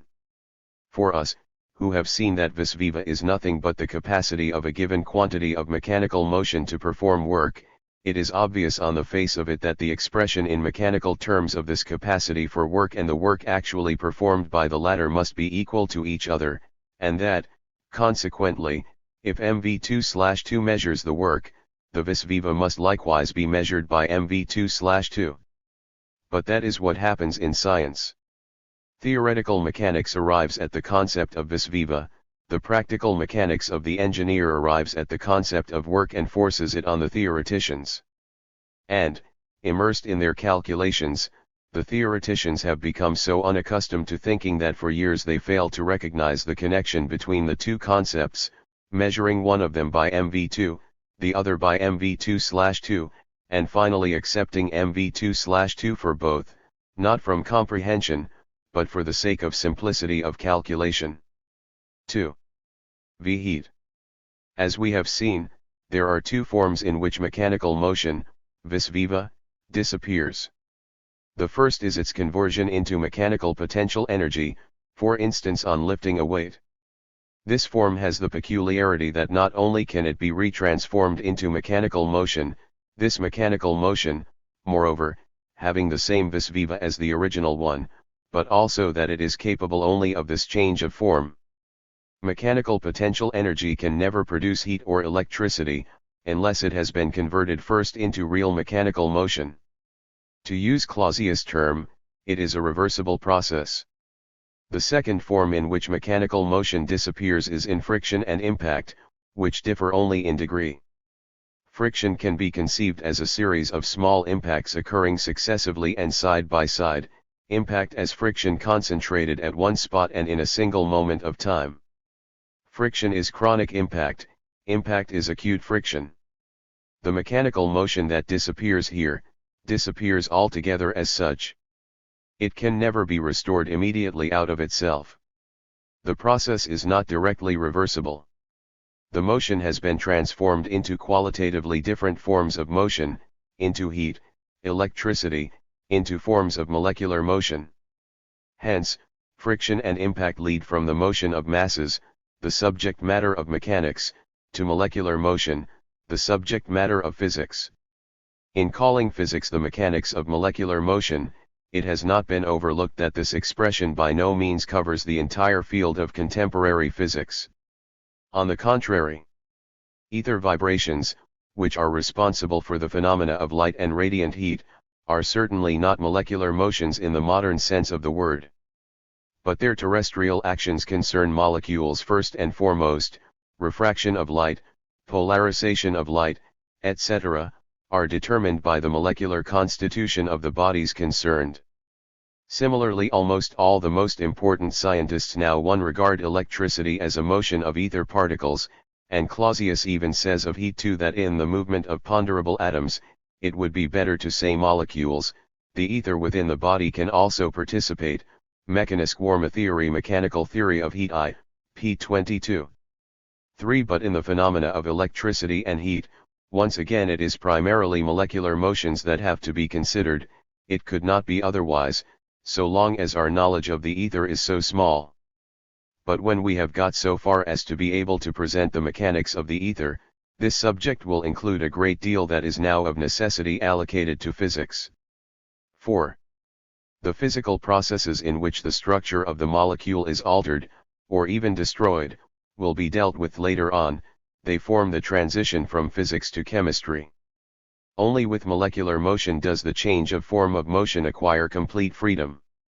Whereas, at the boundary of mechanics the motion of masses can assume only a few other forms, heat or electricity. Here, a quite different and more lively capacity for change of form is to be seen. Heat passes into electricity in the thermopile, it becomes identical with light at a certain stage of radiation, and in its turn reproduces mechanical motion. Electricity and magnetism, a twin pair like heat and light, not only become transformed into each other, but also into heat and light as well as mechanical motion. And this takes place in such definite measure relations that a given quantity of any one of these forms of energy can be expressed in any other, in kilogram meters, in heat units, in volts 6, and similarly any unit of measurement can be translated into any other. The practical discovery of the conversion of mechanical motion into heat is so very ancient that it can be taken as dating from the beginning of human history. 7. Whatever discoveries, in the way of tools and domestication of animals 8 may have preceded it, the making of fire by friction was the first instance of men pressing a non-living force of nature into their service. Popular superstitions today still show how greatly the almost immeasurable import of this gigantic advance impressed itself on the mind of mankind. Long after the introduction of the use of bronze and iron, the discovery of the stone knife, the first tool, continued to be celebrated, all religious sacrifices being performed with stone knives. According to the Jewish legend, Joshua decreed that men born in the wilderness should be circumcised with stone knives. The Celts and Germans used stone knives exclusively in their human sacrifices. But all this long ago passed into oblivion. It was different with the making of fire by friction. Long after other methods of producing fire had become known, every sacred fire among the majority of peoples had to be obtained by friction. But even today, popular superstition in the majority of the European countries insists that fire with miraculous powers, e.g. our German bonfire against epidemics, may be lighted only by means of friction. Thus, down to our own day, the grateful memory of the first great victory of mankind over nature lives on, half unconsciously, in popular superstition, in the relics of heathen mythological recollections, among the most educated peoples in the world. However, the process of making fire by friction is still one-sided. By it mechanical motion is converted into heat. To complete the process, it must be reversed, heat must be converted into mechanical motion. Only in that case is justice done to the dialectics of the process, the cycle of the process being completed, for the first stage, at least. But history has its own pace, and however dialectical its course may be in the last analysis, dialectics has often to wait for history a fairly long time. Many thousands of years must have elapsed between the discovery of fire by friction and the time when Hero of Alexandria, ca 120 BC, invented a machine which was set in rotary motion by the steam issuing from it. And almost another 2,000 years elapsed before the first steam engine was built, the first apparatus for the conversion of heat into really usable mechanical motion. The steam engine was the first really international invention, and this fact, in turn, testifies to a mighty historical advance. The Frenchman, Papin, invented the first steam engine, and he invented it in Germany. It was the German, Leibniz, scattering around him, as always, brilliant ideas, without caring whether the merit for them would be awarded to him or someone else, who, as we know now from Papin's correspondence, published by Gerland, gave him the main idea of the machine, the employment of a cylinder and piston. Soon after that, the Englishmen, Savary and Newcomen, invented similar machines. Finally, their fellow countryman, Watt, by introducing a separate condenser, brought the steam engine in principle up to the level of today. The cycle of inventions in this sphere was completed, the conversion of heat into mechanical motion was achieved. What came afterwards were improvements in details. Practice, therefore, solved after its own fashion the problem of the relations between mechanical motion and heat. It had, to begin with, converted the first into the second, and then it converted the second into the first. But how did matters stand in regard to theory? The situation was pitiable enough. Although it was just in the 17th and 18th centuries that innumerable accounts of travel appeared, teeming with descriptions of savages who knew no way of producing fire other than by friction, yet physicists were almost uninterested in it. They were equally indifferent to the steam engine during the whole of the 18th century and the first decades of the 19th. For the most part they were satisfied simply to record the facts. Finally, in the 20s, Sidi Carnot took the matter in hand, and indeed so very skillfully that his best calculations, afterwards presented by Clapeyron in geometrical form, have been accepted up to the present day by Clausius and Clerk Maxwell. Sidi Carnot almost got to the bottom of the question. It was not the lack of factual data that prevented him from completely solving it, but solely a preconceived false theory.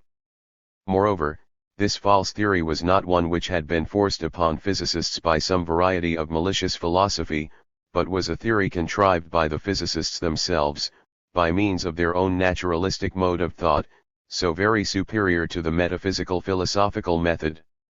In the 17th century heat was regarded, at any rate in England, as a property of bodies, as a motion of a particular kind, the nature of which has never been explained in a satisfactory manner. This is what Th. Thomson called it, 2 years before the discovery of the mechanical theory of heat, Outline of the Sciences of Heat and Electricity, 2nd edition, London, 1840.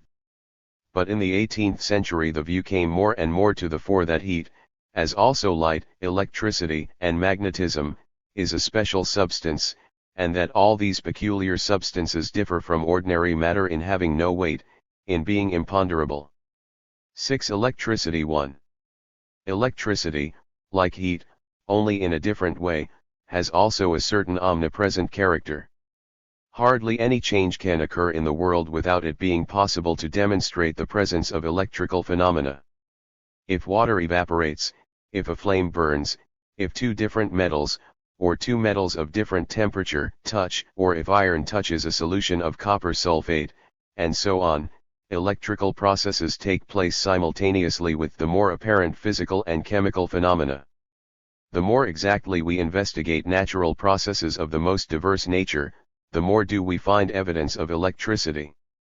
In spite of its omnipresence, in spite of the fact that for half a century electricity has become more and more pressed into the industrial service of mankind, it remains precisely that form of motion the nature of which is still enveloped in the greatest obscurity. The discovery of the galvanic current is approximately 25 years younger than that of oxygen and is at least as significant. For the theory of electricity as the latter discovery was for chemistry. Yet what a difference obtains even today between the two fields. In chemistry, Thanks especially to Dalton's discovery of atomic weights, there is order, relative certainty about what has been achieved, and systematic, almost planned, attack on the territory still unconquered, comparable to the regular siege of a fortress. In the theory of electricity there is a barren lumber of ancient, doubtful experiments, neither definitely confirmed nor definitely refuted, an uncertain fumbling in the dark, uncoordinated research and experiment on the part of numerous isolated individuals, who attack the unknown territory with their scattered forces like the attack of a swarm of nomadic horsemen. It must be admitted, indeed, that in the sphere of electricity a discovery like that of Dalton, giving the whole science a central point and a firm basis for research, is still to seek. 2. It is essentially this unsettled state of the theory of electricity, which for the time being makes it impossible to establish a comprehensive theory, that is responsible for the fact that a one-sided empiricism prevails in this sphere, an empiricism which as far as possible itself forbids thought, and which precisely for that reason not only thinks incorrectly but also is incapable of faithfully pursuing the facts or even of reporting them faithfully, and which, therefore, becomes transformed into the opposite of true empiricism. If in general those natural scientists, who cannot say anything bad enough of the crazy a priori speculations of the German philosophy of nature, are to be recommended to read the theoretico-physical works of the empirical school, not only of the contemporary but even of a much later period, this holds good quite especially for the theory of electricity. Let us take a work of the year 1840, An Outline of the Sciences of Heat and Electricity, by Thomas Thomson. Old Thomson was indeed an authority in his day, moreover he had already at his disposal a very considerable part of the work of the greatest electrician so far, Faraday. Yet his book contains at least just as crazy things as the corresponding section of the much older Hegelian philosophy of nature. The description of the electric spark, for instance, might have been translated directly from the corresponding passage in Hegel. Both enumerate all the wonders that people sought to discover in the electric spark, prior to knowledge of its real nature and manifold diversity, and which have now been shown to be mainly special cases or errors. Still better, Thomson recounts quite seriously on p. 446 Dessen's cock and bull stories, such as that, with the rising barometer and falling thermometer, glass, resin, silk, etc., become negatively electrified on immersion in mercury, but positively if instead the barometer is falling and the temperature rising, that in summer gold and several other metals become positive on warming and negative on cooling, but in winter the reverse, that with a high barometer and northerly wind they are strongly electric, positive if the temperature is rising and negative if it is falling, etc. So much for the treatment of the facts. As regards a priori speculation, Thomson favors us with the following treatment of the electric spark, derived from no lesser person than Faraday himself. The spark is a discharge, or weakening of the polarist inductive state of many dielectric particles by means of a peculiar action of a few of these particles occupying a very small and limited space. Faraday assumes that the few particles situated where the discharge occurs are not merely pushed apart, but assume a peculiar, highly exalted, condition for the time, i.e. that they have thrown on them all the surrounding forces in succession and are thus brought into a proportionate intensity of condition, perhaps equal to that of chemically combining atoms, that they then discharge the powers, in the same manner as the atoms do theirs, in some way at present unknown to us, and so the end of the whole. The ultimate effect is exactly as if a metallic wire had been put into the place of the discharging particles, and it does not seem impossible that the principles of action in both cases may, hereafter, prove to be the same. 3. I have, adds Thomson, given this explanation of Faraday's in his own words, because I do not understand it clearly. This will certainly have been the experience of other persons also, quite as much as when they read in Hegel that in the electric spark the special materiality of the charged body does not as yet enter into the process but is determined within it only in an elementary and spiritual way, and that electricity is the anger, the effervescence, proper to the body, its angry self that is exhibited by every body when excited. Philosophy of Nature, paragraph 324, addendum. 4. Yet the basic thought of both Hegel and Faraday is the same. Both oppose the idea that electricity is not a state of matter but a special, distinct variety of matter. And since in the spark electricity is apparently exhibited as independent, free from any foreign material substratum, separated out and yet perceptible to the senses, they arrive at the necessity, in the state of science at the time, of having to conceive of the spark as a transient phenomenal form of a force momentarily freed from all matter. For us, of course, the riddle is solved, since we know that on the spark discharge between metal electrodes real metallic particles leap across, and hence in actual fact the special materiality of the charged body enters into the process. As is well known, electricity and magnetism, like heat and light, were at first regarded as special imponderable substances. As far as electricity is concerned, it is well known that the view soon developed that there are two opposing substances, two fluids, one positive and one negative, which in the normal state neutralize each other, until they are forced apart by a so-called electric force of separation. It is then possible to charge two bodies, one with positive, the other with negative electricity. On uniting them by a third conducting body, equalization occurs, either suddenly or by means of a lasting current, according to circumstances. The sudden equalization appeared very simple and comprehensible, but the current offered difficulties. The simplest hypothesis, that the current in every case is a movement of either purely positive or purely negative electricity, was opposed by Fechner, and in more detail by Weber, with the view that in every circuit two equal currents of positive and negative electricity flow in opposite directions in channels lying side by side between the ponderable molecules of the bodies. 5. Weber's detailed mathematical working out of this theory finally arrives at the result that a function, of no interest to us here, is multiplied by a magnitude L/R, the latter signifying the ratio of the unit of electricity to the milligram. Wiedemann, Lehre vom Galvanismus, etc. Theory of Galvanism, etc., 2nd edition, 3, p. 569. The ratio to a measure of weight can naturally only be a weight ratio. Hence one-side empiricism had already to such an extent forgotten the practice of thought in calculating that here it even makes the imponderable electricity ponderable and introduces its weight into the mathematical calculation. The formula derived by Weber sufficed only within certain limits, and Helmholtz, in particular, only a few years ago calculated results that come into conflict with the principle of the conservation of energy. In opposition to Weber's hypothesis of the double current flowing in opposite directions, C. Naumann in 1871 put forward the other hypothesis that in the current only one of the two electricities, for instance the positive, moves, while the other negative one remains firmly bound up with the mass of the body. On this Wiedemann includes the remark, this hypothesis could be linked up with that of Weber if to Weber's supposed double current of electric masses plus or minus 1/2 E flowing in opposite directions, there were added a further current of neutral electricity, externally inactive, which carried with it amounts of electricity plus or minus 1/2 E in the direction of the positive current. 3, p. 577. This statement is once again characteristic of one-sided empiricism. In order to bring about the flow of electricity at all, it is decomposed into positive and negative.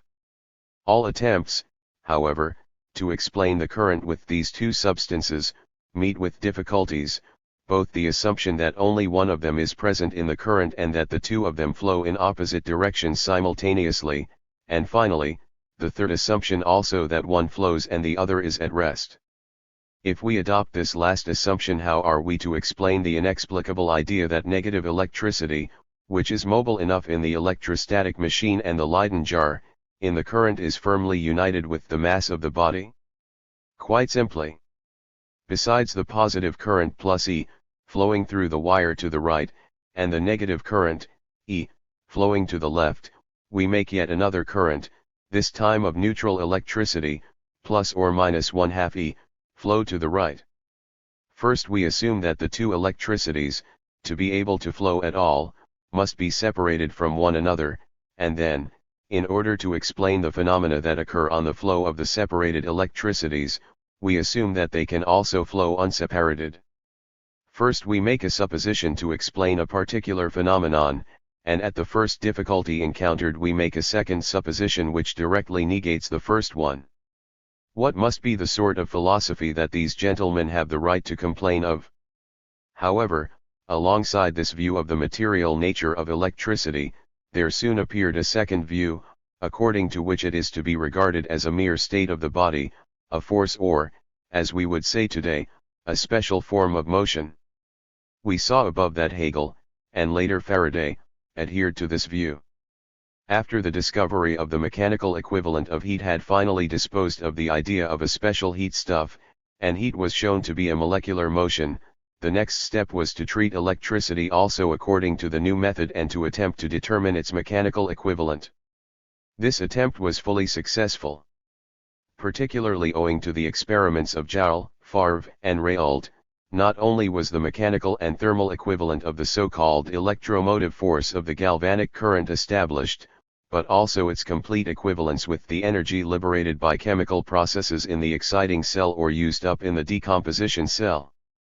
This made the assumption that electricity is a special material fluid more and more untenable. The analogy, however, between heat and electricity was not perfect. The galvanic currents still differed in very essential respects from the conduction of heat. It was still not possible to say what it was that moved in the electrically affected bodies. The assumption of a mere molecular vibration as in the case of heat seemed insufficient. In view of the enormous velocity of motion of electricity, even exceeding that of light, it remained difficult to overcome the view that here some material substance is in motion between the molecules of the body. Here the most recent theories put forward by Clerk Maxwell, 1864, Hankel, 1865, Reynard, 1870, and Ed Lund, 1872, are in complete agreement with the assumption already advanced in 1846, first of all as a suggestion by Faraday, that electricity is a movement of the elastic medium permeating the whole of space and hence all bodies as well, the discrete particles of which medium repel one another according to the law of the inverse square of the distance. In other words, it is a motion of ether particles, and the molecules of the body take part in this motion. As to the manner of this motion, the various theories are divergent, those of Maxwell, Hankel, and Reynard, taking as their basis modern investigations of vortex motion, explain it in various ways from vortices, so that the vortex of old Descartes also once more comes into favor in an increasing number of new fields. We refrain from going more closely into the details of these theories. They differ strongly from one another and they will certainly still experience many transformations. But a decisive advance appears to lie in their common basic conception, that electricity is a motion of the particles of the luminiferous ether that penetrates all ponderable matter, this motion reacting on the molecules of the body. This conception reconciles the two earlier ones. According to it, it is true that in electrical phenomena it is something substantial that moves, something different from ponderable matter. But this substance is not electricity itself, which in fact proves rather to be a form of motion, although not a form of the immediate direct motion of ponderable matter. While, on the one hand, the ether theory shows a way of getting over the primitive clumsy idea of two opposed electrical fluids, on the other hand it gives a prospect of explaining what the real, substantial substratum of electrical motion is, what sort of a thing it is whose motion produces electrical phenomena. 7. The ether theory has already had one decisive success. As is well known, there is at least one point where electricity directly alters the motion of light, it rotates the latter's plane of polarization. On the basis of his theory mentioned above, Clerk Maxwell calculates that the electric specific inductive capacity of a body is equal to the square of its index of refraction. Boltzmann has investigated dielectric coefficients of various nonconductors and he found that in sulfur, rosin, and paraffin, the square roots of these coefficients were respectively equal to their indices of refraction. The highest deviation, in sulfur, amounted to only 4 per center. Consequently, the Maxwellian ether theory in this particular has hereby been experimentally confirmed. 8. It will, however, require a lengthy period and cost much labor before new series of experiments will have extracted a firm kernel from these mutually contradictory hypotheses. Until then, or until the ether theory, too, is perhaps supplanted by an entirely new one, the theory of electricity finds itself in the uncomfortable position of having to employ a mode of expression which it itself admits to be false. Its whole terminology is still based on the idea of two electric fluids. It still speaks quite unashamedly of electric masses flowing in the bodies, of a division of electricities in every molecule, etc. This is a misfortune which for the most part, as already said, follows inevitably from the present transitional state of science, but which also, with the one-sided empiricism particularly prevalent in this branch of investigation, contributes not a little to preserving the existing confusion of thought.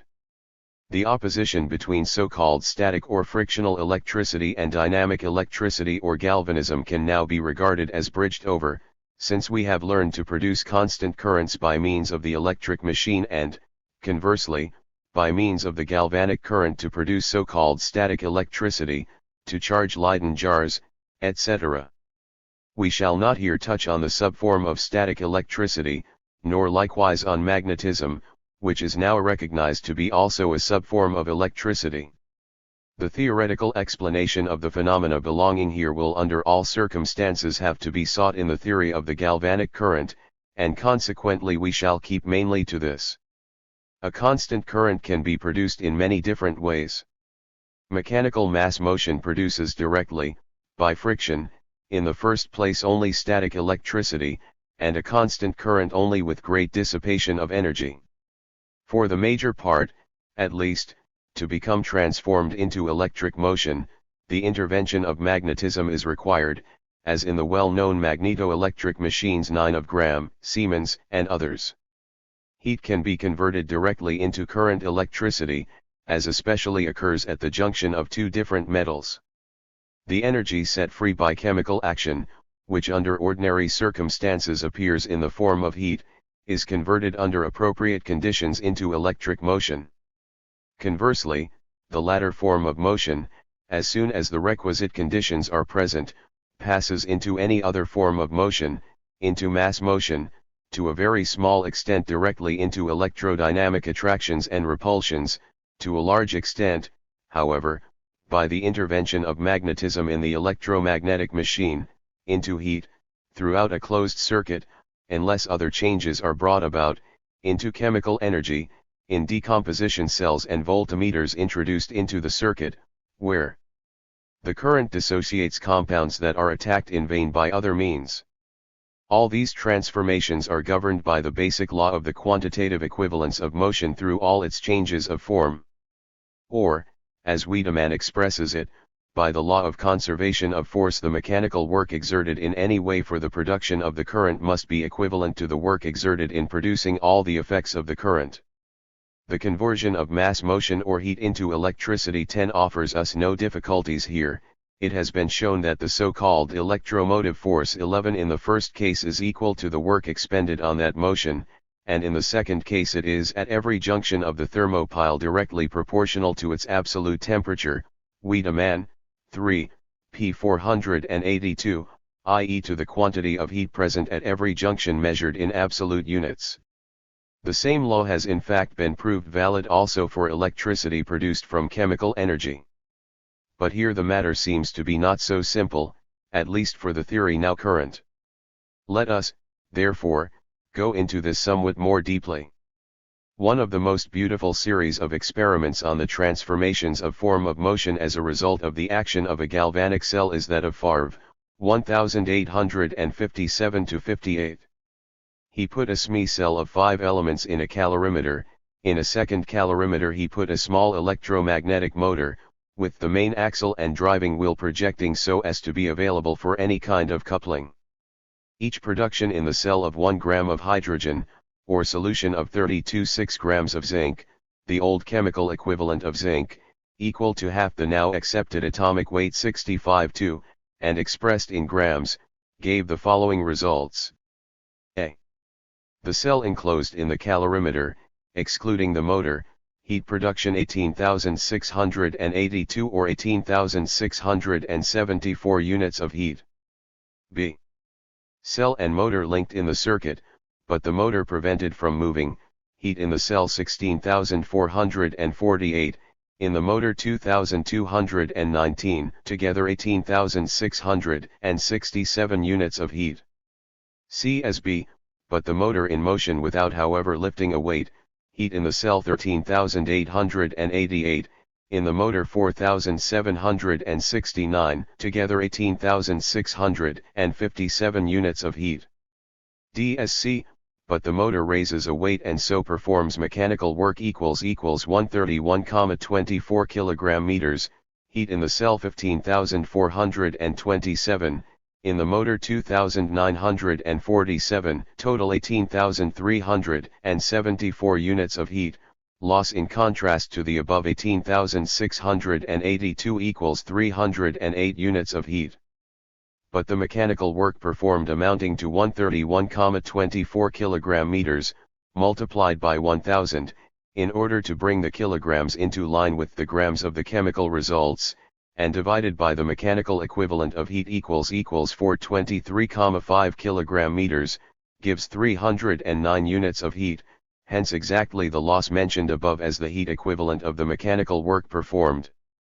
The equivalence of motion in all its transformations is, therefore, strikingly proved for electric motion also, within the limits of unavoidable error.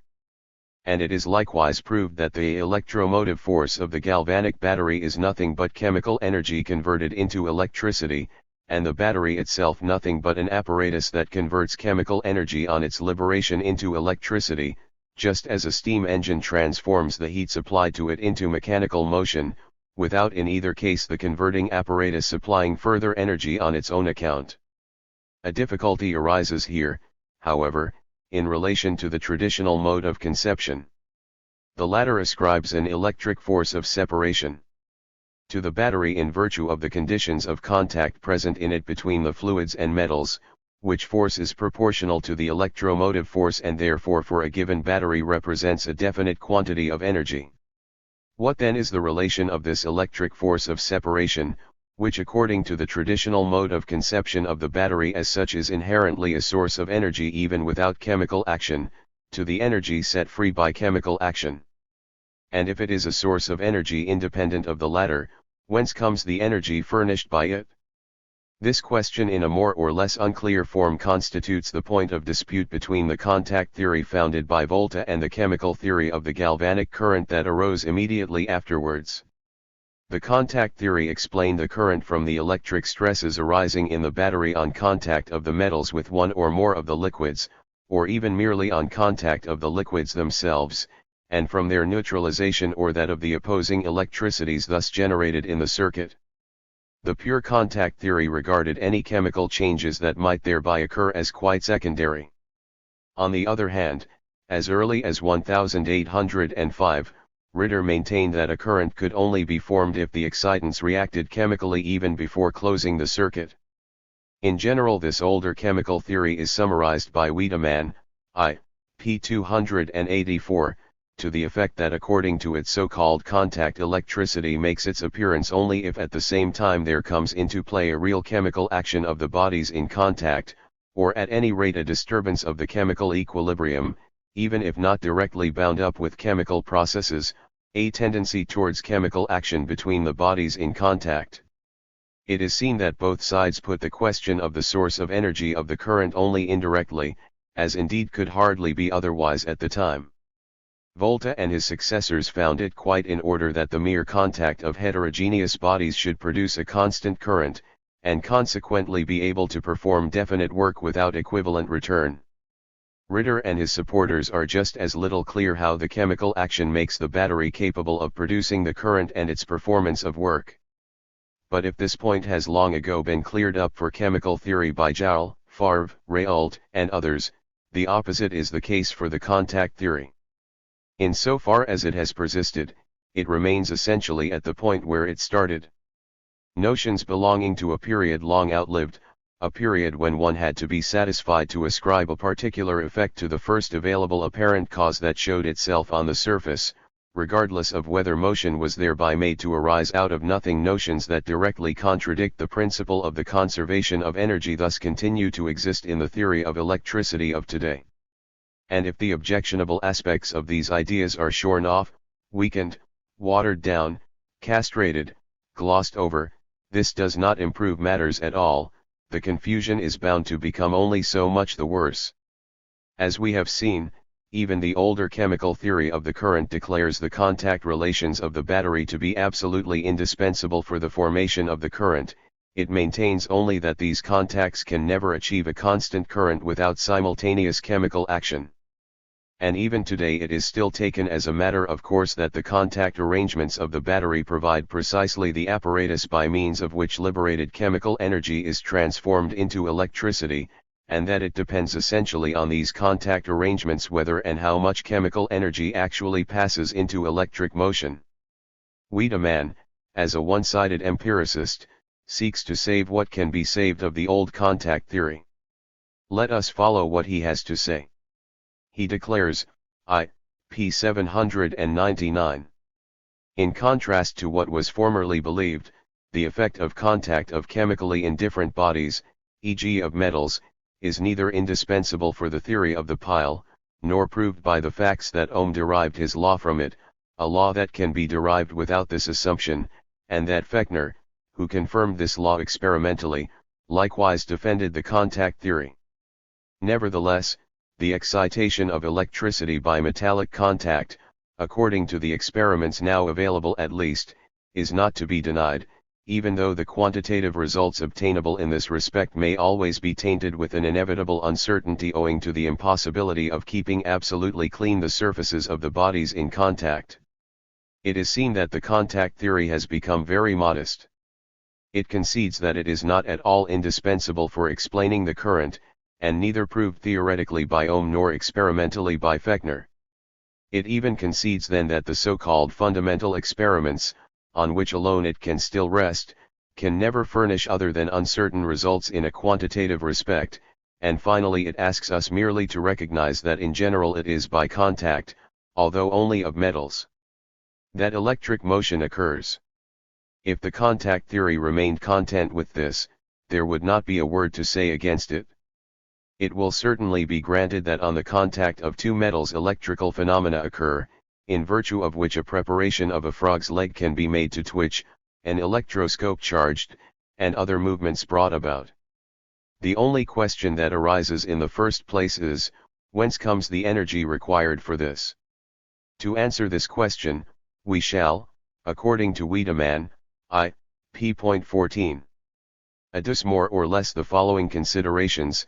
If the heterogeneous metal plates A and B are brought within a close distance of each other, they attract each other in consequence of the forces of adhesion. On mutual contact they lose the vis viva 12 of motion imparted to them by this attraction. If we assume that the molecules of the metals are in a state of permanent vibration, it could also happen that, if on contact of the heterogeneous metals the molecules not vibrating simultaneously come into contact, an alteration of their vibration is thereby brought about with loss of vis viva. The lost vis viva is to a large extent converted into heat. A small portion of it, however, is expended in bringing about a different distribution of the electricities previously unseparated.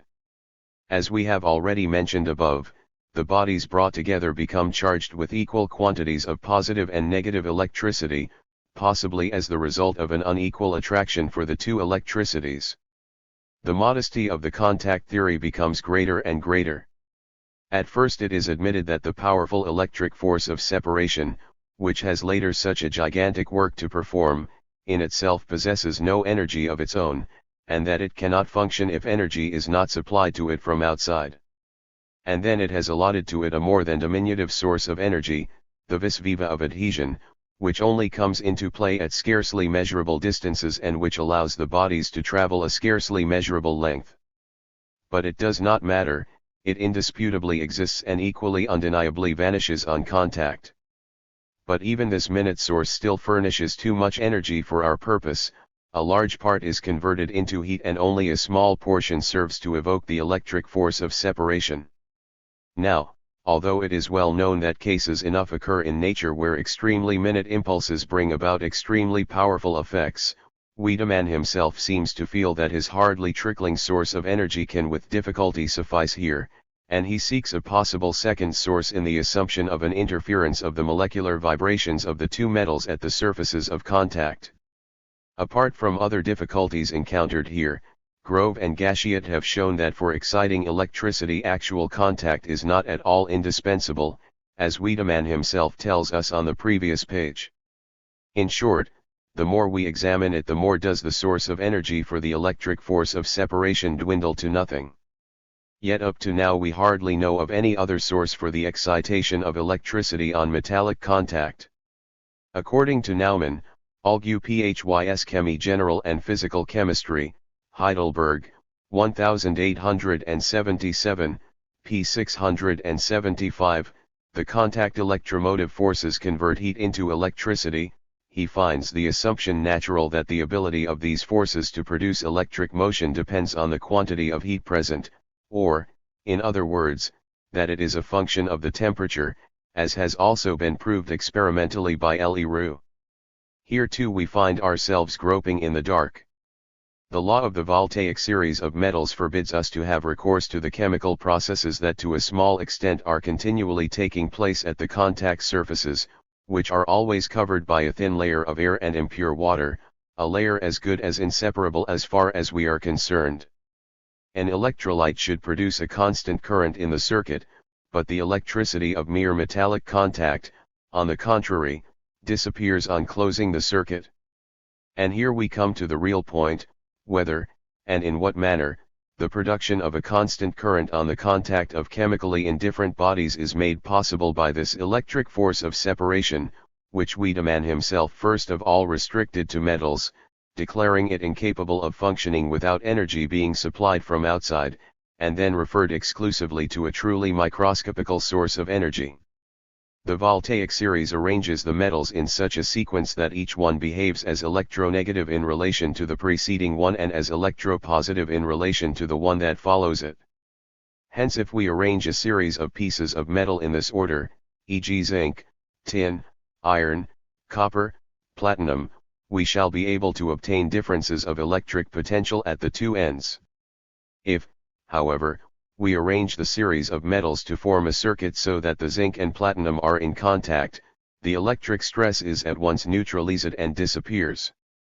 Therefore the production of a constant current of electricity is not possible in a closed circuit of bodies belonging to the voltaic series. Wiedemann further supports this statement by the following theoretical consideration. In fact, if a constant electric current were to make its appearance in the circuit, it would produce heat in the metallic conductors themselves, and this heating could at the most be counterbalanced by cooling at the metallic junctions. In any case it would give rise to an uneven distribution of heat. Moreover, an electromagnetic motor could be driven continuously by the current without any sort of supply from outside, and thus work would be performed, which is impossible, since on firmly joining the metals, for instance by soldering, no further changes to compensate for this work could take place even at the contact surfaces. And not content with the theoretical and experimental proof that the contact electricity of metals by itself cannot produce any current, we shall see too that Wiedemann finds himself compelled to put forward a special hypothesis to abolish its activity even where it might perhaps make itself evident in the current. Let us, therefore, try another way of passing from contact electricity to the current. Let us imagine, with Wiedemann, two metals, such as a zinc rod and a copper rod, soldered together at one end, but with their free ends connected by a third body that does not act electromotively in relation to the two metals, but only conducts the opposing electricities collected on its surfaces, so that they are neutralized in it. Then the electric force of separation would always restore the previous difference of potential. Thus a constant electric current would make its appearance in the circuit, a current that would be able to perform work without any compensation, which again is impossible. Accordingly, there cannot be a body which only conducts electricity without electromotive activity in relation to the other bodies. We are no better off than before, the impossibility of creating motion again bars the way. By the contact of chemically indifferent bodies, hence by contact electricity as such, we shall never produce a current. Let us therefore go back again and try a third way pointed out by Wiedemann. Finally, if we immerse a zinc plate and a copper plate in a liquid that contains a so-called binary compound 13 which therefore can be decomposed into two chemically distinct constituents that completely saturate one another, e.g. dilute hydrochloric acid, H plus Cl, etc., then according to paragraph 27 the zinc becomes negatively charged and the copper positively. On joining the metals, these electricities neutralize one another through the place of contact, through which, therefore, a current of positive electricity flows from the copper to the zinc. Moreover, since the electric force of separation making its appearance on the contact of these two metals carries away the positive electricity in the same direction, the effects of the electric forces of separation are not abolished as in a closed metallic circuit. Hence there arises a constant current of positive electricity, flowing in the closed circuit through the copper-zinc junction in the direction of the latter, and through the liquid from the zinc to the copper. We shall return in a moment, paragraph 34, ETSEQ, to the question how far the individual electric forces of separation present in the enclosed circuit really participate in the formation of the current. A combination of conductors providing such a galvanic current we term a galvanic element, or also a galvanic battery. p. 45. Thus the miracle has been accomplished.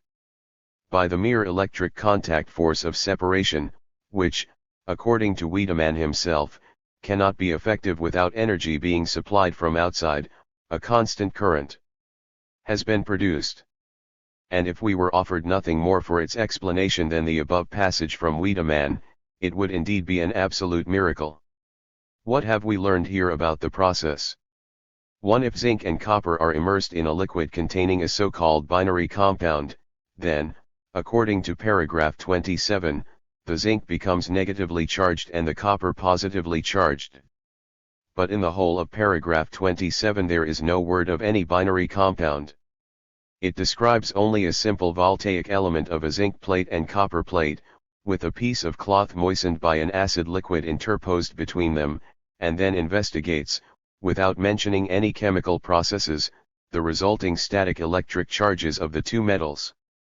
Hence, the so-called binary compound has been smuggled in here by the back door. 2. What this binary compound is doing here remains completely mysterious.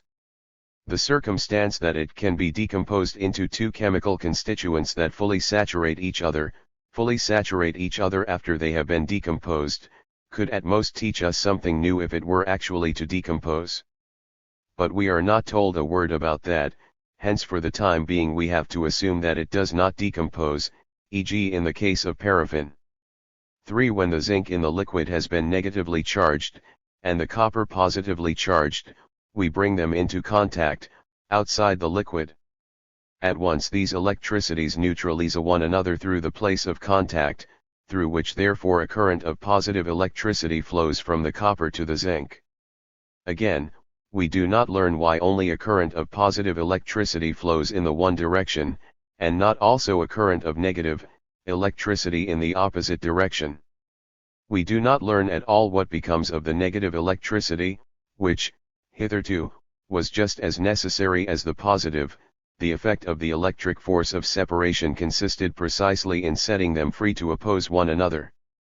Now it has been suddenly suppressed, as it were eliminated, and it is made to appear as if there exists only positive electricity. But then again, on p. 51, the precise opposite is said, for here the electricities unite in one current, consequently both negative and positive flow in it. Who will rescue us from this confusion? For moreover, since the electric force of separation making its appearance on the contact with these two metals carries away the positive electricity in the same direction, the effects of the electric forces of separation are not abolished as in a closed metallic circuit. Hence, there arises a constant current, etc. This is a bit thick. For as we shall see a few pages later, p. 52, Wiedemann proves to us that on the formation of a constant current, the electric force of separation at the place of contact of the metals must be inactive, that not only does a current occur even when this force, instead of carrying away the positive electricity in the same direction, acts in opposition to the direction of the current, but that in this case too it is not compensated by a definite share of the force of separation of the battery and, hence, once again is inactive. Consequently, how can Wiedemann on P45 make an electric force of separation participate as a necessary factor in the formation of the current when on P52 he puts it out of action for the duration of the current, and that, moreover, by a hypothesis erected specially for this purpose? 5. Hence there arises a constant current of positive electricity, flowing in the closed circuit from the copper through its place of contact with the zinc, in the direction of the latter, and through the liquid from the zinc to the copper. But in the case of such a constant electric current, heat would be produced by it in the conductors themselves, and also it would be possible for an electromagnetic motor to be driven by it and thus work performed, which, however, is impossible without supply of energy. Since Wiedemann up to now has not breathed a syllable as to whether such a supply of energy occurs, or whence it comes, the constant current so far remains just as much an impossibility as in both the previously investigated cases. No one feels this more than Wiedemann himself. So he finds it desirable to hurry as quickly as possible over the many ticklish points of this remarkable explanation of current formation, and instead to entertain the reader throughout several pages with all kinds of elementary anecdotes about the thermal, chemical, magnetic, and physiological effects of this still mysterious current, in the course of which by way of exception he even adopts a quite popular tone. Then he suddenly continues, P49. We have now to investigate in what way the electric forces of separation are active in a closed circuit of two metals and a liquid, e.g. zinc, copper, and hydrochloric acid. We know that when the current traverses the liquid the constituents of the binary compound, HCl, contained in it become separated in such a manner that one constituent, H, is set free on the copper, and an equivalent amount of the other, Cl, on the zinc, whereby the latter constituent combines with an equivalent amount of zinc to form ZnCl. We know. If we know this, we certainly do not know it from Wiedemann who, as we have seen, so far has not breathed a syllable about this process. Further, if we do know anything of this process, it is that it cannot proceed in the way described by Wiedemann. On the formation of a molecule of HCl from hydrogen and chlorine, an amount of energy equals 22,000 units of heat is liberated, Julius Thomson. Therefore, to break away the chlorine from its combination with hydrogen, the same quantity of energy must be supplied from outside for each molecule of HCl. Where does the battery derive this energy? Wiedemann's description does not tell us, so let us look for ourselves. When chlorine combines with zinc to form zinc chloride, a considerably greater quantity of energy is liberated than is necessary to separate chlorine from hydrogen. ZnCl2 develops 97,210 and 2, HCl, 44,000 units of heat, Julius Thomson. With that the process in the battery becomes comprehensible. Hence it is not, as Wiedemann relates, that hydrogen without more ado is liberated from the copper, and chlorine from the zinc, whereby then subsequently and accidentally the zinc and chlorine enter into combination. On the contrary, the union of the zinc with the chlorine is the essential, basic condition for the whole process, and as long as this does not take place, one would wait in vain for hydrogen on the copper. The excess of energy liberated on formation of a molecule of ZnCl2 over that expended on liberating two atoms of H from two molecules of HCl, is converted in the battery into electric motion and provides the entire electromotive force that makes its appearance in the current circuit. Hence it is not a mysterious electric force of separation that tears asunder hydrogen and chlorine without any demonstrable source of energy. It is the total chemical process taking place in the battery that endows all the electric forces of separation and electromotive forces of the circuit with the energy necessary for their existence. For the time being, therefore, We put on record that Wiedemann's second explanation of the current gives us just as little assistance as his first one, and let us proceed further with the text. This process proves that the behavior of the binary substance between the metals does not consist merely in a simple predominant attraction of its entire mass for one electricity or the other, as in the case of metals, but that in addition a special action of its constituents is exhibited. Since the constituent Cl is given off where the current of positive electricity enters the fluid, and the constituent H where the negative electricity enters, we assume that each equivalent of chlorine in the compound HCl is charged with a definite amount of negative electricity determining its attraction by the entering positive electricity. It is the electronegative constituent of the compound. Similarly, the equivalent H must be charged with positive electricity and so represent the electropositive constituent of the compound. These charges could be produced on the combination of H and Cl in just the same way as on the contact of zinc and copper. Since the compound HCl as such is non-electric, we must assume accordingly that in it the atoms of the positive and negative constituents contain equal quantities of positive and negative electricity. If now a zinc plate and a copper plate are dipped in dilute hydrochloric acid, we can suppose that the zinc has a stronger attraction towards the electronegative constituent, Cl, than towards the electropositive one, H. Consequently, the molecules of hydrochloric acid in contact with the zinc would dispose themselves so that their electronegative constituents are turned towards the zinc, and their electropositive constituents towards the copper.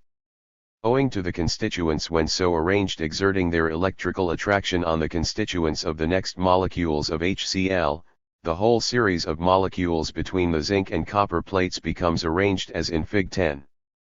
Zinc copper plus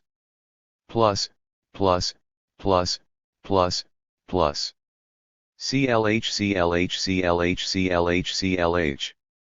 If the second metal acts on the positive hydrogen as the zinc does on the negative chlorine, it would help to promote the arrangement. If it acted in the opposite manner, only more weakly, at least the direction would remain unaltered.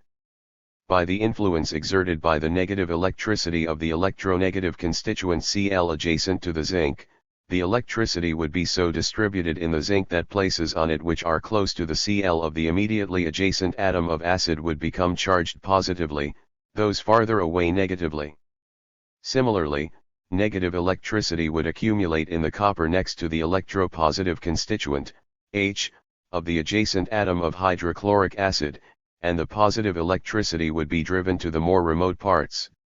Next, the positive electricity in the zinc would combine with the negative electricity of the immediately adjacent atom of Cl, and the latter itself with the zinc, to form non-electric ZnCl2. The electropositive atom H, which was previously combined with this atom of Cl, would unite with the atom of Cl turned towards it belonging to the second atom of HCl, with simultaneous combination of the electricities contained in these atoms. Similarly, the H of the second atom of HCl would combine with the Cl of the third atom, and so on, until finally an atom of H would be set free on the copper, the positive electricity of which would unite with the distributed negative electricity of the copper, so that it escapes in a non-electrified condition. This process would repeat itself until the repulsive action of the electricities accumulated in the metal plates on the electricities of the hydrochloric acid constituents turned towards them balances the chemical attraction of the latter by the metals. If, however, the metal plates are joined by a conductor, the free electricities of the metal plates unite with one another and the above-mentioned processes can recommence. In this way a constant current of electricity comes into being. It is evident that in the course of it a continual loss of vis viva occurs, owing to the constituents of the binary compound on their migration to the metals moving to the latter with a definite velocity and then coming to rest, either with formation of a compound, ZnCl2, or by escaping in the free state, H. Note by Wiedemann, since the gain in vis viva on separation of the constituents Cl and H, is compensated by the vis viva lost on the union of these constituents with the constituents of the adjacent atoms, the influence of this process can be neglected. This loss of vis viva is equivalent to the quantity of heat which is set free in the visibly occurring chemical process. Essentially, therefore, that produced on the solution of an equivalent of zinc in the dilute acid. This value must be the same as that of the work expended on separating the electricities. If, therefore, the electricities unite to form a current, then, during the solution of an equivalent of zinc and the giving off of an equivalent of hydrogen from the liquid, there must make its appearance in the whole circuit, whether in the form of heat or in the form of external performance of work, an amount of work that is likewise equivalent to the development of heat corresponding to this chemical process. Let us assume, we must assume, we can suppose, would be distributed, would become charged, etc., etc. Sheer conjecture and subjunctives from which only three actual indicatives can be definitely extracted. Firstly, that the combination of the zinc with the chlorine is now pronounced to be the condition for the liberation of hydrogen. Secondly, as we now learn right at the end and as it were incidentally, that the energy herewith liberated is the source, and indeed the exclusive source, of all energy required for formation of the current, and thirdly, that this explanation of the current formation is as directly in contradiction to both those previously given as the latter are themselves mutually contradictory. Further it is said, for the formation of a constant current, therefore, there is active wholly and solely the electric force of separation which is derived from the unequal attraction and polarization of the atoms of the binary compound in the exciting liquid of the battery by the metal electrodes, at the place of contact of the metals, at which no further mechanical changes can occur. The electric force of separation must on the other hand be inactive. That this force, if by chance it counteracts the electromotive excitation of the metals by the liquid, as on immersion of zinc and lead in potassium cyanide solution, is not compensated by a definite share of the force of separation at the place of contact, is proved by the above-mentioned complete proportionality of the total electric force of separation, and electromotive force, in the circuit, with the above-mentioned heat equivalent of the chemical process. Hence it must be neutralized in another way. This would most simply occur on the assumption that on contact of the exciting liquid with the metals the electromotive force is produced in a double manner, on the one hand by an unequally strong attraction of the mass of the liquid as a whole towards one or the other electricity, on the other hand by the unequal attraction of the metals towards the constituents of the liquid charged with opposite electricities. Owing to the former unequal mass attraction towards the electricities, the liquids would fully conform to the law of the voltaic series of metals, and in a closed circuit, complete neutralization to zero of the electric forces of separation, and electromotive forces, take place. The second, chemical, action, on the other hand would be provided solely by the electric force of separation necessary for formation of the current and the corresponding electromotive force. Pages 52-3. Herewith the last relics of the contact theory are now happily eliminated from formation of the current, and simultaneously also the last relics of Wiedemann's first explanation of current formation given on p. 45. It is finally conceded without reservation that the galvanic battery is a simple apparatus for converting liberated chemical energy into electric motion, into so-called electric force of separation and electromotive force, in exactly the same way as the steam engine is an apparatus for converting heat energy into mechanical motion.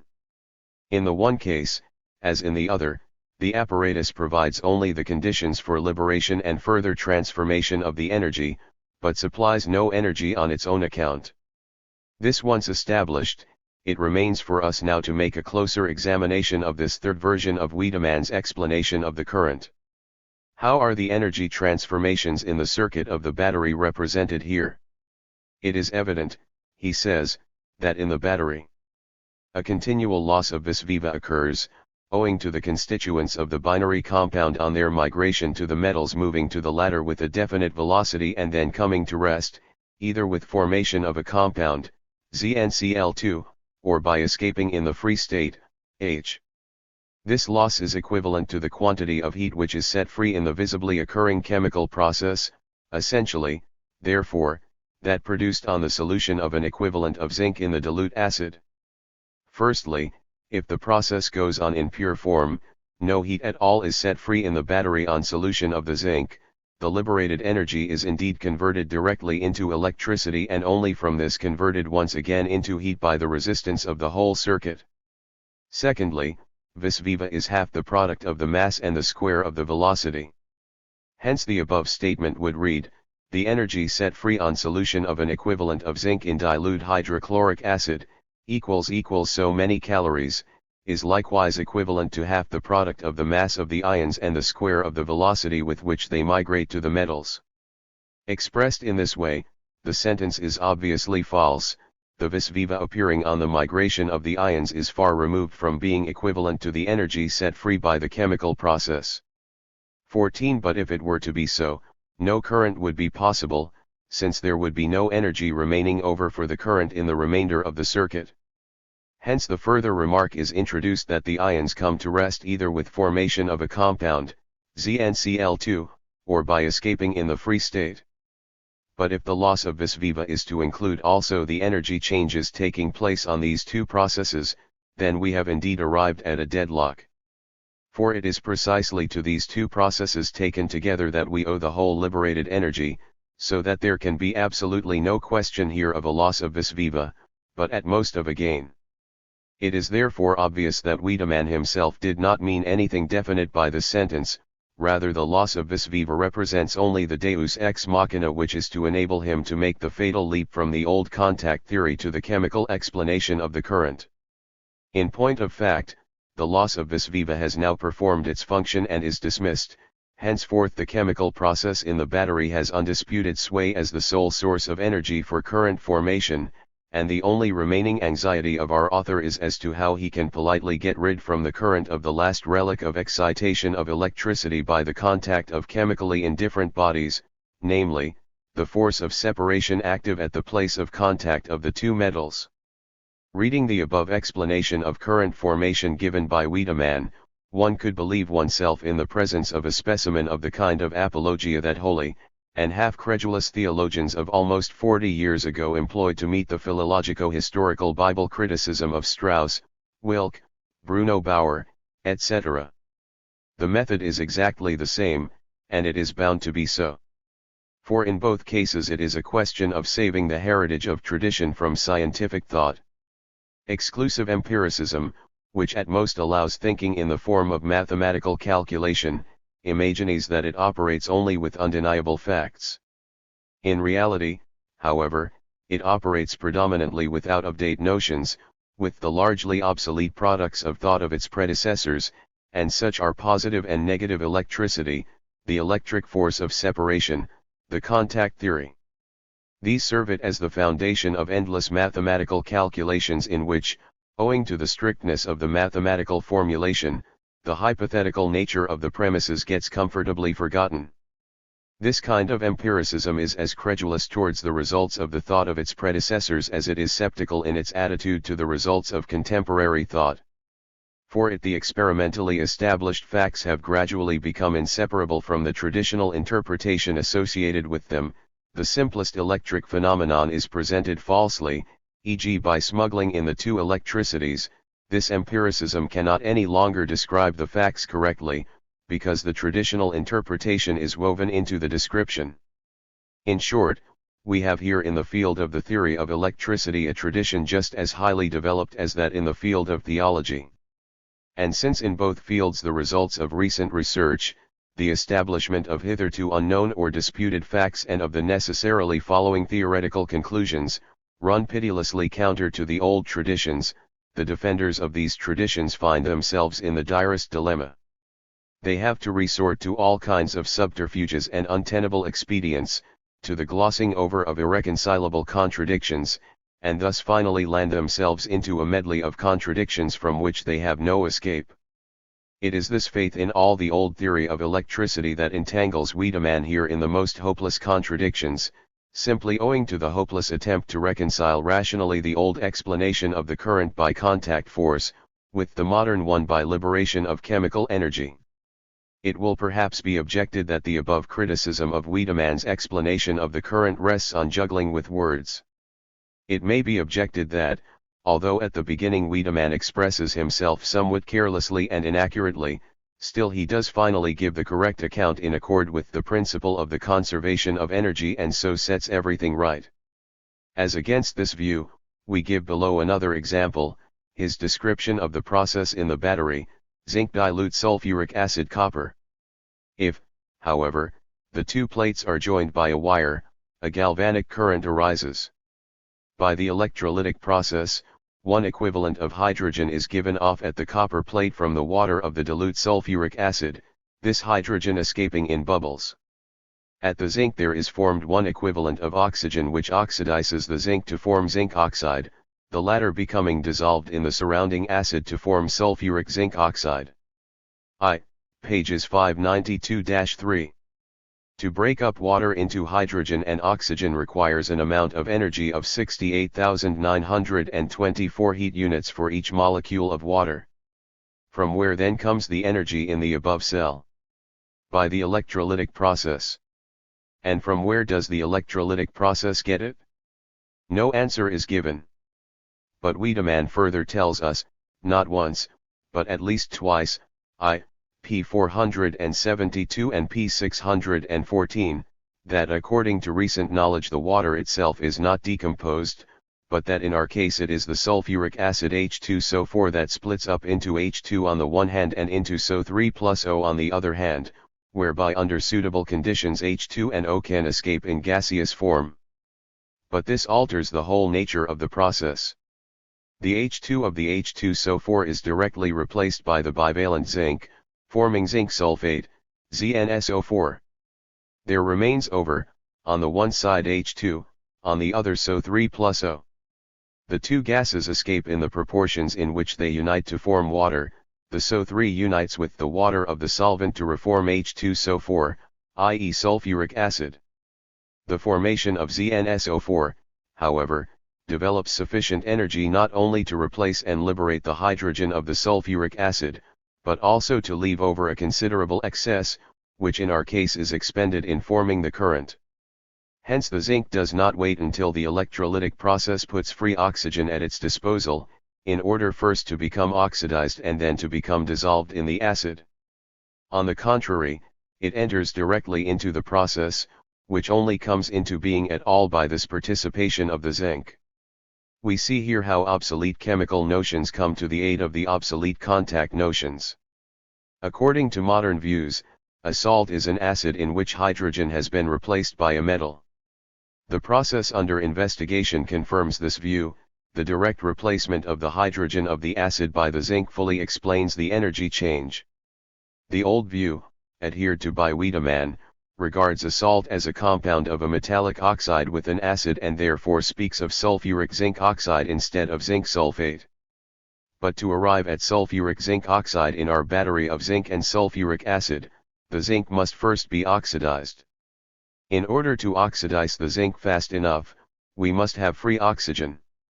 In order to get free oxygen, we must assume, since hydrogen appears at the copper plate, that the water is decomposed. In order to decompose water, we need tremendous energy. How are we to get this? Simply by the electrolytic process, which itself cannot come into operation as long as its chemical end product, the sulfuric zinc oxide, has not begun to be formed. The child gives birth to the mother. Consequently, here again Wiedemann puts the whole course of the process absolutely the wrong way round and upside down. And the reason is that he lumps together active and passive electrolysis, two directly opposite processes, simply as electrolysis. So far we have only examined the events in the battery, i.e. that process in which an excess of energy is set free by chemical action and is converted into electricity by the arrangements of the battery. But it is well known that this process can also be reversed. The electricity of a constant current produced in the battery from chemical energy can, in its turn, be reconverted into chemical energy in a decomposition cell inserted in the circuit. The two processes are obviously the opposites of each other. If the first is regarded as chemico-electric, then the second is electrochemical. Both can take place in the same circuit with the same substances. Thus, the voltaic pile from gas elements, the current of which is produced by the union of hydrogen and oxygen to form water, can, in a decomposition cell inserted in the circuit, furnish hydrogen and oxygen in the proportion in which they form water. The usual mode of view lumps these two opposite processes together under the single expression, electrolysis, and does not even distinguish between active and passive electrolysis, between an exciting liquid and a passive electrolyte. Thus Wiedemann treats of electrolysis in general for 143 pages and then adds at the end some remarks on electrolysis in the battery, in which, moreover, the processes in actual batteries only occupy the lesser part of the 17 pages of this section. Also in the theory of electrolysis that follows, this contrast of battery and decomposition cell is not even mentioned, and anyone who looked for some treatment of the energy changes in the circuit in the next chapter, the influence of electrolysis on the conduction resistance and the electromotive force in the circuit would be bitterly disappointed. Let us now consider the irresistible electrolytic process which is able to separate H2 from O without visible supply of energy, and which plays the same role in the present section of the book as did previously the mysterious electric force of separation. Besides the primary, purely electrolytic process of separation of the ions, a quantity of secondary, purely chemical processes, quite independent of the first, take place by the action of the ions split off by the current. This action can take place on the material of the electrodes and on the bodies that are decomposed, and in the case of solutions also on the solvent. p. 481. Let us return to the above-mentioned battery, zinc and copper in dilute sulfuric acid. Here, according to Wiedemann's own statement, the separated ions are the H2 and O of the water. Consequently for him the oxidation of the zinc and the formation of ZnSO4 is a secondary, purely chemical process, independent of the electrolytic process, in spite of the fact that it is only through it that the primary process becomes possible. Let us now examine somewhat in detail the confusion that must necessarily arise from this inversion of the true course of events.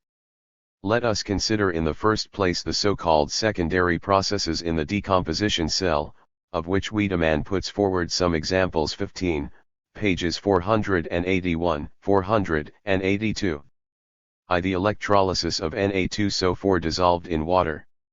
This breaks up, into one equivalent of SO3 plus O, and one equivalent of Na. The latter, however, reacts on the water solvent and splits off from it one equivalent of H, while one equivalent of sodium is formed and becomes dissolved in the surrounding water. The equation is Na2SO4 plus 2H2O equals O plus SO3 plus 2NaOH plus 2H. In fact, in this example the decomposition Na2SO4 equals Na2 plus SO3 plus O could be regarded as the primary electrochemical process, and the further transformation Na2 plus 2H2O equals 2NaHO plus 2H as the secondary, purely chemical one. But this secondary process is effected immediately at the electrode where the hydrogen appears, the very considerable quantity of energy, 111,810 heat units for Na, O, H, AQ according to Julius Thomson, thereby liberated is therefore, at least for the most part, converted into electricity, and only a portion in the cell is transformed directly into heat. But the latter can also happen to the chemical energy directly or primarily liberated in the battery. The quantity of energy which has thus become available and converted into electricity, however, is to be subtracted from that which the current has to supply for continued decomposition of the Na2SO4 if the conversion of sodium into hydrated oxide appeared in the first moment of the total process as a secondary process. From the second moment onwards it becomes an essential factor of the total process and so ceases to be secondary.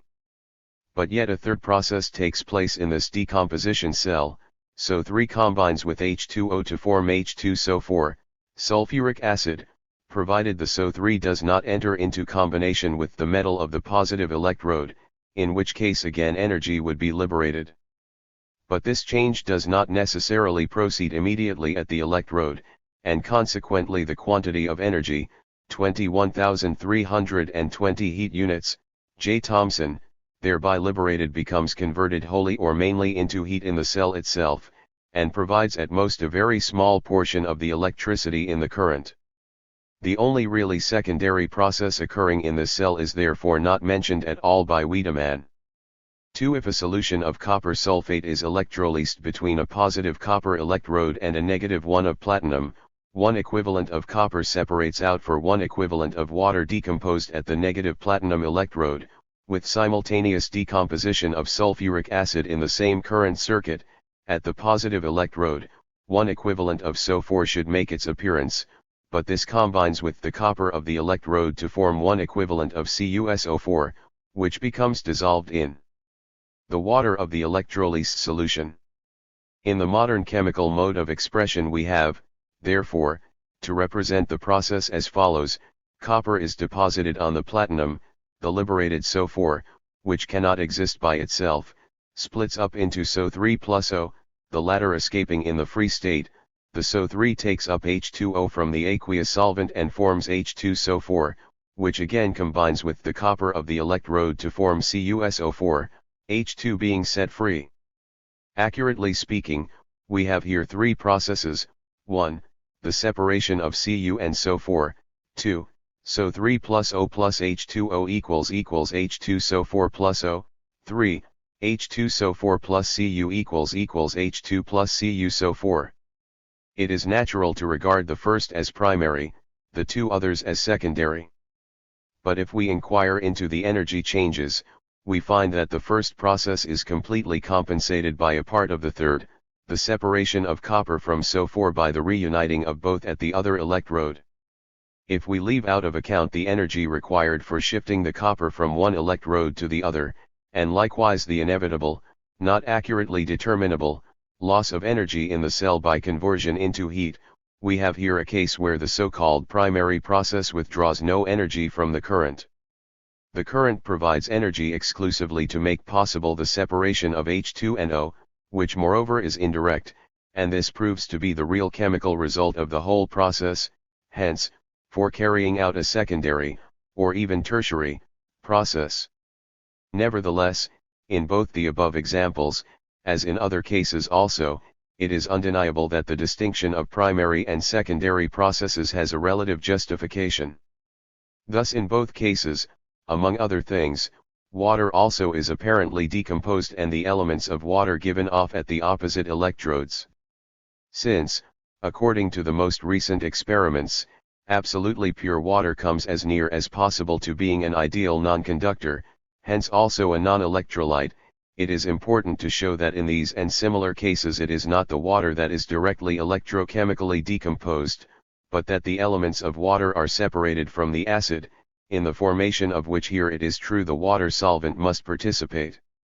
3. If one electrolyses hydrochloric acid simultaneously in 2 U-tubes, using in one tube a zinc positive electrode and in the other tube one of copper, then in the first tube a quantity of zinc 32.53 is dissolved, in the other a quantity of copper 2x 32.7. For the time being let us leave the copper out of account and consider the zinc.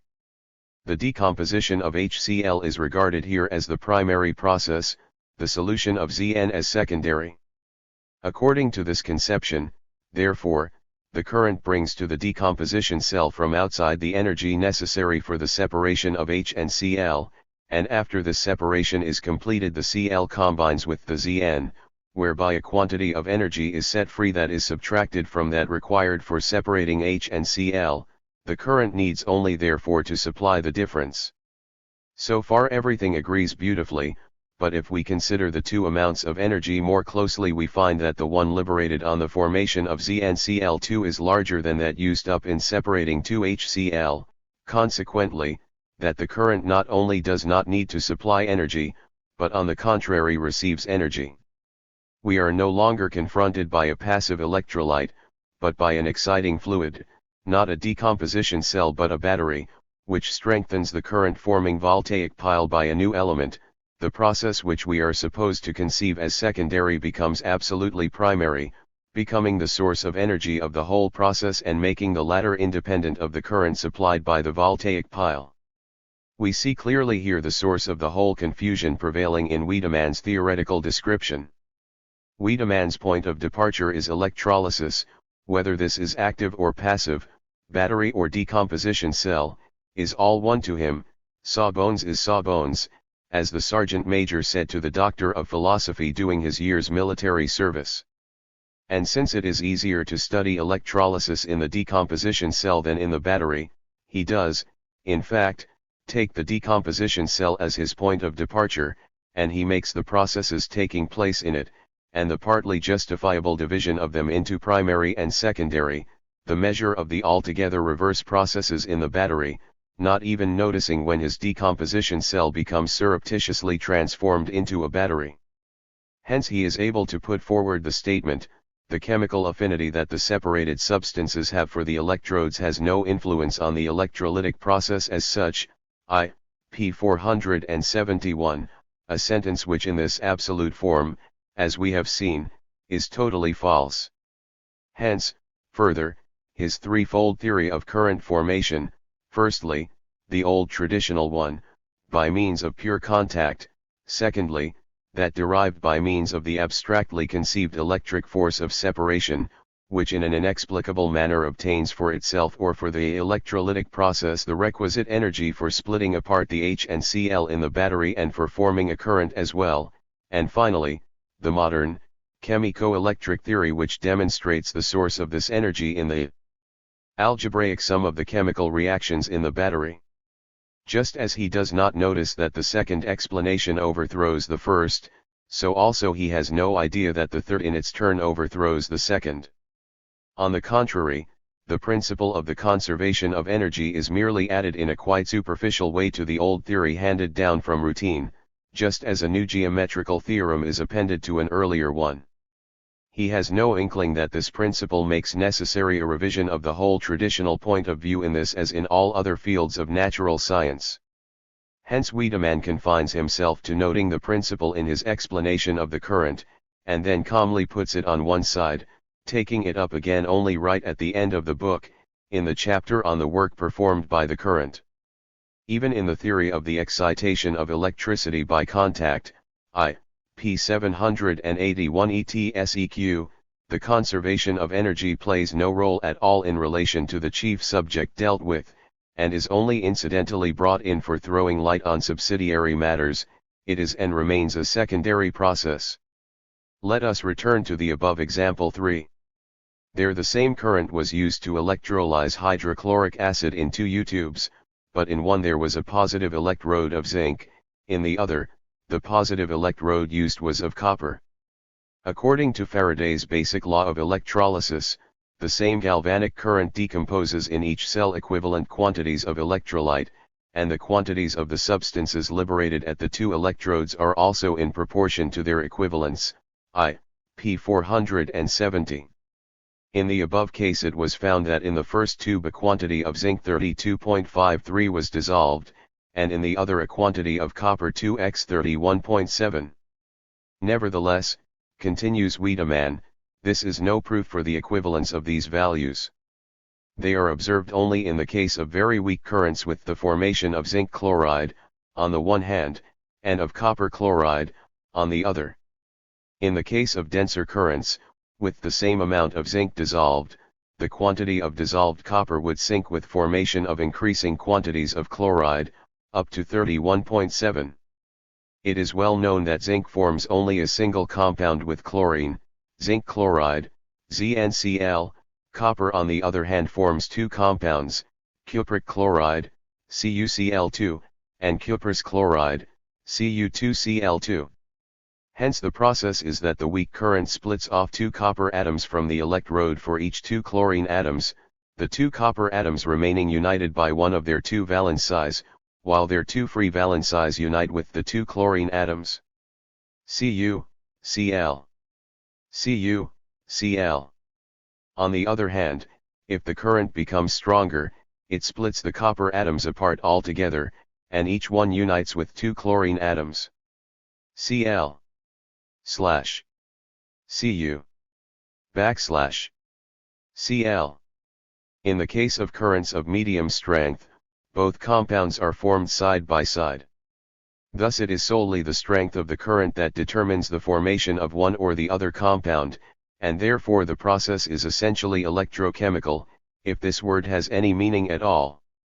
Nevertheless, Wiedemann declares explicitly that it is secondary, hence not electrochemical, but purely chemical. The above experiment is one performed by Renault, 1867, and is one of a whole series of similar experiments in which the same current is led in one U-tube through salt solution, positive electrode, zinc, and in another cell through a varying electrolyte with various metals as the positive electrode.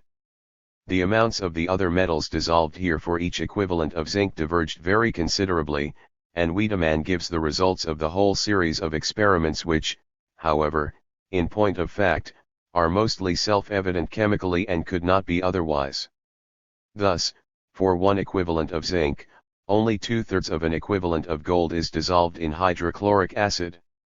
This can only appear remarkable if, like Wiedemann, one adheres to the old equivalent weights and writes ZnCl for zinc chloride, according to which both the chlorine and the zinc appear in the chloride with only a single valency. In reality, 2 chlorine atoms are included to 1 zinc atom, ZnCl2, and as soon as we know this formula we see at once that in the above determination of equivalence, the chlorine atom is to be taken as the unit and not the zinc atom. The formula for gold chloride, however, is OCl3, from which it is at once seen that 3ZnCl2 contains exactly as much chlorine as 2OCl3, and so all primary, secondary, and tertiary processes in the battery or cell are compelled to transform, for each part by weight 16 of zinc converted into zinc chloride, neither more nor less than 2/3 of a part by weight of gold into gold chloride. This holds absolutely unless the compound OCl317 also could be prepared by galvanic means, in which case 2 equivalents of gold even would have to be dissolved for 1 equivalent of zinc, when also similar variations according to the current strength could occur as in the case of copper and chlorine mentioned above. The value of Renault's researches consists in the fact that they show how Faraday's law is confirmed by facts that appear to contradict it. But what they are supposed to contribute in throwing light on secondary processes in electrolysis is not evident. Wiedemann's third example led us again from the decomposition cell to the battery, and in fact the battery offers by far the greatest interest when one investigates the electrolytic processes in relation to the transformations of energy taking place. Thus we not infrequently encounter batteries in which the chemico-electric processes seem to take place in direct contradiction to the law of the conservation of energy and in opposition to chemical affinity. According to Poggendorff's measurements, the battery, zinc, concentrated salt solution, platinum, provides a current of strength 134.6. Hence we have here quite a respectable quantity of electricity, 1/3 more than in the Daniell cell.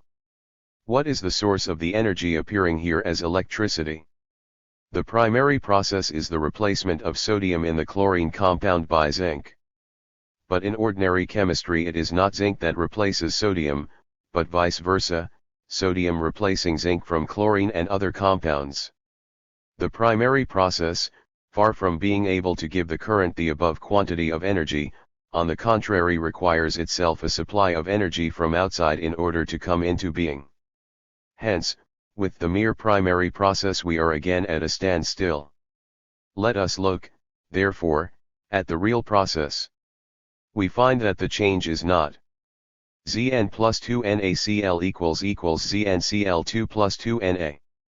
But Zn plus 2 NaCl plus 2 H2O equals ZnCl2 plus 2 NaOH plus H2. In other words, the sodium is not split off in the free state at the negative electrode, but forms a hydroxide as in the above example I, pages 118 to 119. To calculate the energy changes taking place here, Julius Thomson's determinations provide us at least with certain important data.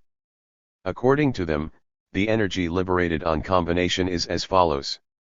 ZnCl2 equals 97,210, ZnCl2, aqua, equals 15,630.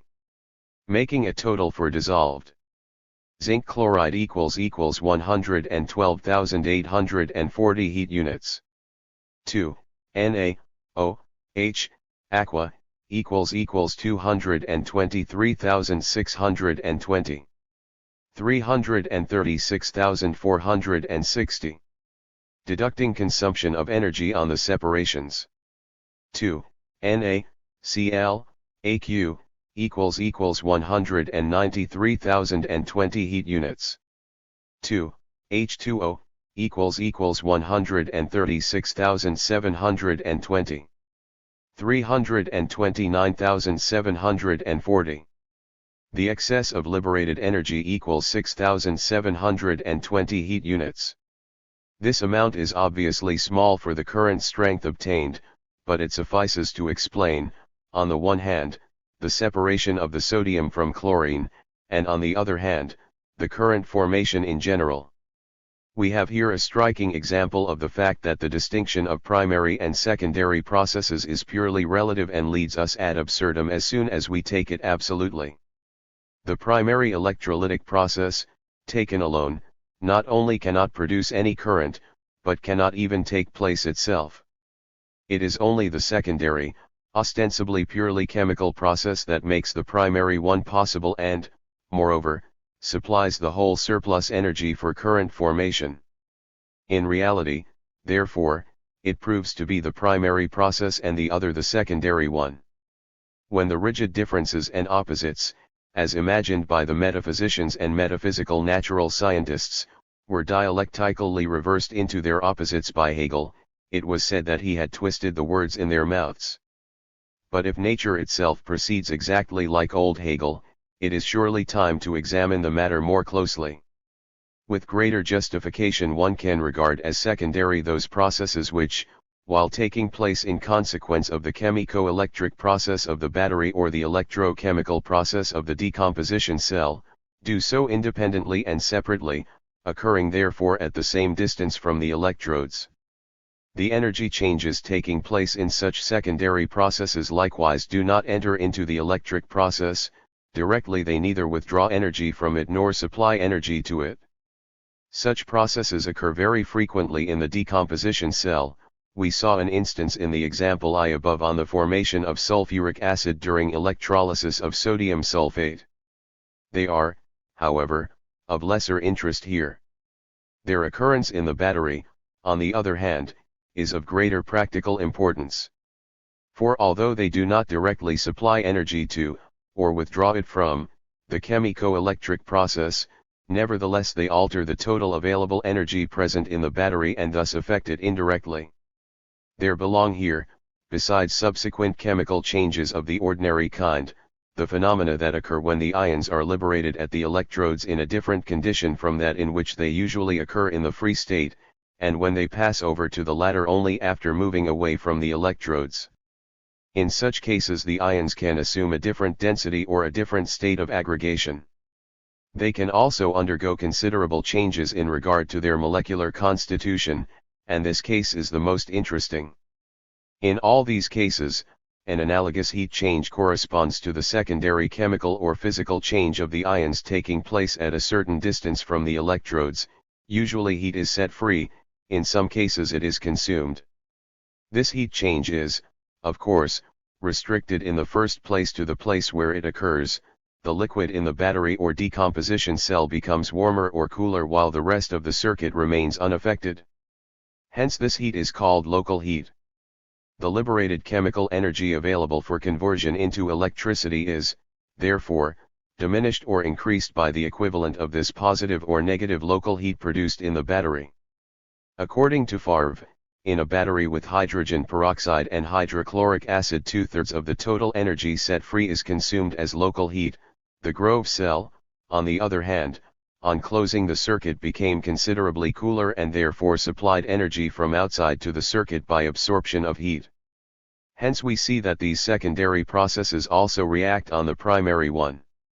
We can make whatever approach we like, the distinction between primary and secondary processes remains merely a relative one and is regularly suspended in the interaction of the one with the other.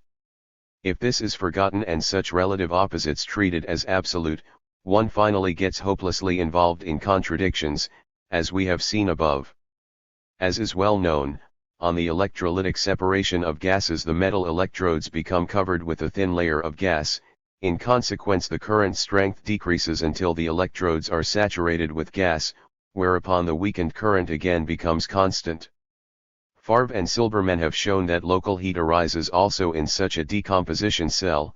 This local heat, therefore, can only be due to the fact that the gases are not liberated at the electrodes in the state in which they usually occur, but that they are only brought into their usual state, after their separation from the electrode, by a further process bound up with the development of heat. But what is the state in which the gases are given off at the electrodes? It is impossible to express oneself more cautiously on this than Wiedemann does. He terms it a certain, an allotropic, an active, and finally, in the case of oxygen, several times an ozonous state. In the case of hydrogen his statements are still more mysterious. Incidentally, the view comes out that ozone and hydrogen peroxide are the forms in which this active state is realized. Our author is so keen in his pursuit of ozone that he even explains the extreme electronegative properties of certain peroxides from the fact that they possibly contain a part of the oxygen in the ozonous state. p. 57. Certainly both ozone and hydrogen peroxide are formed on the so-called decomposition of water, but only in small quantities. There is no basis at all for assuming that in the case mentioned local heat is produced first of all by the origin and then by the decomposition of any large quantities of the above two compounds. We do not know the heat of formation of ozone, O3, from free oxygen atoms. According to Berthelot the heat of formation of hydrogen peroxide from H2O, liquid, plus O equals -21,480, the origin of this compound in any large amount would therefore give rise to a large excess of energy, about 30% of the energy required for the separation of H2 and O, which could not but be evident and demonstrable. Finally, ozone and hydrogen peroxide would only take oxygen into account, apart from current reversals, where both gases would come together at the same electrode, but not hydrogen. Yet the latter also escapes in an active state, so much so that in the combination, potassium nitrate solution between platinum electrodes, it combines directly with the nitrogen split off from the acid to form ammonia. In point of fact, all these difficulties and doubts have no existence. The electrolytic process has no monopoly of splitting off bodies in an active state. Every chemical decomposition does the same thing. It splits off the liberated chemical elements in the first place in the form of free atoms of O, H, N, etc., which only after their liberation can unite to form molecules, O2, H2, N2, etc., and on thus uniting give off a definite, though up to now still undetermined 18 quantity of energy which appears as heat. But during the infinitesimal moment of time when the atoms are free, they are the bearers of the total quantity of energy that they can take up at all, while possessed of their maximum energy they are free to enter into any combination offered them. Hence they are in an active state in contrast to the molecules O2, H2, N2, which have already surrendered a part of this energy and cannot enter into combination with other elements without this quantity of energy surrendered being resupplied from outside. We have no need, therefore, to resort to ozone and hydrogen peroxide, which themselves are only products of this active state. For instance, we can undertake the above-mentioned formation of ammonia on electrolysis of potassium nitrate even without a battery, simply by chemical means, by adding to nitric acid or a nitrate solution a liquid in which hydrogen is set free by a chemical process. In both cases the active state of the hydrogen is the same. But the interesting point about the electrolytic process is that here the transitory existence of the free atoms becomes as it were tangible. The process here is divided into two phases. The electrolysis provides free atoms at the electrodes, but their combination to form molecules occurs at some distance from the electrodes. However infinitesimally minute this distance may be compared to measurements where masses are concerned, it suffices to prevent the energy liberated on formation of the molecules being used for the electric process, at least for the most part, and so determines its conversion into heat, the local heat in the battery. but it is owing to this that the fact is established that the elements are split off as free atoms and for a moment have existed in the battery as free atoms. This fact, which in pure chemistry can only be established by theoretical conclusions 19 is here proved experimentally, insofar as this is possible without sensuous perception of the atoms and molecules themselves. Herein lies the high scientific importance of the so-called local heat of the battery. The conversion of chemical energy into electricity by means of the battery is a process about whose course we know next to nothing, and which we shall get to know in more detail only when the modus operandi of electric motion itself becomes better known. The battery has ascribed to it an electric force of separation which is given for each particular battery. As we saw at the outset, Wiedemann conceded that this electric force of separation is not a definite form of energy. On the contrary, it is primarily nothing more than the capacity, the property, of a battery to convert a definite quantity of liberated chemical energy into electricity in unit time. Throughout the whole course of events, this chemical energy itself never assumes the form of an electric force of separation, but, on the contrary, at once and immediately takes on the form of so-called electromotive force, i.e. of electric motion. If in ordinary life we speak of the force of a steam engine in the sense that it is capable in unit time of converting a definite quantity of heat into the motion of masses, this is not a reason for introducing the same confusion of ideas into scientific thought also. We might just as well speak of the varying force of a pistol, a carbine, a smoothbore gun, and a blunderbuss, because, with equal gunpowder charges and projectiles of equal weight, they shoot varying distances. But here the wrongness of the expression is quite obvious. Everyone knows that it is the ignition of the gunpowder charge that drives the bullet, and that the varying range of the weapon is only determined by the greater or lesser dissipation of energy according to the length of the barrel, the form of the projectile, and the tightness of its fitting. But it is the same for steam power and for the electric force of separation.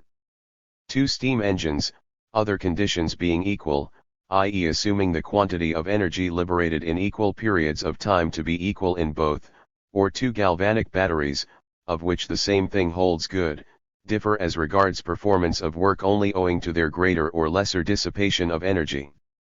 And if until now all armies have been able to develop the technique of firearms without the assumption of a special shooting force of weapons, the science of electricity has absolutely no excuse for assuming an electric force of separation analogous to this shooting force, a force which embodies absolutely no energy and which therefore of itself cannot perform a millionth of a milligram meter of work.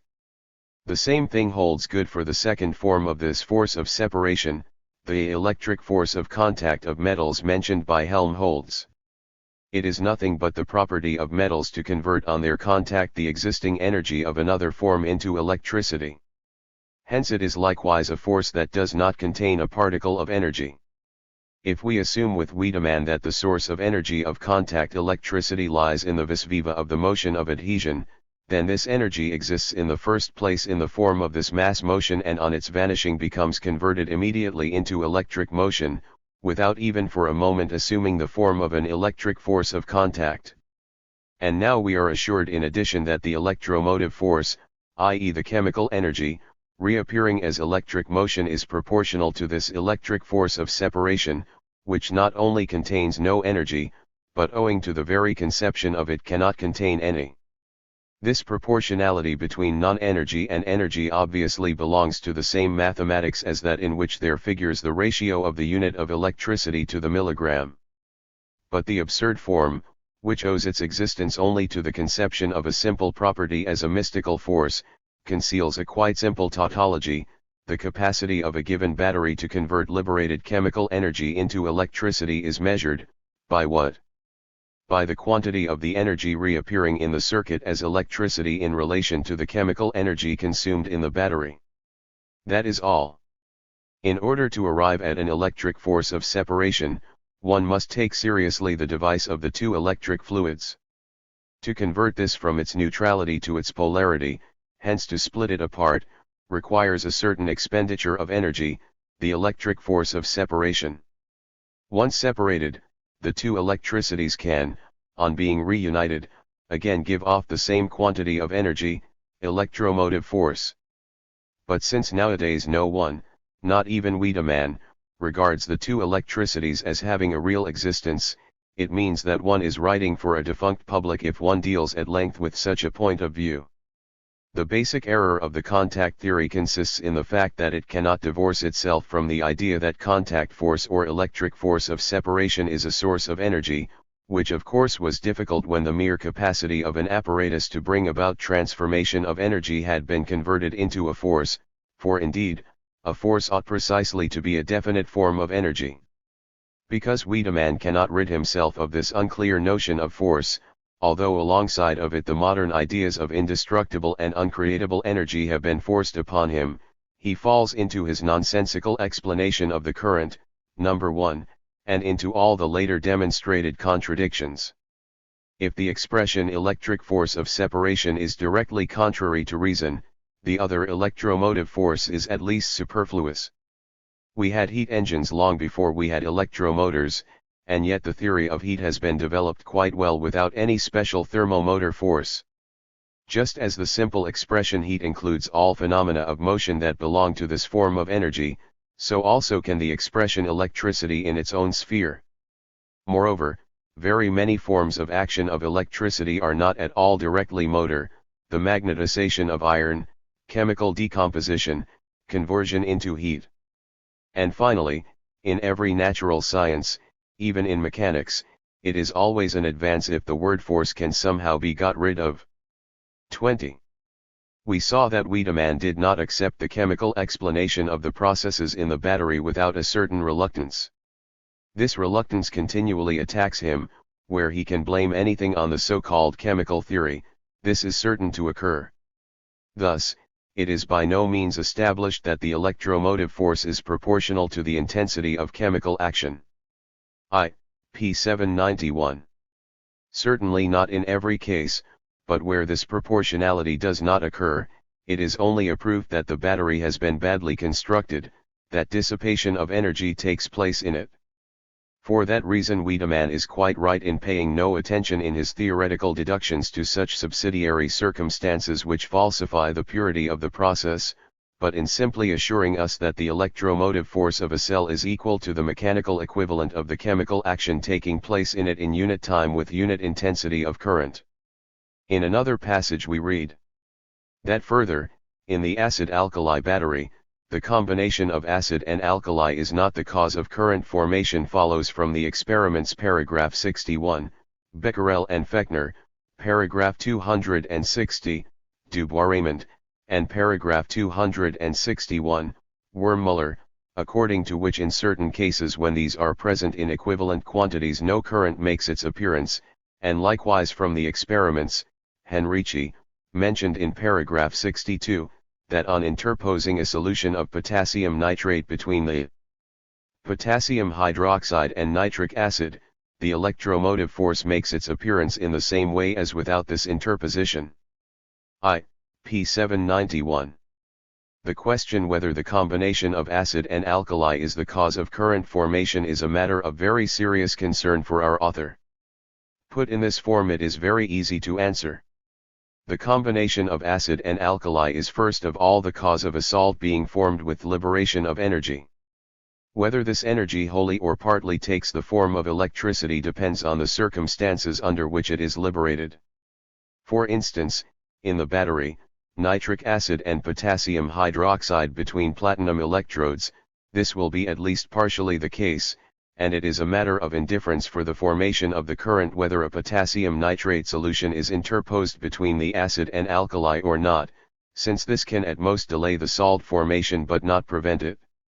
If, however, a battery is formed like one of Wurmmuller's, to which Wiedemann constantly refers, where the acid and alkali solution is in the middle, but a solution of their salt at both ends, and in the same concentration as the solution that is formed in the battery, then it is obvious that no current can arise, because on account of the end members, since everywhere identical bodies are formed, no ions can be produced. Hence the conversion of the liberated energy into electricity has been prevented in as direct a manner as if the circuit had not been closed. It is therefore not to be wondered at that no current is obtained. but that acid and alkali can in general produce a current is proved by the battery, carbon, sulfuric acid, 1 part in 10 of water, potassium hydroxide, 1 part in 10 of water, carbon, which according to Raoult has a current strength of 73.21, and that, with suitable arrangement of the battery, acid and alkali can provide a current strength corresponding to the large quantity of energy set free on their combination, is seen from the fact that the most powerful batteries known depend almost exclusively on the formation of alkali salts, e.g. that of wheatstone, platinum, platinic chloride, potassium amalgam, current strength 230, lead peroxide, dilute sulfuric acid, potassium amalgam equals 326, manganese peroxide instead of lead peroxide equals 280, in each case, if zinc amalgam was employed instead of potassium amalgam, the current strength fell almost exactly by 100.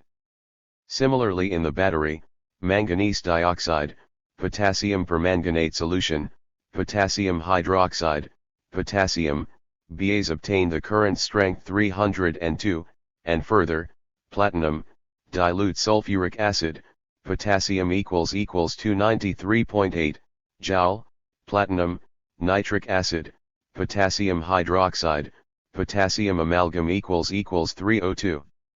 The cause of these exceptionally strong current strengths is certainly the combination of acid and alkali, or alkali metal, and the large quantity of energy thereby liberated. A few pages further on it is again stated.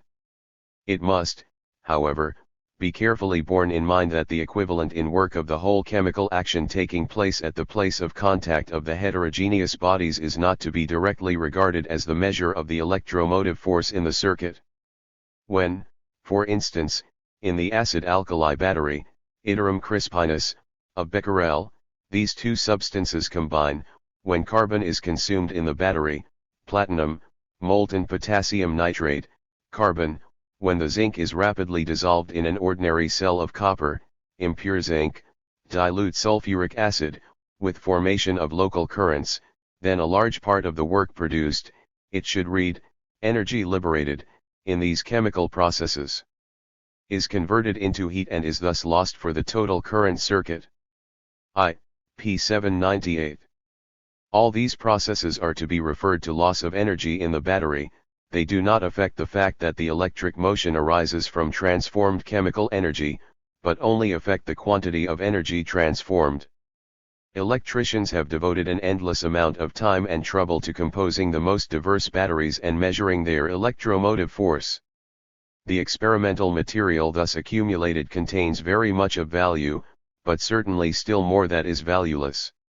For instance, what is the scientific value of experiments in which water is employed as the electrolyte, when, as has now been proved by F. Colroche, water is the worst conductor and therefore also the worst electrolyte 22, and where, therefore, it is not the water but its unknown impurities that caused the process?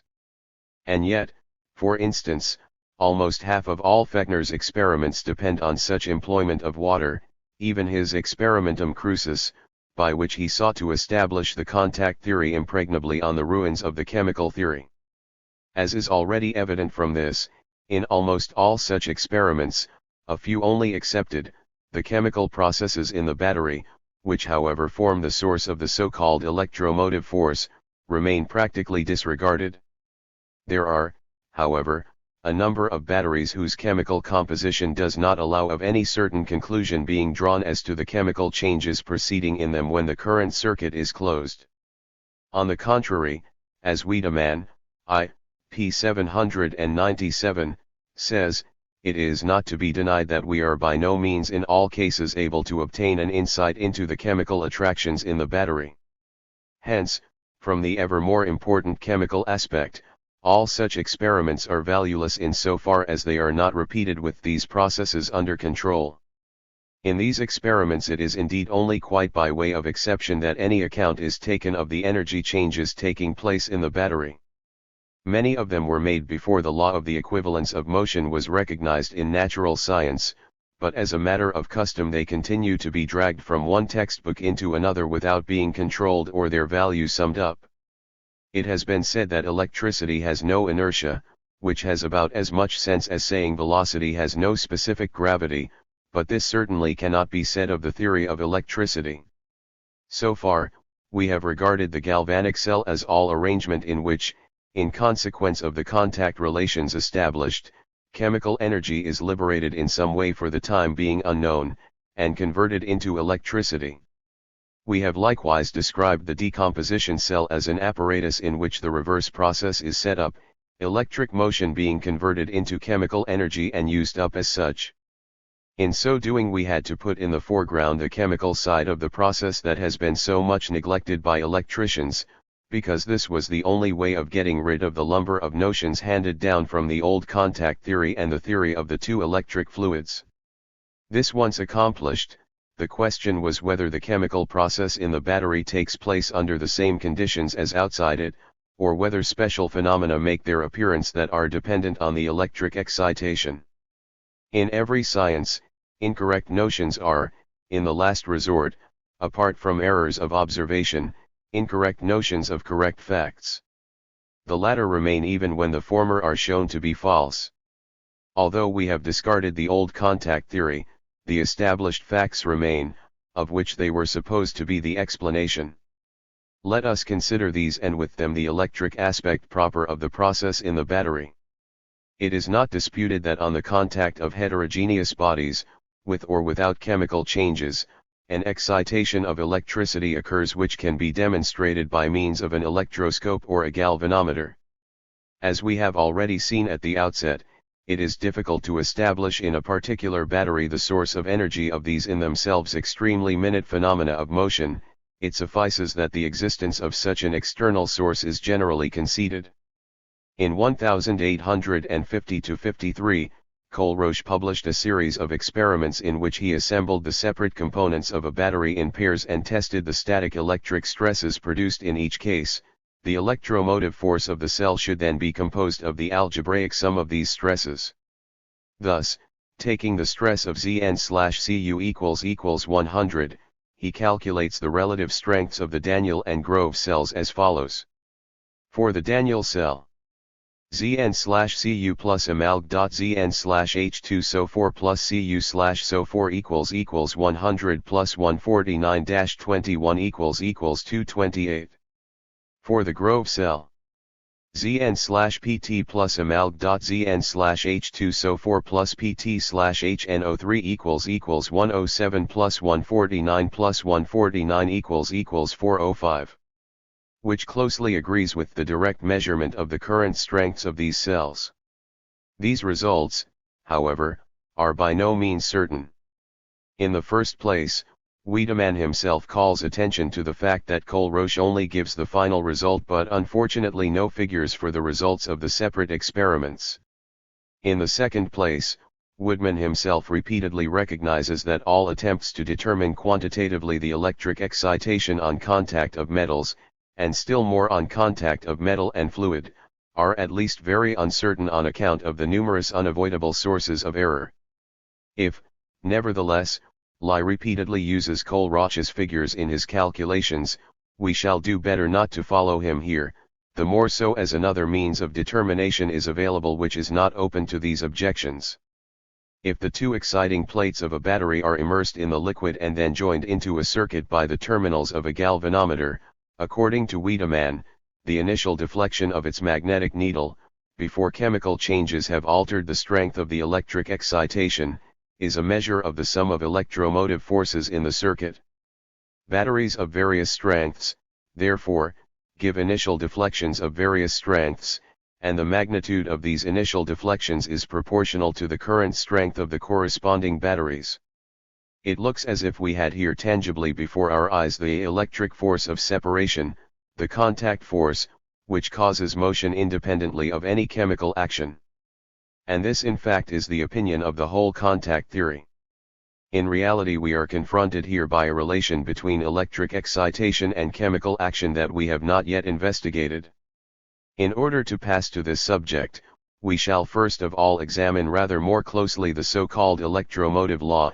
In so doing, we shall find that here also the traditional contact notions not only provide no explanation, but once again directly bar the way to an explanation.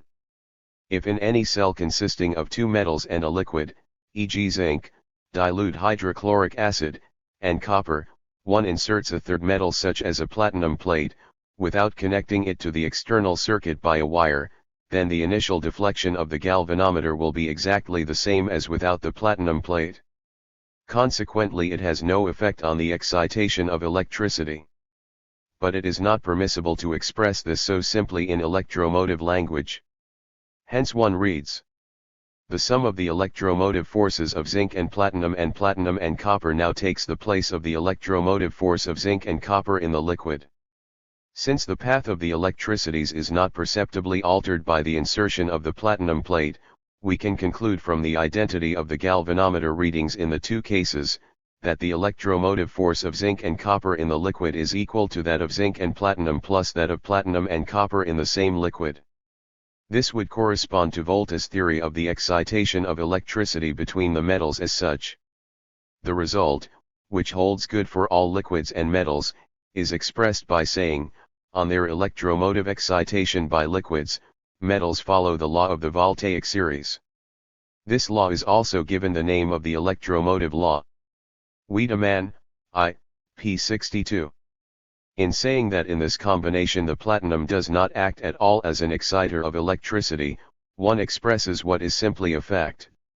If one says that it does act as an exciter of electricity, but in two opposite directions with equal strength so that the effect is neutralized, the fact is converted into a hypothesis merely for the sake of doing honor to the electromotive force. In both cases the platinum plays the role of a fictitious person. During the first deflection there is still no closed circuit. The acids, being undecomposed 23 do not conduct, they can only conduct by means of the ions. If the third metal has no influence on the first deflection, this is simply the result of the fact that it is still isolated. How does the third metal behave after the establishment of the constant current and during the latter? In the voltaic series of metals in most liquids, zinc lies after the alkali metals fairly close to the positive end and platinum at the negative end, copper being between the two.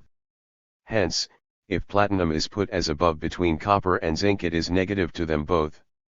If the platinum had any effect at all, the current in the liquid would have to flow to the platinum both from the zinc and from the copper, that is away from both electrodes to the unconnected platinum, which would be a contradictionary in adjectio. The basic condition for the action of several different metals in the battery consists precisely in their being connected among themselves externally to the circuit. An unconnected, superfluous metal in the battery acts as a non-conductor, it can neither form ions nor allow them to pass through, and without ions we know of no conduction in electrolytes. Hence it is not merely a fictitious person, it even stands in the way by forcing the ions to go round it. The same thing holds good if we connect the zinc and platinum, leaving the copper unconnected in the middle. Here the latter, if it had any effect at all, would produce a current from the zinc to the copper and another from the copper to the platinum, hence it would have to act as a sort of intermediary electrode and give off hydrogen on the side turned towards the zinc, which again is impossible. If we discard the traditional electromotive mode of expression the case becomes extremely simple. As we have seen, the galvanic battery is an apparatus in which chemical energy is liberated and transformed into electricity. It consists as a rule of one or more liquids and two metals as electrodes, which must be connected together by a conductor outside the liquids. This completes the apparatus.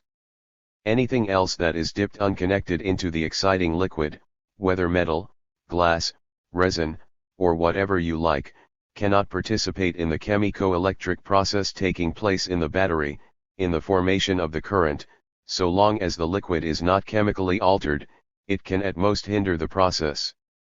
Whatever the capacity for exciting electricity of a third metal dipped into the liquid may be, or that of one or both electrodes of the battery, it cannot have any effect so long as this metal is not connected to the circuit outside the liquid. Consequently, not only is Wiedemann's derivation, as given above, of the so-called electromotive law false, but the interpretation which he gives to this law is also false. One can speak neither of a compensating electromotive activity of the unconnected metal, since the sole condition for such activity is cut off from the outset, nor can the so-called electromotive law be deduced from a fact which lies outside the sphere of this law. In 1845, old Poggendorff published a series of experiments in which he measured the electromotive force of various batteries, that is to say the quantity of electricity supplied by each of them in unit time. 24 of these experiments, the first 27 are of special value, in each of which 3 given metals were one after another connected in the same exciting liquid to 3 different batteries, and the latter investigated and compared as regards the quantity of electricity produced. As a good adherent of the contact theory, Poggendorff also put the third metal unconnected in the battery in each experiment and so had the satisfaction of convincing himself that in all 81 batteries this third metal remained a pure inactive element in the combination. But the significance of these experiments by no means consists in this fact but rather in the confirmation and establishment of the correct meaning of the so-called electromotive law. Let us consider the above series of batteries in which zinc, copper, and platinum are connected together in pairs in dilute hydrochloric acid. Here Poggendorff found the quantities of electricity produced to be as follows, taking that of a Daniell cell as 100. Zinc copper 78.8. Copper platinum 74.3. Total 153.1. Zinc platinum 153.7. Thus, zinc in direct connection with platinum produced almost exactly the same quantity of electricity as zinc copper platinum. The same thing occurred in all other batteries, whatever liquids and metals were employed. When, from a series of metals in the same exciting liquid, batteries were formed in such a way that in each case, according to the voltaic series valid for this liquid, the second, third, fourth, etc., one after the other were made to serve as negative electrodes for the preceding one and as positive electrodes for that which followed, then the sum of the quantities of electricity produced by all these batteries is equal to the quantity of electricity produced by a battery formed directly between the two end members of the whole metallic series. For instance, in dilute hydrochloric acid the sum total of the quantities of electricity produced by the batteries zinc iron, iron copper, copper silver, and silver platinum, would be equal to that produced by the battery, zinc platinum. A pile formed from all the cells of the above series would, other things being equal, be exactly neutralized by the introduction of a zinc platinum cell with a current of the opposite direction. In this form, the so-called electromotive law has a real and considerable significance. It reveals a new aspect of the interconnection between chemical and electrical action. Hitherto, on investigating mainly the source of energy of the galvanic current, this source, the chemical change, appeared as the active side of the process, the electricity was produced from it and therefore appeared primarily as passive. Now this is reversed. The electric excitation determined by the constitution of the heterogeneous bodies put into contact in the battery can neither add nor subtract energy from the chemical action, other than by conversion of liberated energy into electricity. It can, however, according as the battery is made up, accelerate or slow down this action. If the battery, zinc dilute hydrochloric acid copper, produced in unit time only half as much electricity for the current as the battery, zinc dilute hydrochloric acid platinum, this means in chemical terms that the first battery produces in unit time only half as much zinc chloride and hydrogen as the second. Hence the chemical action has been doubled, although the purely chemical conditions for this action have remained the same. The electric excitation has become the regulator of the chemical action, it appears now as the active side, the chemical action being the passive side. Thus, it becomes comprehensible that a number of processes previously regarded as purely chemical now appear as electrochemical. Chemically pure zinc is not attacked at all by dilute acid, or only very weakly. Ordinary commercial zinc, on the other hand, is rapidly dissolved with formation of a salt and production of hydrogen. It contains an admixture of other metals and carbon, which make their appearance in unequal amounts at various places of the surface. Local currents are formed in the acid between them and the zinc itself, the zinc areas forming the positive electrodes and the other metals the negative electrodes, the hydrogen bubbles being given off on the latter. Likewise, the phenomenon that when iron is dipped into a solution of copper sulfate it becomes covered with a layer of copper is now seen to be an electrochemical phenomenon, one determined by the currents which arise between the heterogeneous areas of the surface of the iron. In accordance with this we find also that the voltaic series of metals in liquids corresponds on the whole to the series in which metals replace one another from their compounds with halogens and acid radicals. At the extreme negative end of the voltaic series we regularly find the metals of the gold group, gold, platinum, palladium, rhodium, which oxidize with difficulty, are little or not at all attacked by acids, and which are easily precipitated from their salts by other metals. At the extreme positive end are the alkali metals which exhibit exactly the opposite behavior. They are scarcely to be split off from their oxides except with the greatest expenditure of energy. They occur in nature almost exclusively in the form of salts, and of all the metals they have by far the greatest affinity for halogens and acid radicals. Between these two come the other metals in somewhat varying sequence, but such that on the whole electrical and chemical behavior correspond to one another. The sequence of the separate members varies according to the liquids and has hardly been finally established for any single liquid. It is even permissible to doubt whether there exists such an absolute voltaic series of metals for any single liquid. Given suitable batteries and decomposition cells, two pieces of the same metal can act as positive and negative electrodes respectively, hence the same metal can be both positive and negative towards itself. In thermocells which convert heat into electricity, with large temperature differences at the two junctions, the direction of the current is reversed, the previously positive metal becomes negative and vice versa. Similarly, there is no absolute series according to which the metals replace one another from their chemical compounds with a particular halogen or acid radical. In many cases by supplying energy in the form of heat we are able almost at will to alter and reverse the series valid for ordinary temperatures. Hence we find here a peculiar interaction between chemical action and electricity.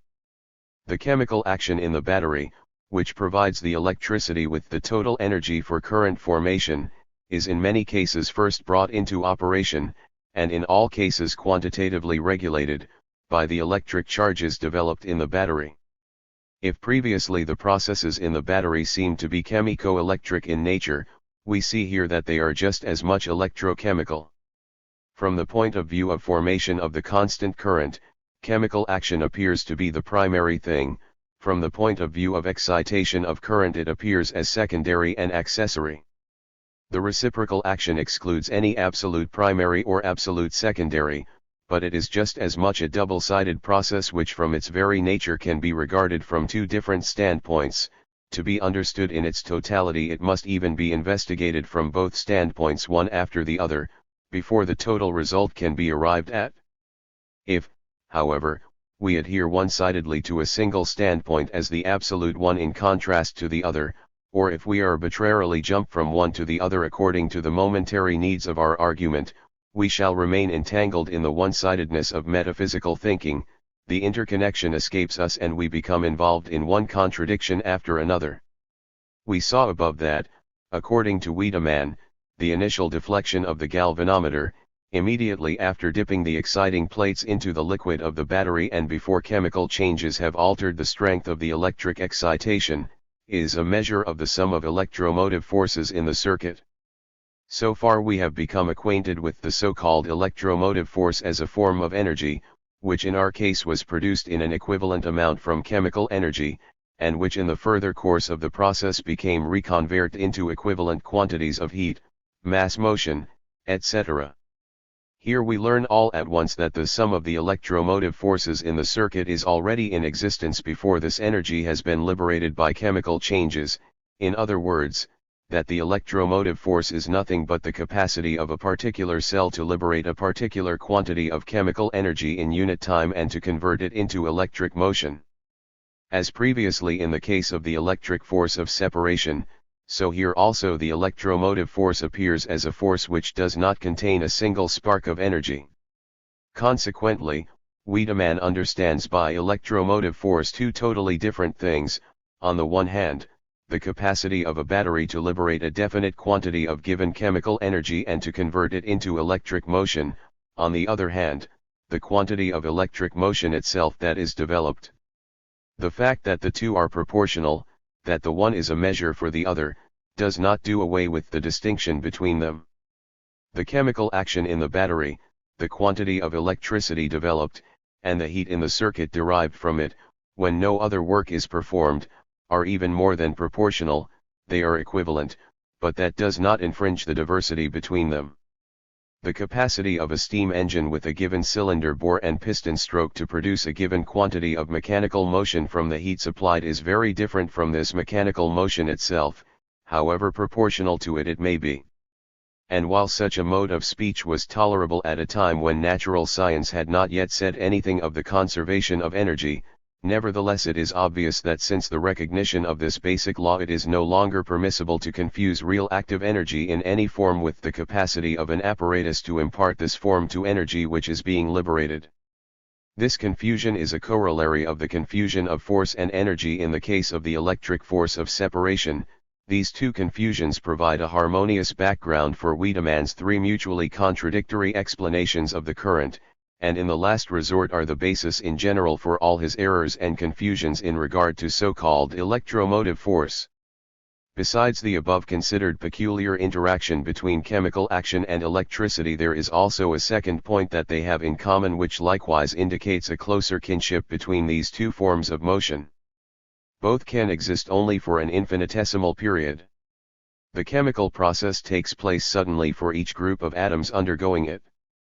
It can be prolonged only by the presence of new material that continually renews it. The same thing holds for electric motion. Hardly has it been produced from some other form of motion before it is once more converted into a third form. Only the continual readiness of available energy can produce the constant current, in which at each moment new quantities of motion assume the form of energy and lose it again. An insight into this close connection of chemical and electric action and vice versa will lead to important results in both spheres of investigation. 25. Such an insight is already becoming more and more widespread. Among chemists, Lothar Meyer, and after him Kekulle, have plainly stated that a revival of the electrochemical theory in a rejuvenated form is impending. Among electricians also, as indicated especially by the latest works of F. Kohlrausch, the conviction seems finally to have taken hold that only exact attention to the chemical processes in the battery and decomposition cell can help their science to emerge from the blind alley of old traditions. And in fact one cannot see how else a firm foundation is to be given to the theory of galvanism and so secondarily to that of magnetism and static electricity, other than by a chemically exact general revision of all traditional uncontrolled experiments made from an obsolete scientific standpoint, with exact attention to establishing the energy changes and preliminary rejection of all traditional theoretical notions about electricity. 8. Tidal friction, Kant and Thomson Tate. On the rotation of the Earth and lunar attraction. Thomson and Tate, Nat.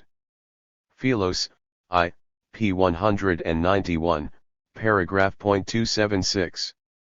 There are also indirect resistances, owing to friction impeding the tidal motions, on all bodies which, like the Earth, have portions of their free surfaces covered by liquid, which, as long as these bodies move relatively to neighboring bodies, must keep drawing off energy from their relative motions.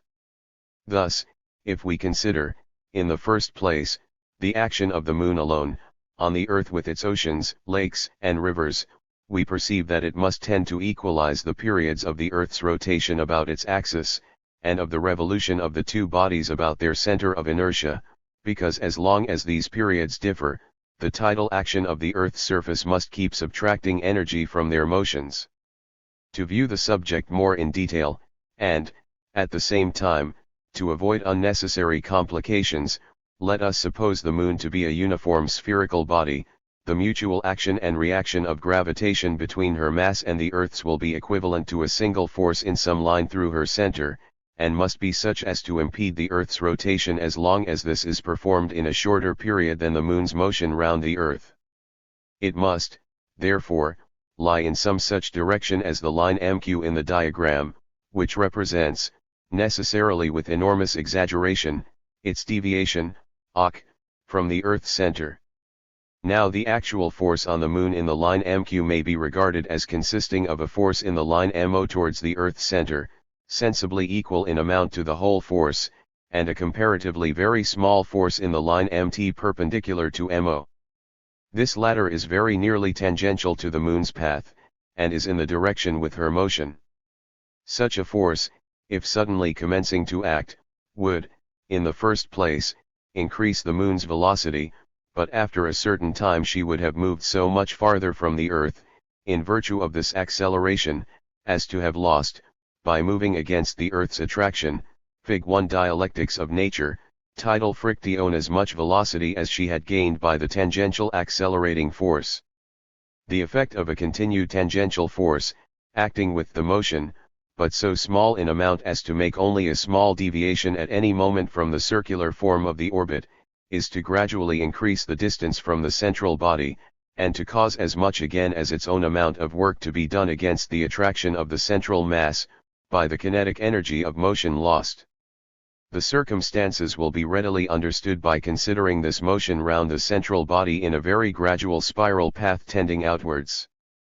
Provided the law of force is the inverse square of the distance, the tangential component of gravity against the motion will be twice as great as the disturbing tangential force in the direction with the motion, and therefore 1/2 of the amount of work done against the former, is done by the latter, and the other half by kinetic energy taken from the motion.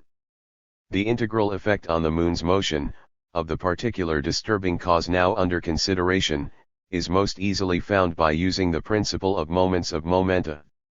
Thus we see that as much moment of momentum is gained in any time by the motions of the centers of inertia, of the Moon and Earth relatively to their common center of inertia, as is lost by the Earth's rotation about its axis.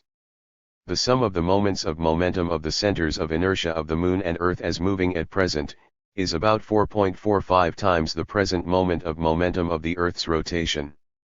The average plane of the former is the ecliptic, and therefore the axes of the two moments are inclined to one another at the average angle of 23 degrees 27.5, which, as we are neglecting the Sun's influence on the plane of the Moon's motion, may be taken as the actual inclination of the two axes at present.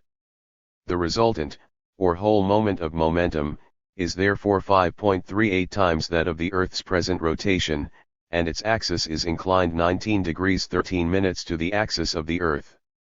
Hence the ultimate tendency of the tides is to reduce the Earth and Moon to a simple uniform rotation with this resultant moment round this resultant axis, as if they were two parts of one rigid body, in which condition the Moon's distance would be increased, approximately, in the ratio 1:1.46, being the ratio of the square of the present moment of momentum of the centers of inertia to the square of the whole moment of momentum, and the period of revolution in the ratio 1:1.77, being that of the cubes of the same quantities.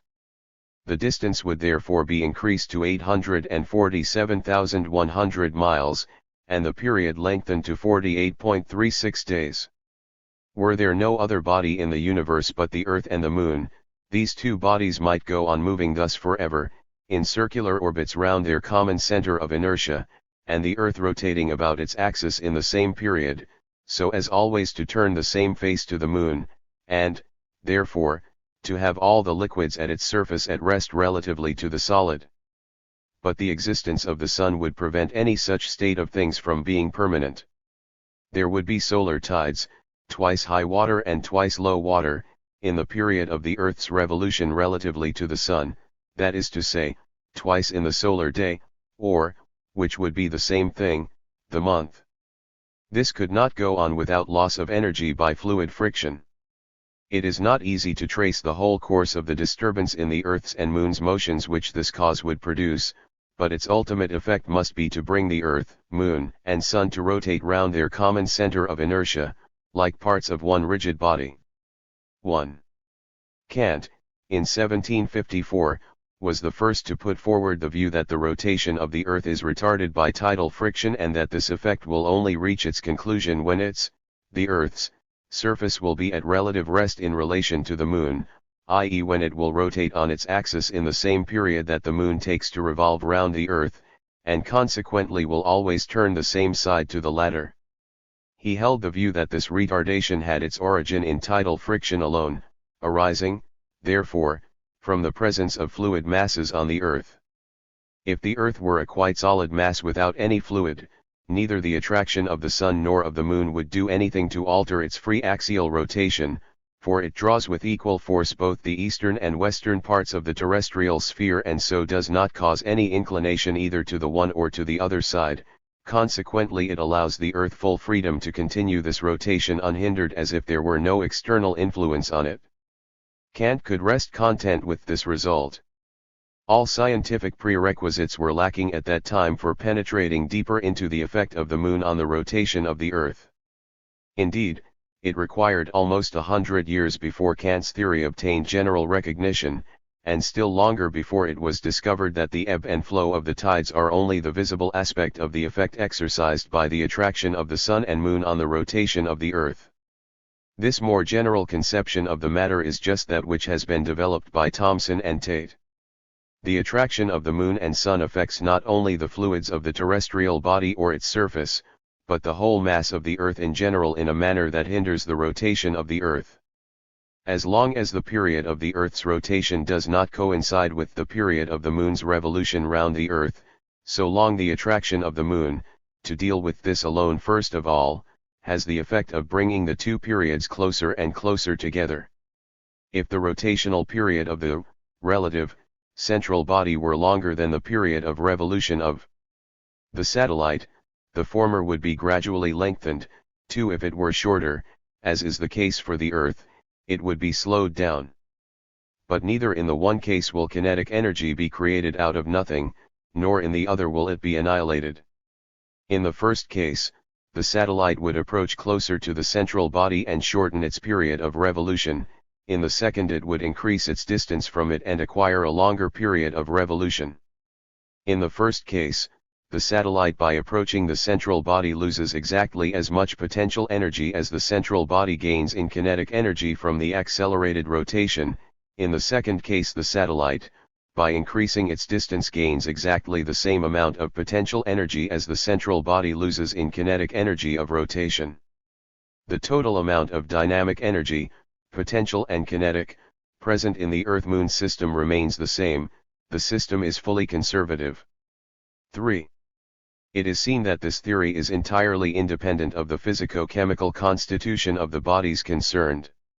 It is derived from the general laws of motion of free heavenly bodies, the connection between them being produced by attraction in proportion to their masses and inverse proportion to the square of the distances between them.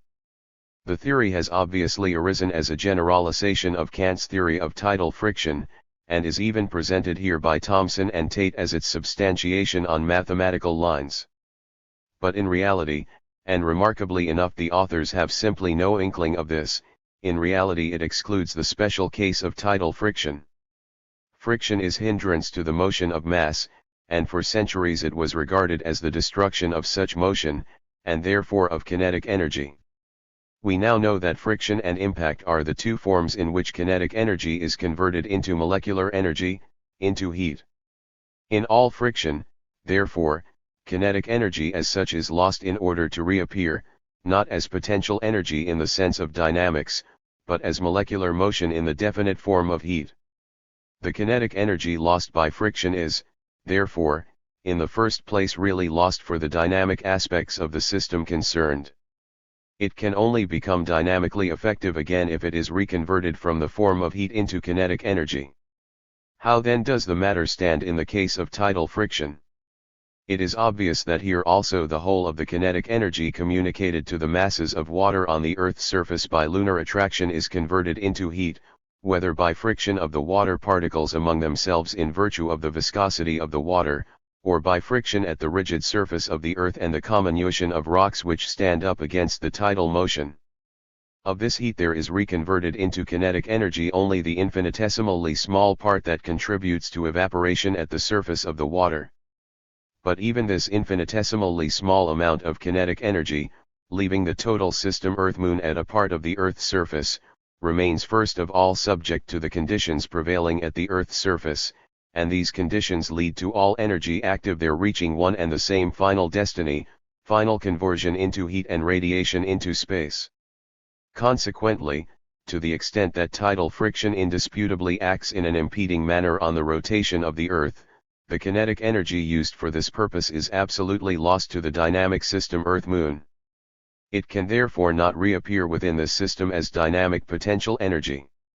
In other words, of the kinetic energy expended in impeding the Earth's rotation by means of the attraction of the Moon, only that part that acts on the solid mass of the Earth's body can entirely reappear as dynamic potential energy, and hence be compensated for by a corresponding increase of the distance of the Moon. On the other hand, the part that acts on the fluid masses of the Earth can do so only insofar as it does not set these masses themselves into a motion opposite in direction to that of the Earth's rotation, for such a motion is wholly converted into heat and is finally lost to the system by radiation. What holds good for tidal friction at the surface of the Earth is equally valid for the so often hypothetically assumed tidal friction of a supposed fluid nucleus of the Earth's interior. The most peculiar part of the matter is that Thomson and Tate do not notice that in order to establish the theory of tidal friction they are putting forward a theory that proceeds from the tacit assumption that the Earth is an entirely rigid body and so exclude any possibility of tidal flow and hence also of tidal friction. The part played by labor in the transition from ape to man. Written, in May-June 1876. This article was intended to introduce a larger work which Engels planned to call Die Grundformendernichschaft, outline of the general plan. Engels never finished it, nor even this intro, which breaks off at the end. It would be included in Dialectics of Nature. Labor is the source of all wealth, the political economists assert. And it really is the source, next to nature, which supplies it with the material that it converts into wealth. But it is even infinitely more than this. It is the prime basic condition for all human existence, and this to such an extent that, in a sense, we have to say that labor created man himself. Many hundreds of thousands of years ago, during an epoch, not yet definitely determinable, of that period of the Earth's history known to geologists as the Tertiary period, most likely towards the end of it, a particularly highly developed race of anthropoid apes lived somewhere in the tropical zone, probably on a great continent that has now sunk to the bottom of the Indian Ocean. One Darwin has given us an approximate description of these ancestors of ours. They were completely covered with hair, they had beards and pointed ears, and they lived in bands in the trees. First, owing to their way of living, which meant that the hands had different functions than the feet when climbing, these apes began to lose the habit of using their hands to walk and adopted a more and more erect posture. This was the decisive step in the transition from ape to man. All extant anthropoid apes can stand erect and move about on their feet alone, but only in case of urgent need and in a very clumsy way. Their natural gait is in a half-erect posture and includes the use of the hands. The majority rest the knuckles of the fist on the ground and, with legs drawn up, swing the body through their long arms, much as a cripple moves on crutches. In general, all the transition stages from walking on all fours to walking on two legs are still to be observed among the apes today. The latter gait, however, has never become more than a makeshift for any of them. It stands to reason that if erect gait among our hairy ancestors became first the rule and then, in time, a necessity, other diverse functions must, in the meantime, have devolved upon the hands. Already among the apes there is some difference in the way the hands and the feet are employed. In climbing, as mentioned above, the hands and feet have different uses. The hands are used mainly for gathering and holding food in the same way as the forepaws of the lower mammals are used. Many apes use their hands to build themselves nests in the trees or even to construct roofs between the branches to protect themselves against the weather, as the chimpanzee, for example, does. With their hands they grasp sticks to defend themselves against enemies, or bombard their enemies with fruits and stones. In captivity they use their hands for a number of simple operations copied from human beings. It is in this that one sees the great gulf between the undeveloped hand of even the most man-like apes and the human hand that has been highly perfected by hundreds of thousands of years of labor. The number and general arrangement of the bones and muscles are the same in both hands, but the hand of the lowest savage can perform hundreds of operations that no simian hand can imitate. No simian hand has ever fashioned even the crudest stone knife. The first operations for which our ancestors gradually learned to adapt their hands during the many thousands of years of transition from ape to man could have been only very simple ones. The lowest savages, even those in whom regression to a more animal-like condition with a simultaneous physical degeneration can be assumed, are nevertheless far superior to these transitional beings.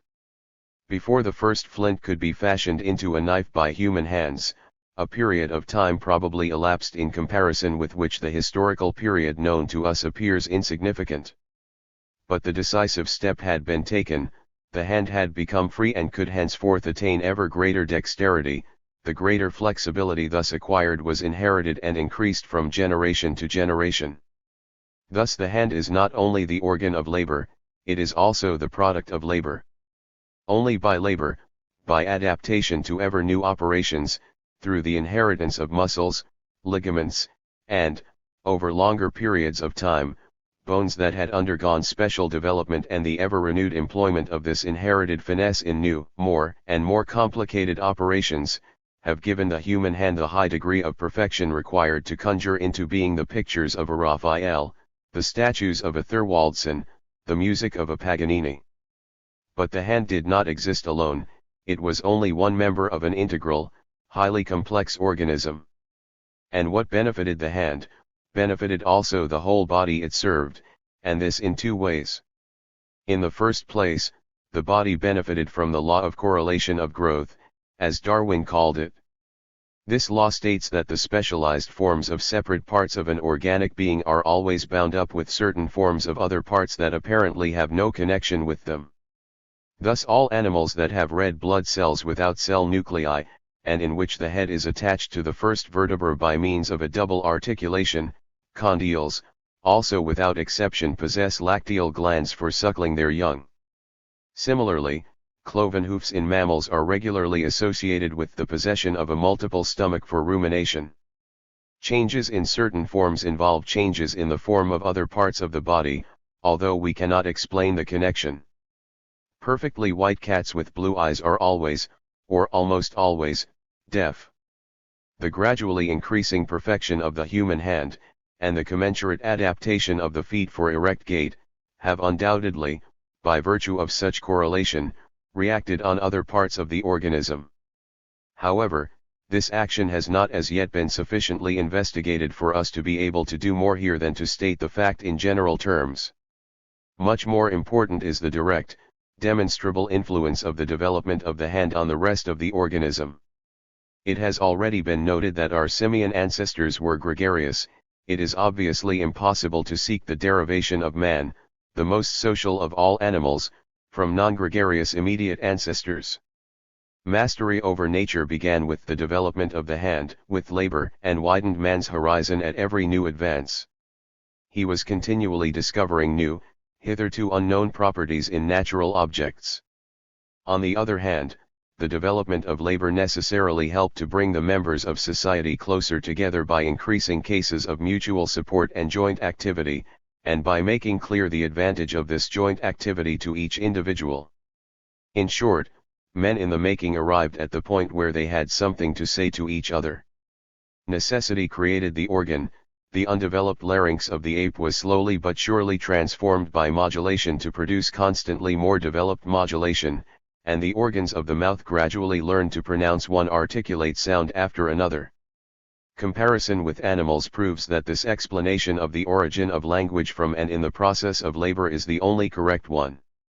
The little that even the most highly developed animals need to communicate to each other does not require articulate speech. In its natural state, no animal feels handicapped by its inability to speak or to understand human speech. It is quite different when it has been tamed by man. The dog and the horse, by association with man, have developed such a good ear for articulate speech that they easily learn to understand any language within their range of concept. Moreover, they have acquired the capacity for feelings such as affection for man, gratitude, etc., which were previously foreign to them. Anyone who has had much to do with such animals will hardly be able to escape the conviction that in many cases they now feel their inability to speak as a defect, although, unfortunately, it is one that can no longer be remedied because their vocal organs are too specialized in a definite direction. However, where vocal organs exist, within certain limits even this inability disappears. The buccal organs of birds are as different from those of man as they can be, yet birds are the only animals that can learn to speak, and it is the bird with the most hideous voice, the parrot, that speaks best of all. Let no one object that the parrot does not understand what it says. It is true that for the sheer pleasure of talking and associating with human beings, the parrot will chatter for hours at a stretch, continually repeating its whole vocabulary. But within the limits of its range of concepts it can also learn to understand what it is saying. Teach a parrot swear words in such a way that it gets an idea of their meaning, one of the great amusements of sailors returning from the tropics. Tease it and you will soon discover that it knows how to use its swear words just as correctly as a Berlin costermonger. The same is true of begging for tidbits. First labor, after it and then with its speech, these were the two most essential stimuli under the influence of which the brain of the ape gradually changed into that of man, which, for all its similarity, is far larger and more perfect. Hand in hand with the development of the brain went the development of its most immediate instruments, the senses. Just as the gradual development of speech is inevitably accompanied by a corresponding refinement of the organ of hearing, so the development of the brain as a whole is accompanied by a refinement of all the senses. The eagle sees much farther than man, but the human eye discerns considerably more in things than does the eye of the eagle. The dog has a far keener sense of smell than man, but it does not distinguish 1/100th part of the odors that for man are definite signs denoting different things. And the sense of touch, which the ape hardly possesses in its crudest initial form, has been developed only side by side with the development of the human hand itself, through the medium of labor. The reaction on labor and speech of the development of the brain and its attendant senses, of the increasing clarity of consciousness, power of abstraction and of conclusion, gave both labor and speech an ever-renewed impulse to further development. This development did not reach its conclusion when man finally became distinct from the ape, but on the whole made further powerful progress, its degree and direction varying among different peoples and at different times, and here and there even being interrupted by local or temporary regression. This further development has been strongly urged forward, on the one hand, and guided along more definite directions, on the other, by a new element which came into play with the appearance of fully fledged man, namely, society. Hundreds of thousands of years, of no greater significance in the history of the earth than 1 second in the life of man. Engels note, a leading authority in this respect, Sir William Thomson, has calculated that little more than 100 million years could have elapsed since the time when the earth had cooled sufficiently for plants and animals to be able to live on it. Certainly elapsed before human society arose out of a troop of tree-climbing monkeys. Yet it did finally appear. And what do we find once more as the characteristic difference between the troop of monkeys and human society? Labor. The ape herd was satisfied to browse over the feeding area determined for it by geographical conditions or the resistance of neighboring herds. It undertook migrations and struggles to win new feeding grounds, but it was incapable of extracting from them more than they offered in their natural state, except that it unconsciously fertilized the soil with its own excrement. As soon as all possible feeding grounds were occupied, there could be no further increase in the ape population. The number of animals could at best remain stationary. But all animals waste a great deal of food, and, in addition, destroy in the germ the next generation of the food supply. Unlike the hunter, the wolf does not spare the doe which would provide it with the young the next year. The goats in Greece, that eat away the young bushes before they grow to maturity, have eaten bare all the mountains of the country. This predatory economy of animals plays an important part in the gradual transformation of species by forcing them to adapt themselves to other than the usual food, thanks to which their blood acquires a different chemical composition and the whole physical constitution gradually alters, while species that have remained unadapted die out. There is no doubt that this predatory economy contributed powerfully to the transition of our ancestors from ape to man. In a race of apes that far surpassed all others in intelligence and adaptability, this predatory economy must have led to a continual increase in the number of plants used for food and the consumption of more and more edible parts of food plants. In short, food became more and more varied, as did also the substances entering the body with it, substances that were the chemical premises for the transition to man. But all that was not yet labor in the proper sense of the word. Labor begins with the making of tools. And what are the most ancient tools that we find, the most ancient judging by the heirlooms of prehistoric man that have been discovered, and by the mode of life of the earliest historical peoples and of the rawest of contemporary savages? They are hunting and fishing implements, the former at the same time serving as weapons.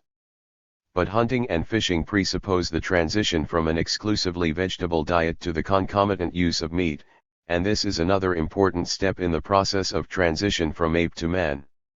A meat diet contained in an almost ready state the most essential ingredients required by the organism for its metabolism.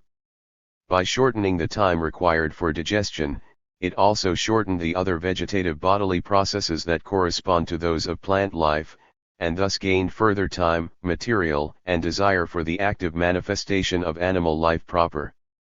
And the farther man in the making moved from the vegetable kingdom, the higher he rose above the animal.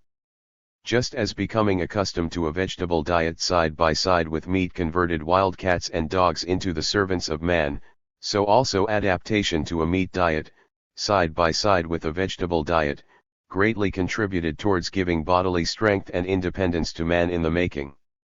The meat diet, however, had its greatest effect on the brain, which now received a far richer flow of the materials necessary for its nourishment and development, and which, therefore, could develop more rapidly and perfectly from generation to generation.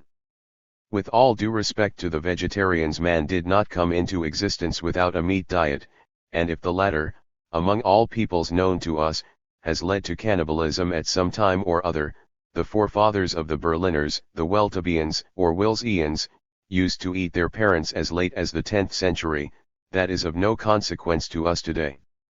The meat diet led to two new advances of decisive importance, the harnessing of fire and the domestication of animals. The first still further shortened the digestive process, as it provided the mouth with food already, as it were, half digested. The second made meat more copious by opening up a new, more regular source of supply in addition to hunting, and moreover provided, in milk and its products, a new article of food at least as valuable as meat in its composition. Thus both these advances were, in themselves, new means for the emancipation of man. It would lead us too far afield to dwell here in detail on their indirect effects, notwithstanding the great importance they have had for the development of man and society.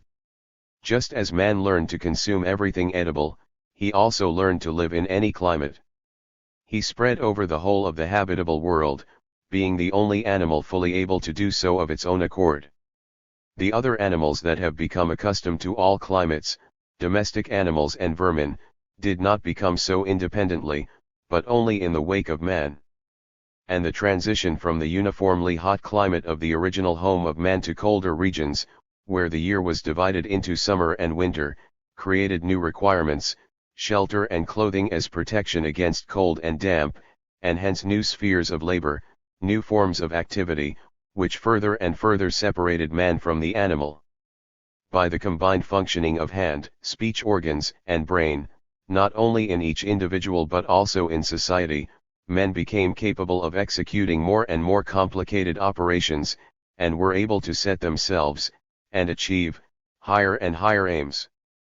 The work of each generation itself became different, more perfect, and more diversified.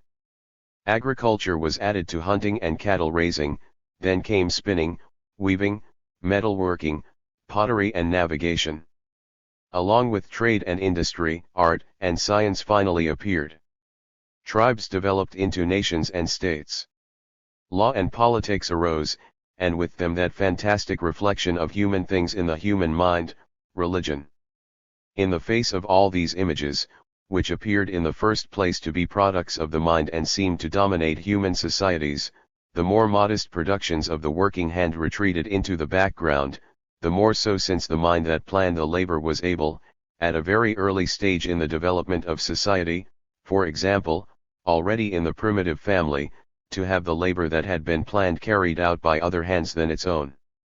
All merit for the swift advance of civilization was ascribed to the mind, to the development and activity of the brain. Men became accustomed to explain their actions as arising out of thought instead of their needs, which in any case are reflected and perceived in the mind, and so in the course of time there emerged that idealistic world outlook which, especially since the fall of the world of antiquity, has dominated men's minds. It still rules them to such a degree that even the most materialistic natural scientists of the Darwinian school are still unable to form any clear idea of the origin of man, because under this ideological influence they do not recognize the part that has been played therein by labor. Animals, as has already been pointed out, change the environment by their activities in the same way, even if not to the same extent, as man does, and these changes, as we have seen, in turn react upon and change those who made them. In nature nothing takes place in isolation. Everything affects and is affected by every other thing, and it is mostly because this manifold motion and interaction is forgotten that our natural scientists are prevented from gaining a clear insight into the simplest things. We have seen how goats have prevented the regeneration of forests in Greece. On the island of St. Helena, goats and pigs brought by the first arrivals have succeeded in exterminating its old vegetation almost completely, and so have prepared the ground for the spreading of plants brought by later sailors and colonists. But animals exert a lasting effect on their environment unintentionally and, as far as the animals themselves are concerned, accidentally. The further removed men are from animals, however, the more their effect on nature assumes the character of premeditated, planned action directed towards definite preconceived ends. The animal destroys the vegetation of a locality without realizing what it is doing. Man destroys it in order to sow field crops on the soil thus released, or to plant trees or vines which he knows will yield many times the amount planted. He transfers useful plants and domestic animals from one country to another and thus changes the flora and fauna of whole continents. More than this, through artificial breeding both plants and animals are so changed by the hand of man that they become unrecognizable. The wild plants from which our grain varieties originated are still being sought in vain. There is still some dispute about the wild animals from which our very different breeds of dogs or our equally numerous breeds of horses are descended. It goes without saying that it would not occur to us to dispute the ability of animals to act in a planned, premeditated fashion. On the contrary, a planned mode of action exists in embryo wherever protoplasm, living albumin, exists and reacts, that is, carries out definite, even if extremely simple, movements as a result of definite external stimuli. Such reaction takes place even where there is yet no cell at all, far less a nerve cell. There is something of the planned action in the way insect-eating plants capture their prey, although they do it quite unconsciously. In animals the capacity for conscious, planned action is proportional to the development of the nervous system, and among mammals it attains a fairly high level. While fox hunting in England one can daily observe how unerringly the fox makes use of its excellent knowledge of the locality in order to elude its pursuers, and how well it knows and turns to account all favorable features of the ground that cause the scent to be lost. Among our domestic animals, more highly developed thanks to association with man, one can constantly observe acts of cunning on exactly the same level as those of children. For, just as the development history of the human embryo in the mother's womb is only an abbreviated repetition of the history, extending over millions of years, of the bodily development of our animal ancestors, starting from the worm, so the mental development of the human child is only a still more abbreviated repetition of the intellectual development of these same ancestors, at least of the later ones. But all the planned action of all animals has never succeeded in impressing the stamp of their will upon the earth. That was left for man. In short, The animal merely uses its environment, and brings about changes in it simply by its presence. Man by his changes makes it serve his ends, masters it. This is the final, essential distinction between man and other animals, and once again it is labor that brings about this distinction. Let us not, however, flatter ourselves overmuch on account of our human victories over nature. For each such victory nature takes its revenge on us. Each victory, it is true, in the first place brings about the results we expected, but in the second and third places it has quite different, unforeseen effects which only too often cancel the first. The people who, in Mesopotamia, Greece, Asia Minor and elsewhere, destroyed the forests to obtain cultivable land, never dreamed that by removing along with the forests the collecting centers and reservoirs of moisture they were laying the basis for the present forlorn state of those countries. When the Italians of the Alps used up the pine forests on the southern slopes, so carefully cherished on the northern slopes, they had no inkling that by doing so they were cutting at the roots of the dairy industry in their region. They had still less inkling that they were thereby depriving their mountain springs of water for the greater part of the year, and making it possible for them to pour still more furious torrents on the plains during the rainy seasons. Those who spread the potato in Europe were not aware that with these farinaceous tubers they were at the same time spreading scrofula. Thus at every step we are reminded that we by no means rule over nature like a conqueror over a foreign people, like someone standing outside nature, but that we, with flesh, blood and brain, belong to nature, and exist in its midst, and that all our mastery of it consists in the fact that we have the advantage over all other creatures of being able to learn its laws and apply them correctly. And, in fact, with every day that passes we are acquiring a better understanding of these laws and getting to perceive both the more immediate and the more remote consequences of our interference with the traditional course of nature.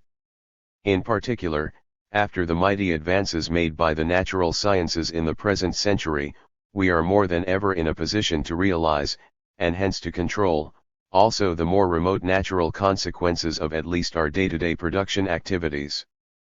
But the more this progresses, the more will men not only feel but also know their oneness with nature, and the more impossible will become the senseless and unnatural idea of a contrast between mind and matter, man and nature, soul and body, such as arose after the decline of classical antiquity in Europe and obtained its highest elaboration in Christianity.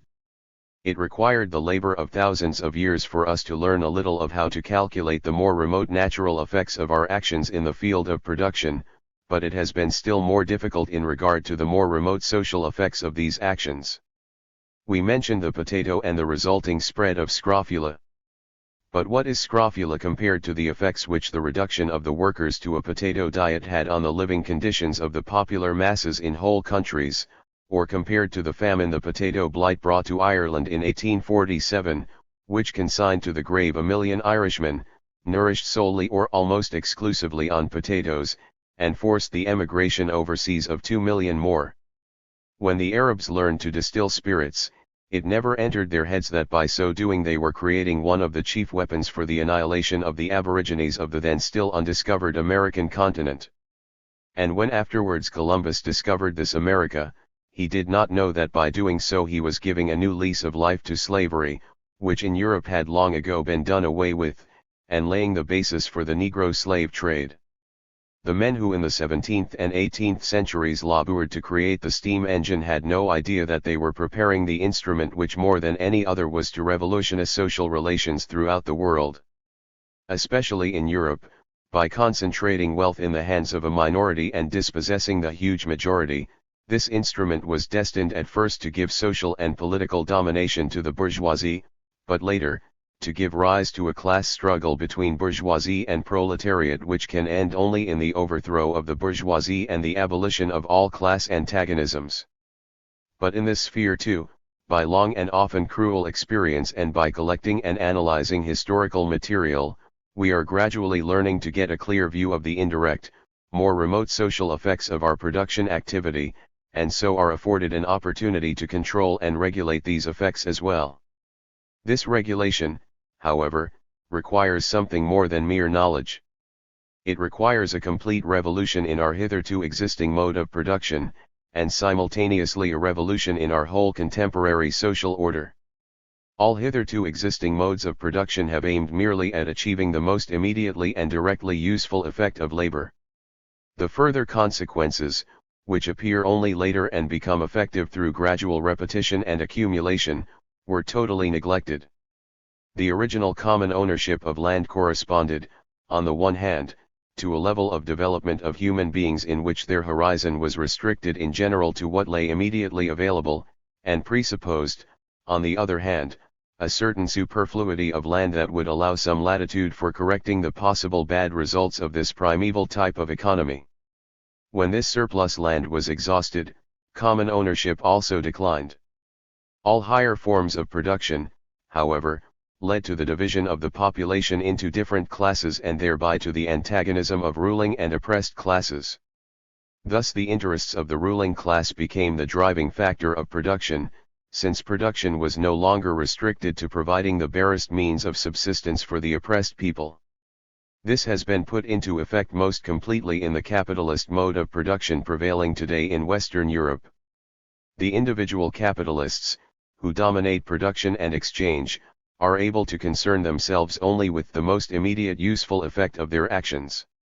Indeed, even this useful effect, inasmuch as it is a question of the usefulness of the article that is produced or exchanged, retreats far into the background, and the sole incentive becomes the profit to be made on selling.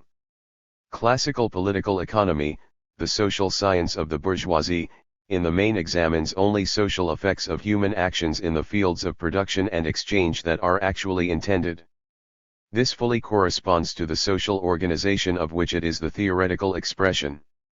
As individual capitalists are engaged in production and exchange for the sake of the immediate profit, only the nearest, most immediate results must first be taken into account. As long as the individual manufacturer or merchant sells a manufactured or purchased commodity with the usual coveted profit, he is satisfied and does not concern himself with what afterwards becomes of the commodity and its purchasers. The same thing applies to the natural effects of the same actions. What cared the Spanish planters in Cuba, who burned down forests on the slopes of the mountains and obtained from the ashes sufficient fertilizer for one generation of very highly profitable coffee trees? What cared they that the heavy tropical rainfall afterwards washed away the unprotected upper stratum of the soil, leaving behind only bare rock? In relation to nature, as to society, the present mode of production is predominantly concerned only about the immediate, the most tangible result, and then surprise is expressed that the more remote effects of actions directed to this end turn out to be quite different, are mostly quite the opposite in character, that the harmony of supply and demand is transformed into the very reverse opposite, as shown by the course of each 10 years industrial cycle. Even Germany has had a little preliminary experience of it in the crash, that private ownership based on one's own labor must of necessity develop into the expropriation of the workers, while all wealth becomes more and more concentrated in the hands of non-workers. That, the manuscript breaks off here. Natural Science and the Spirit World 1. The dialectics that has found its way into popular consciousness finds expression in the old saying that extremes meet.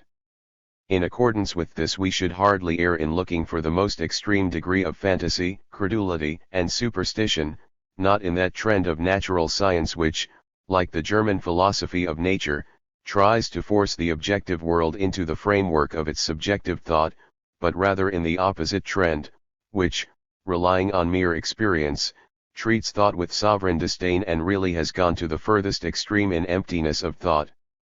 This school prevails in England.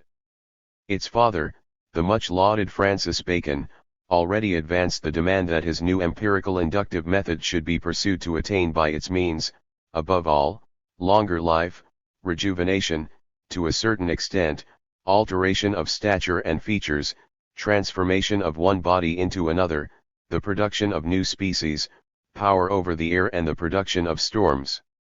He complains that such investigations have been abandoned, and in his natural history he actually gives recipes for making gold and performing various miracles. Similarly, Isaac Newton in his old age greatly busied himself with expounding the revelation of St. John. So it is not to be wondered at if in recent years English empiricism in the person of some of its representatives, and not the worst of them, should seem to have fallen a hopeless victim to the spirit rapping and spirit seeing imported from America. The first natural scientist belonging here is the very eminent zoologist and botanist, Alfred Russel Wallace, the man who simultaneously with Darwin put forward the theory of the evolution of species by natural selection. In his little work, On Miracles and Modern Spiritualism, London, Burns, 1875, he relates that his first experiences in this branch of natural knowledge date from 1844, when he attended the lectures of Mr. Spencer Hall on mesmerism and as a result carried out similar experiments on his pupils. I was extremely interested in the subject and pursued it with ardor. He not only produced magnetic sleep together with the phenomena of articular rigidity, and local loss of sensation, he also confirmed the correctness of Gall's map of the skull, because on touching any one of Gall's organs the corresponding activity was aroused in the magnetized patient and exhibited by appropriate and lively gestures. Further, he established that his patient, merely by being touched, partook of all the sensations of the operator. He made him drunk with a glass of water as soon as he told him that it was brandy. He could make one of the young men so stupid, even in the waking condition, that he no longer knew his own name, a feat, however, that other schoolmasters are capable of accomplishing without any mesmerism. And so on. Now it happens that I also saw this Mr. Spencer Hall in the winter of 1843-4 in Manchester. He was a very mediocre charlatan, who travelled the country under the patronage of some parsons and undertook magnetico-phrenological performances with a young girl in order to prove thereby the existence of God, the immortality of the soul, and the incorrectness of the materialism that was being preached at that time by the Owenites in all big towns. The lady was sent into a magnetico-sleep and then, as soon as the operator touched any part of the skull corresponding to one of Gall's organs, she gave a bountiful display of theatrical, demonstrative gestures and poses representing the activity of the organ concerned. For instance, for the organ of philoprogenitiveness she fondled and kissed an imaginary baby, etc. Moreover, the good Mr. Hall had enriched Gall's geography of the skull with a new island of Barataria. Right at the top of the skull he had discovered an organ of veneration, on touching which his hypnotic miss sank onto her knees, folded her hands in prayer, and depicted to the astonished, Philistine audience an angel wrapped in veneration. That was the climax and conclusion of the exhibition. The existence of God had been proved. The effect on me and one of my acquaintances was exactly the same as on Mr. Wallace. The phenomena interested us and we tried to find out how far we could reproduce them. A wide-awake young boy of 12 years old offered himself as subject. Gently gazing into his eyes, or stroking, sent him without difficulty into the hypnotic condition. But since we were rather less credulous than Mr. Wallace and set to work with rather less fervour, we arrived at quite different results. Apart from muscular rigidity and loss of sensation, which were easy to produce, we found also a state of complete passivity of the will bound up with a peculiar hypersensitivity of sensation. The patient, when aroused from his lethargy by any external stimulus, exhibited very much greater liveliness than in the waking condition. There was no trace of any mysterious relation to the operator. Anyone else could just as easily set the sleeper into activity. To set Gall's cranial organs into action was the least that we achieved. We went much further. We could not only exchange them for one another, or make their seat anywhere in the whole body, but we also fabricated any amount of other organs, organs of singing, whistling, piping, dancing, boxing, sewing, cobbling, tobacco smoking, etc., and we could make their seat wherever we wanted. Wallace made his patients drunk on water, but we discovered in the great toe an organ of drunkenness which only had to be touched in order to cause the finest drunken comedy to be enacted. But it must be well understood, no organ showed a trace of action until the patient was given to understand what was expected of him. The boy soon perfected himself by practice to such an extent that the merest indication sufficed. The organs produced in this way then retained their validity for later occasions of putting to sleep, as long as they were not altered in the same way. The patient had even a double memory, one for the waking state and a second quite separate one for the hypnotic condition, as regards the passivity of the will and its absolute subjection to the will of a third person. This loses all its miraculous appearance when we bear in mind that the whole condition began with the subjection of the will of the patient to that of the operator, and cannot be restored without it. The most powerful magician of a magnetizer in the world will come to the end of his resources as soon as his patient laughs him in the face.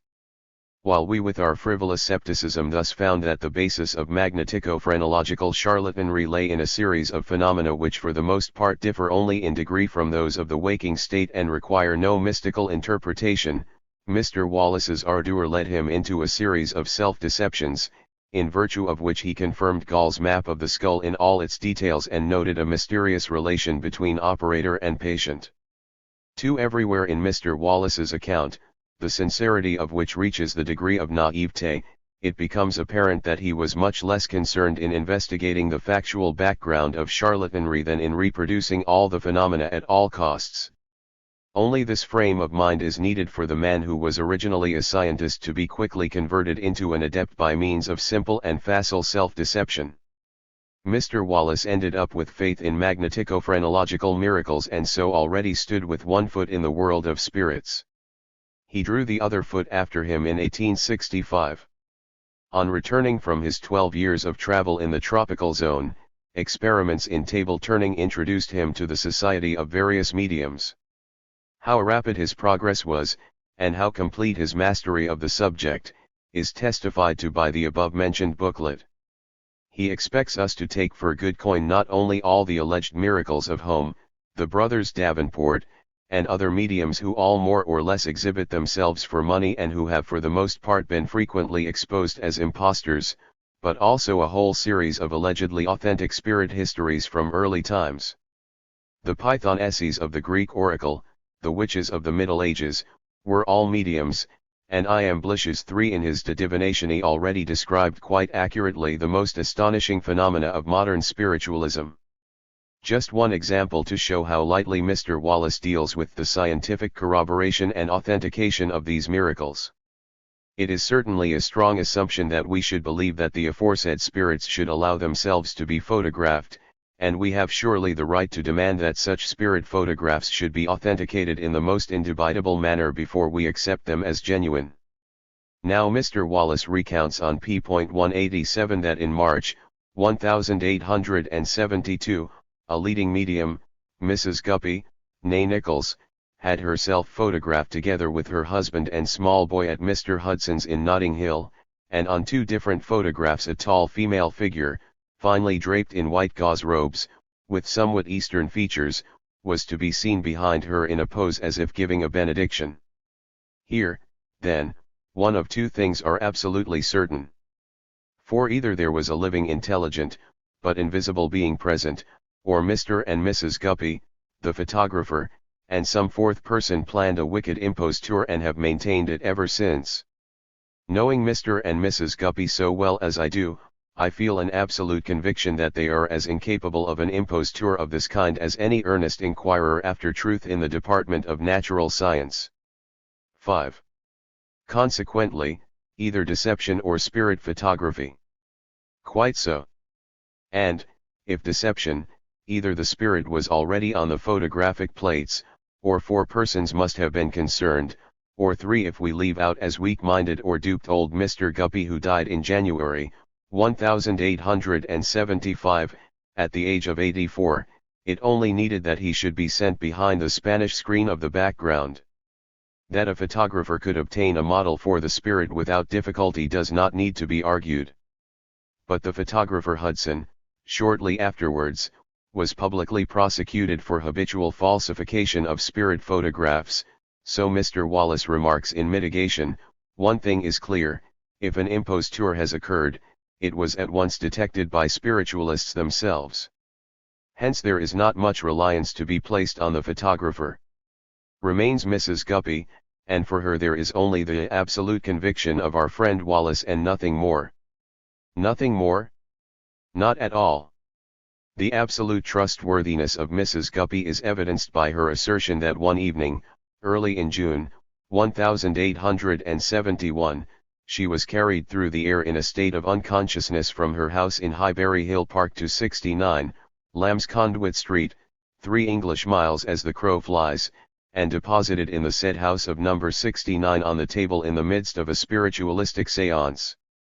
The doors of the room were closed, and although Mrs. Guppy was one of the stoutest women in London, which is certainly saying a good deal, nevertheless her sudden incursion did not leave behind the slightest hole either in the doors or in the ceiling. Reported in the London Echo, June 8, 1871. And if anyone still does not believe in the genuineness of spirit photography, there's no helping him. The second eminent adept among English natural scientists is Mr. William Crookes, the discoverer of the chemical element thallium and of the radiometer, in Germany also called Lichtmodell. Mr. Crookes began to investigate spiritualistic manifestations about 1871, and employed for this purpose a number of physical and mechanical appliances, spring balances, electric batteries, etc. Whether he brought to his task the main apparatus required, a sceptically critical mind, or whether he remained to the end in a fit state for working, we shall see. At any rate, within a not very long period, Mr. Crookes was just as completely captivated as Mr. Wallace. For some years, he relates, a young lady, Miss Florence Cook, has exhibited remarkable mediumship, which latterly culminated in the production of an entire female form purporting to be of spiritual origin, and which appeared barefooted and in white flowing robes while she lay entranced in dark clothing and securely bound in a cabinet or adjoining room. This spirit, which called itself Katie, and which looked remarkably like Miss Cook, was one evening suddenly seized round the waist by Mr. Volkman, the present husband of Mrs. Guppy, and held fast in order to see whether it was not indeed Miss Cook in another edition. The spirit proved to be a quite sturdy damsel, it defended itself vigorously, the onlookers intervened, the gas was turned out, and when, after some scuffling, peace was re-established and the room relit, the spirit had vanished and Miss Cook lay bound and unconscious in her corner. Nevertheless, Mr. Volkman is said to maintain up to the present day that he had seized hold of Miss Cook and nobody else. In order to establish this scientifically, Mr. Varley, a well-known electrician, on the occasion of a new experiment, arranged for the current from a battery to flow through the medium, Miss Cook, in such a way that she could not play the part of the spirit without interrupting the current. Nevertheless, the spirit made its appearance. It was, therefore, indeed a being different from Miss Cook. To establish this further was the task of Mr. Crookes. His first step was to win the confidence of the spiritualistic lady. This confidence, so he says himself in The Spiritualist, June 5, 1874, increased gradually to such an extent that she refused to give a séance unless I made the arrangements. She said that she always wanted me to be near her and in the neighborhood of the cabinet.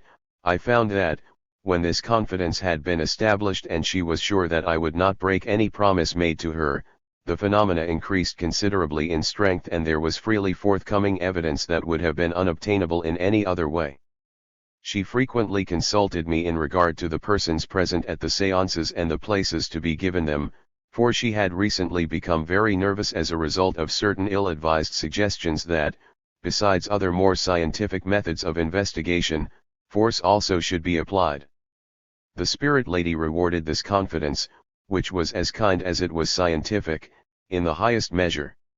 She even made her appearance, which can no longer surprise us, in Mr. Crookes' house, played with his children and told them anecdotes from her adventures in India, treated Mr. Crookes to an account of some of the bitter experiences of her past life, allowed him to take her by the arm so that he could convince himself of her evident materiality, allowed him to take her pulse and count the number of her respirations per minute, and finally allowed herself to be photographed next to Mr.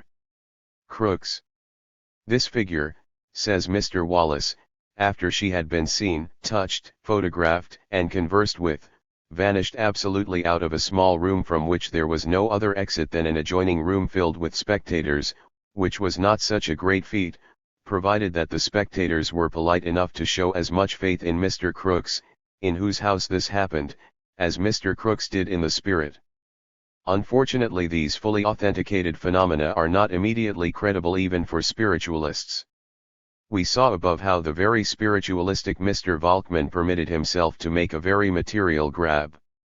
And now a clergyman, a member of the committee of the British National Association of Spiritualists, has also been present at a séance with Miss Cook, and he established the fact without difficulty that the room through the door of which the spirit came and disappeared communicated with the outer world by a second door. The behavior of Mr. Crooks, who was also present, gave the final death blow to my belief that there might be something in the manifestations.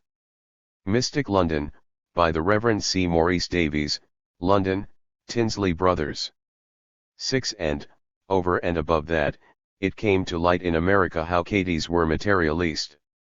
A married couple named Holmes held séances in Philadelphia in which likewise a Katy appeared and received bountiful presents from the believers. However, one septic refused to rest until he got on the track of the said Katy, who, anyway, had already gone on strike once because of lack of pay. He discovered her in a boarding house as a young lady of unquestionable flesh and bone, and in possession of all the presents that had been given to the spirit. Meanwhile the continent also had its scientific spirit seers. A scientific association at St. Petersburg, I do not know exactly whether the university or even the academy itself, charged the Councillor of State, Aksakov, and the chemist, Budalrav, to examine the basis of the spiritualistic phenomena, but it does not seem that very much came of this. On the other hand, if the noisy announcements of the spiritualists are to be believed, Germany has now also put forward its man in the person of Professor Zollner in Leipzig. For years, as is well known, Herr Zollner has been hard at work on the fourth dimension of space, and has discovered that many things that are impossible in a space of 3 dimensions, are a simple matter of course in a space of 4 dimensions. Thus, in the latter kind of space, a closed metal sphere can be turned inside out like a glove, without making a hole in it. Similarly, a knot can be tied in an endless string or one which has both ends fastened, and 2 separate closed rings can be interlinked without opening either of them, and many more such feats. According to the recent triumphant reports from the spirit world, it is said now that Professor Zollner has addressed himself to one or more mediums in order with their aid to determine more details of the locality of the 4th dimension. The success is said to have been surprising. After the session, the arm of the chair, on which he rested his arm while his hand never left the table, was found to have become interlocked with his arm. A string that had both ends sealed to the table was found tied into 4 knots, and so on. In short, all the miracles of the 4th dimension are said to have been performed by the spirits with the utmost ease. It must be borne in mind, Relatorifero, I do not vouch for the correctness of the spirit bulletin, and if it should contain any inaccuracy, Herr Zollner ought to be thankful that I am giving him the opportunity to make a correction. If, however, it reproduces the experiences of Herr Zollner without falsification, then it obviously signifies a new era both in the science of spiritualism and that of mathematics. The spirits prove the existence of the 4th dimension, just as the 4th dimension vouches for the existence of spirits. And this once established, an entirely new, immeasurable field is open to science. All previous mathematics and natural science will be only a preparatory school for the mathematics of the 4th and still higher dimensions, and for the mechanics, physics, chemistry, and physiology of the spirits dwelling in these higher dimensions. Has not Mr. Crooks scientifically determined how much weight is lost by tables and other articles of furniture on their passage into the 4th dimension, as we may now well be permitted to call it, and does not Mr. Wallace declare it proven that fire there does no harm to the human body? And now we have even the physiology of the spirit bodies. They breathe, they have a pulse, therefore lungs, heart, and a circulatory apparatus, and in consequence are at least as admirably equipped as our own in regard to the other bodily organs. For breathing requires carbohydrates which undergo combustion in the lungs, and these carbohydrates can only be supplied from without, hence, stomach, intestines, and their accessories, and if we have once established so much, the rest follows without difficulty. The existence of such organs, however, implies the possibility of their falling a prey to disease, hence it may still come to pass that Herr Virchow will have to compile a cellular pathology of the spirit world. And since most of these spirits are very handsome young ladies, who are not to be distinguished in any respect whatsoever from terrestrial damsels, other than by their supramundane beauty, it could not be very long before they come into contact with men who feel the passion of love, and since, as established by Mr. Crookes from the beat of the pulse, the female heart is not absent, natural selection also has opened before it the prospect of a fourth dimension, one in which it has no longer any need to fear of being confused with wicked social democracy. Enough. Here it becomes palpably evident which is the most certain path from natural science to mysticism. It is not the extravagant theorizing of the philosophy of nature, but the shallowest empiricism that spurns all theory and distrusts all thought. It is not a priori necessity that proves the existence of spirits, but the empirical observations of Messrs. Wallace, Crookes, and Co. If we trust the spectrum analysis observations of Crookes, which led to the discovery of the metal thallium, or the rich zoological discoveries of Wallace in the Malay archipelago, we are asked to place the same trust in the spiritualistic experiences and discoveries of these two scientists. And if we express the opinion that, after all, there is a little difference between the two, namely, that we can verify the one but not the other, then the spirit seers retort that this is not the case, and that they are ready to give us the opportunity of verifying also the spirit phenomena. Indeed, dialectics cannot be despised with impunity. However great one's contempt for all theoretical thought, nevertheless one cannot bring two natural facts into relation with one another, or understand the connection existing between them, without theoretical thought. The only question is whether one's thinking is correct or not, and contempt of theory is evidently the most certain way to think naturalistically, and therefore incorrectly. But, according to an old and well-known dialectic law, incorrect thinking, carried to its logical conclusion, inevitably arrives at the opposite of its point of departure. Hence, the empirical contempt of dialectics on the part of some of the most sober empiricists is punished by their being led into the most barren of all superstitions, into modern spiritualism. It is the same with mathematics. The ordinary metaphysical mathematicians boast with enormous pride of the absolute irrefutability of the results of their science. But these results include also imaginary magnitudes, which thereby acquire a certain reality.